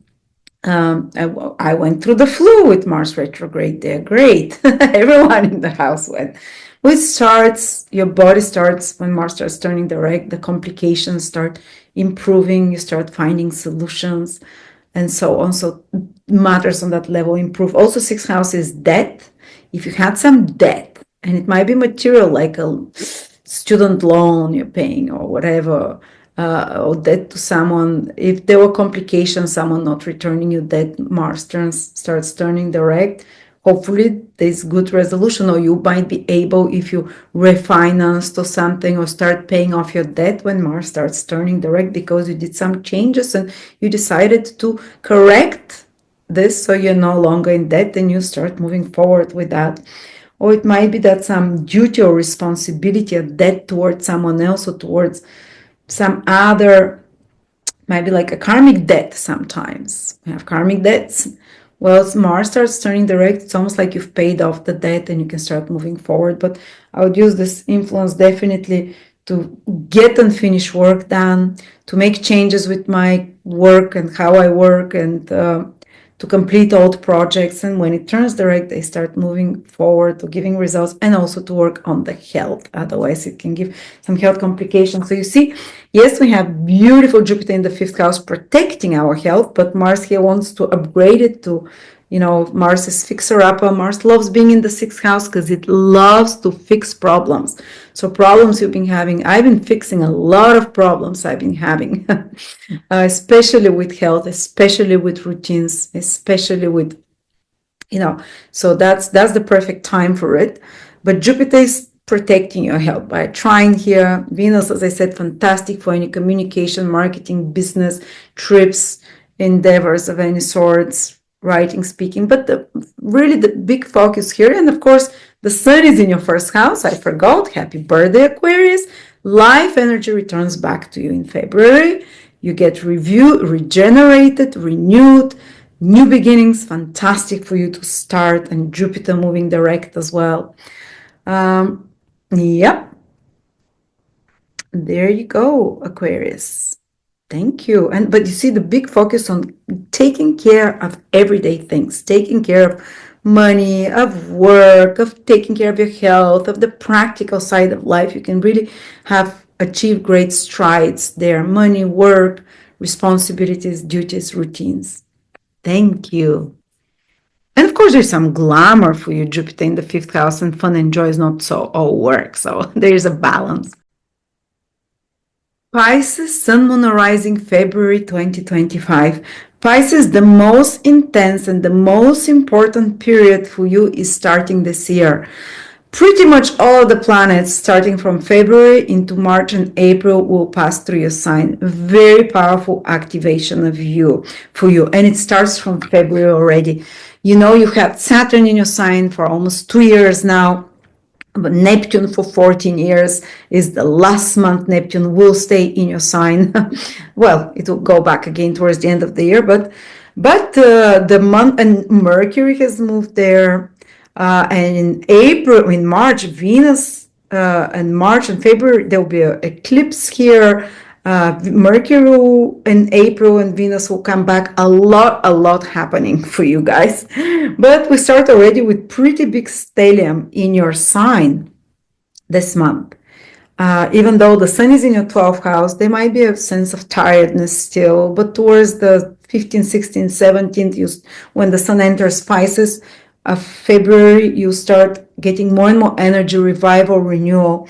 And there is a new cycle starting in your sign. Actually, more than one new cycle, but the most important one is between, well, there will be a new cycle between Mercury and Saturn, between Mercury and Neptune, but these are just 1 year cycle, even shorter. A new 14, 15, 16 year cycle is starting in Pisces. So the last degrees of Pisces, so the last 5 degrees of Pisces, will feel it very strongly, but it's still in your first house for all the other Pisces. Neptune will join the North Node, and that only happens once in your lifetime, and never will happen again. So there is a portal, a magical portal, I would call it. Neptune is so magical. Pisces is so magical, otherworldly. There is an opening directly to the invisible worlds. And Rahu, the North Node, whatever it goes, it already opens portals, creates the black holes, creates the black, what's that called? Eclipses. So it opens portals into other worlds in Pisces and Neptune. And you're connected to these invisible worlds, like the line, the wall between the two worlds really thins for you, Pisces. And you're the recipient of the most powerful intuitive inspirations, imaginations, and intuitions. And if you're a high vibrational person, if you're a kind, pure person who is self-conscious, you might be connected to the Almighty. You might be connected to departed loved ones now. Your intuition, you know things. You get messages from above, and messages that Neptune sends, they're in symbols, in omens, in images. They're not in words so much. They're not going to hear voices. They're in symbolic, in symbology, in premonitions, in feeling. Trust that feeling. But if you're a lying, deceptive, everyone probably tells lies, you can't be perfect, but if you're more on the side that you're dodgy, you always look for the easy way. How can I scam someone? How can I trick someone? Or always being ambivalent, never telling the truth, so you keep a few options for you, then that Neptune North Node can take some away towards more deceptive direction. So if you know some Pisces, maybe you're not a Pisces, but you're watching for some Pisces and they already have this inclination, watch them, because this Neptune North Node open portals to the astro. And there is high astro and lower astro. You can get very deceptive, tempting influences, or it can tempt you into, oh, this is so beautiful, come here, have a glass, have a drug, have a line, or, oh, why don't you just take this, or scam this, or tell them this. And this path is very slippery, quickly can slip you down. And then very quickly you'll hit on a rock if you go down this path. Because after that, the North Node will conjoin with Saturn. So I want to warn Pisces, try to be as moral and as honest, even if you're confused about some things, as possible in the next couple of months, February, March. So you can attract the higher vibration of Neptune North Node, which is divine inspiration, divine grace, unconditional love of some sort. So some of you can attract unconditional love. Some of you can attract so much healing and forgiveness and releasing of ties, and something new can come to you. This big inspiration, new ideal, new beginning in life that for years and years You can be like a mission, like a divine mission that aligns you to your soul desire, because Neptune's high vibration is what the soul is most attracted, most love to do. So you have these two options. And there may be people in the middle that nothing happens for them. Of course, as always, of course.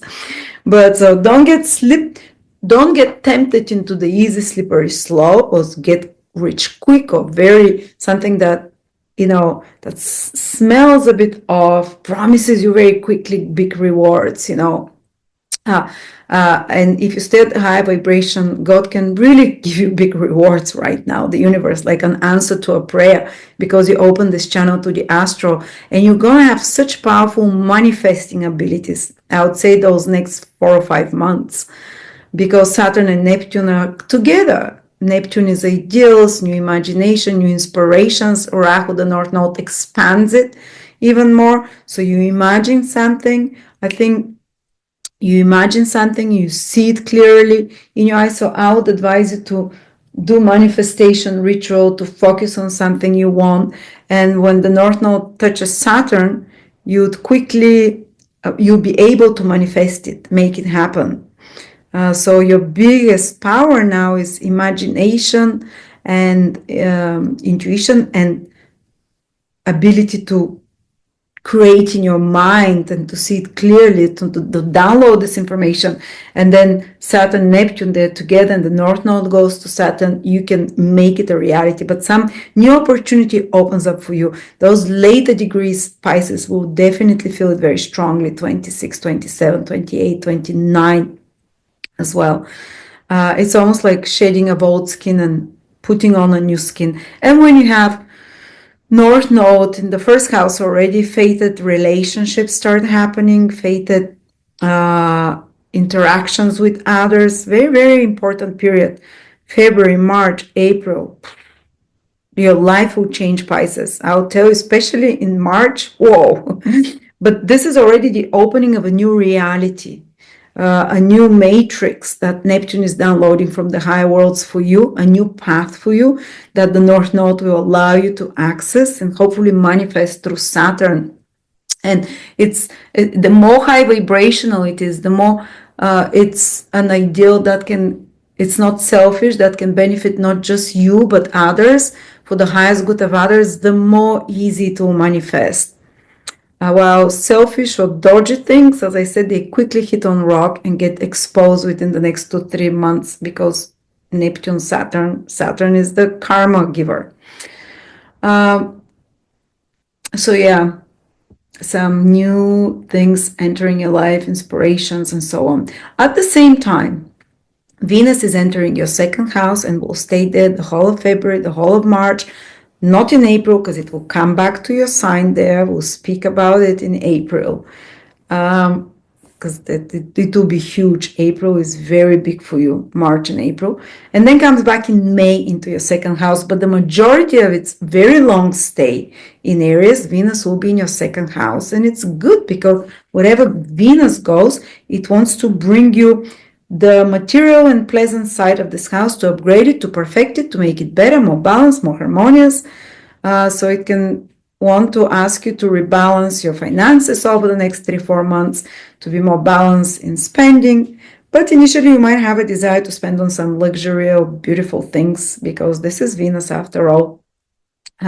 In the second house, more quality stuff, spending on pleasures. But when it goes retrograde, there'll be like rethinking of finances and investments, and how you can do it more in a worthy way. Also, Venus can make you gain valuable, attractive things that you really want. But overall, it wants to, and also money from others can come to you, because Venus rules your 8th house, going into the 2nd. But overall, by the end of Venus stay in your 2nd house, which is towards the end of May, in the middle of May, you must have more financial growth. For me, when Venus goes retrograde in Aries, which was, I have my 2nd house because there, which is very similar, like being Pisces rising, my income always increases, but I usually during the retrograde period, I do some corrections, some reimagining how things can be done in a more graceful, more worthy way, remove the extra expenses of things that, or invest in something that will beautify it, make it more harmonious, more easy to use, more attractive, or create some product that is more attractive to others, more worthy for the investment and time. And always it's very financially rewarding times for me, even despite the retrograde. So I wish the same for you. You know, my second house cusp is there. So yeah, if it's happened for me, I'm sure it can happen for you. Also, you can make some beautifying work in February on your teeth, on your face. Always the face becomes more attractive when Venus is for a long time in the second house.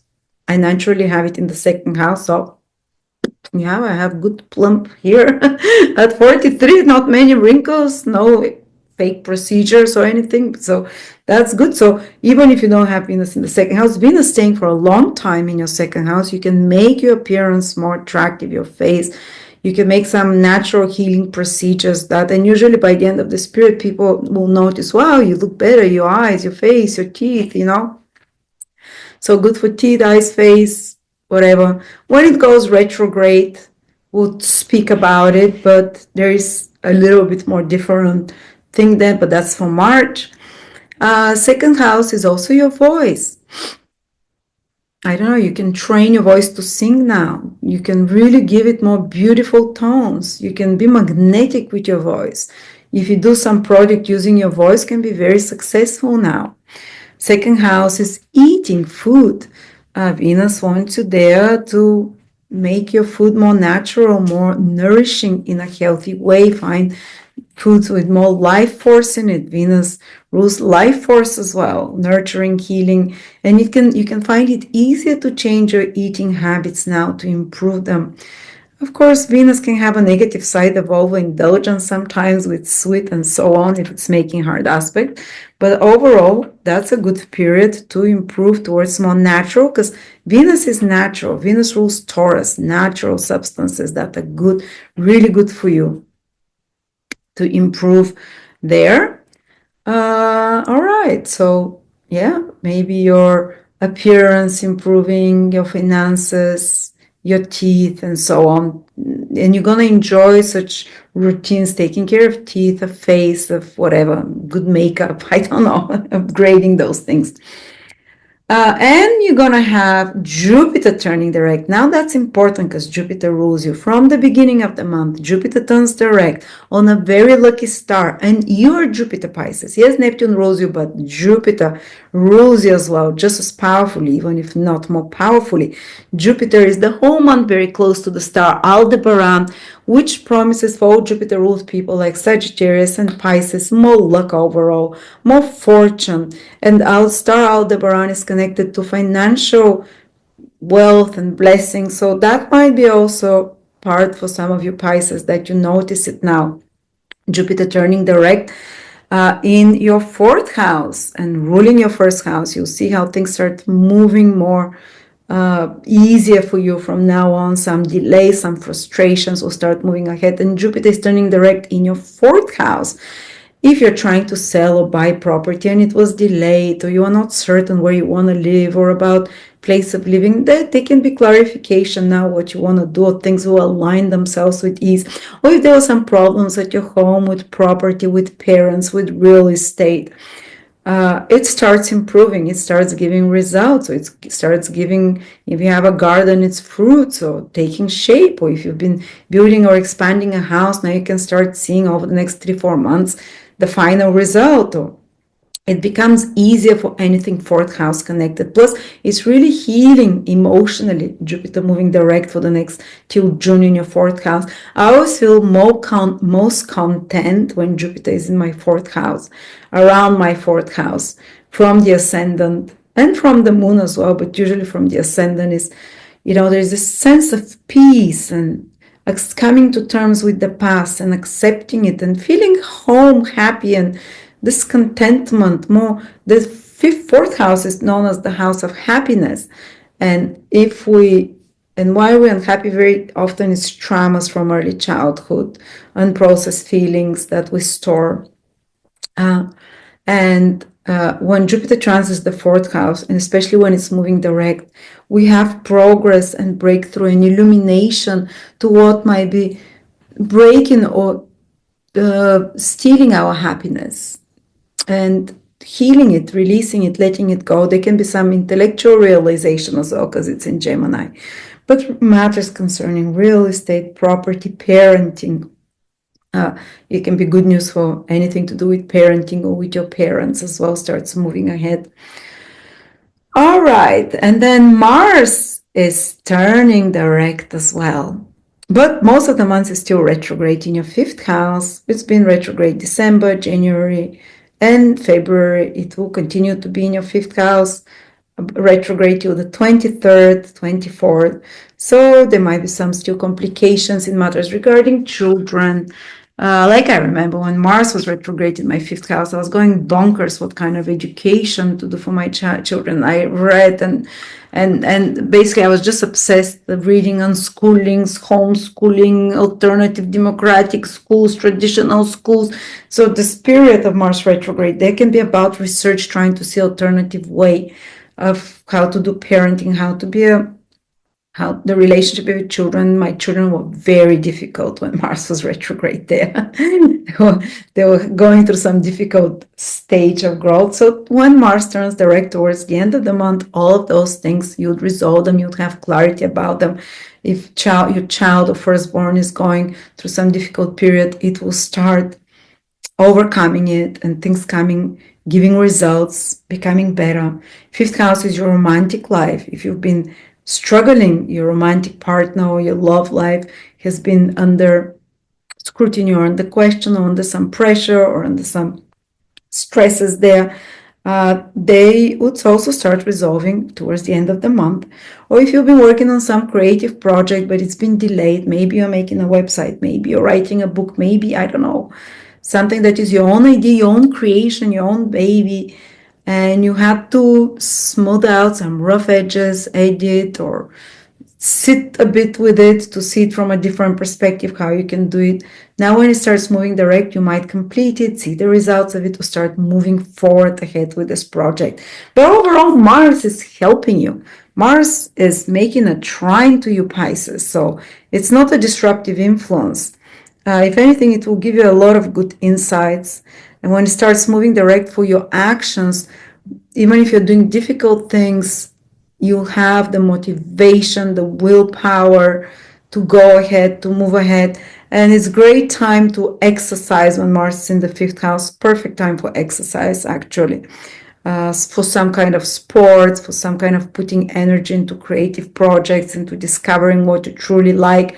Even if you're not enjoying it at the beginning, push the effort while Mars is still retrograde and still in your fifth house for the next couple of months. Retrograde only till February 23rd. Because if you try and push through the resistance, which is Mars's energy to push through, you can, even if you're not good initially at some sport or some hobby or some activity or some creative project, you'll break through and have very good results after that.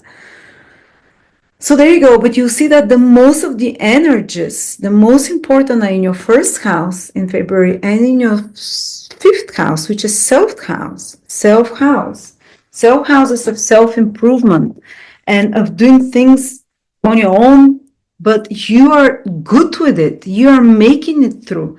And you're focused on yourself. Fifth house is also the house of inspiration, of spiritual exercises and practices. Mars there can help you to push through and really have and instill in yourself spiritual exercises or activities that make your life more joyful, more flowing, more meaningful, more joyful. Especially after Mars turns direct, you start noticing this. And you have the energy to create things, to do things that inspire you now. First house is new beginnings, especially the second part of February. You start seeing a lot of new things entering into your life, and Mars moving direct from then on as well. You have the motivation to go through with them, to put your creative juices to make it happen. So, and Venus will give you a nice support financially, hopefully, or help in some way materially, or through family. Jupiter in the 4th house, that can be of support for you in this very pivotal moment, Pisces, where you're starting something new, where you're being renewed. So many planets in your house, 1st house, new beginning for you, and you're gonna have the support of your family, because both the 2nd and the 4th house, where Jupiter and Venus are the two benefics, are connected to family. Your private life, there is the support while you're making miracles in your personal life, initiating something, creating something. So thank you.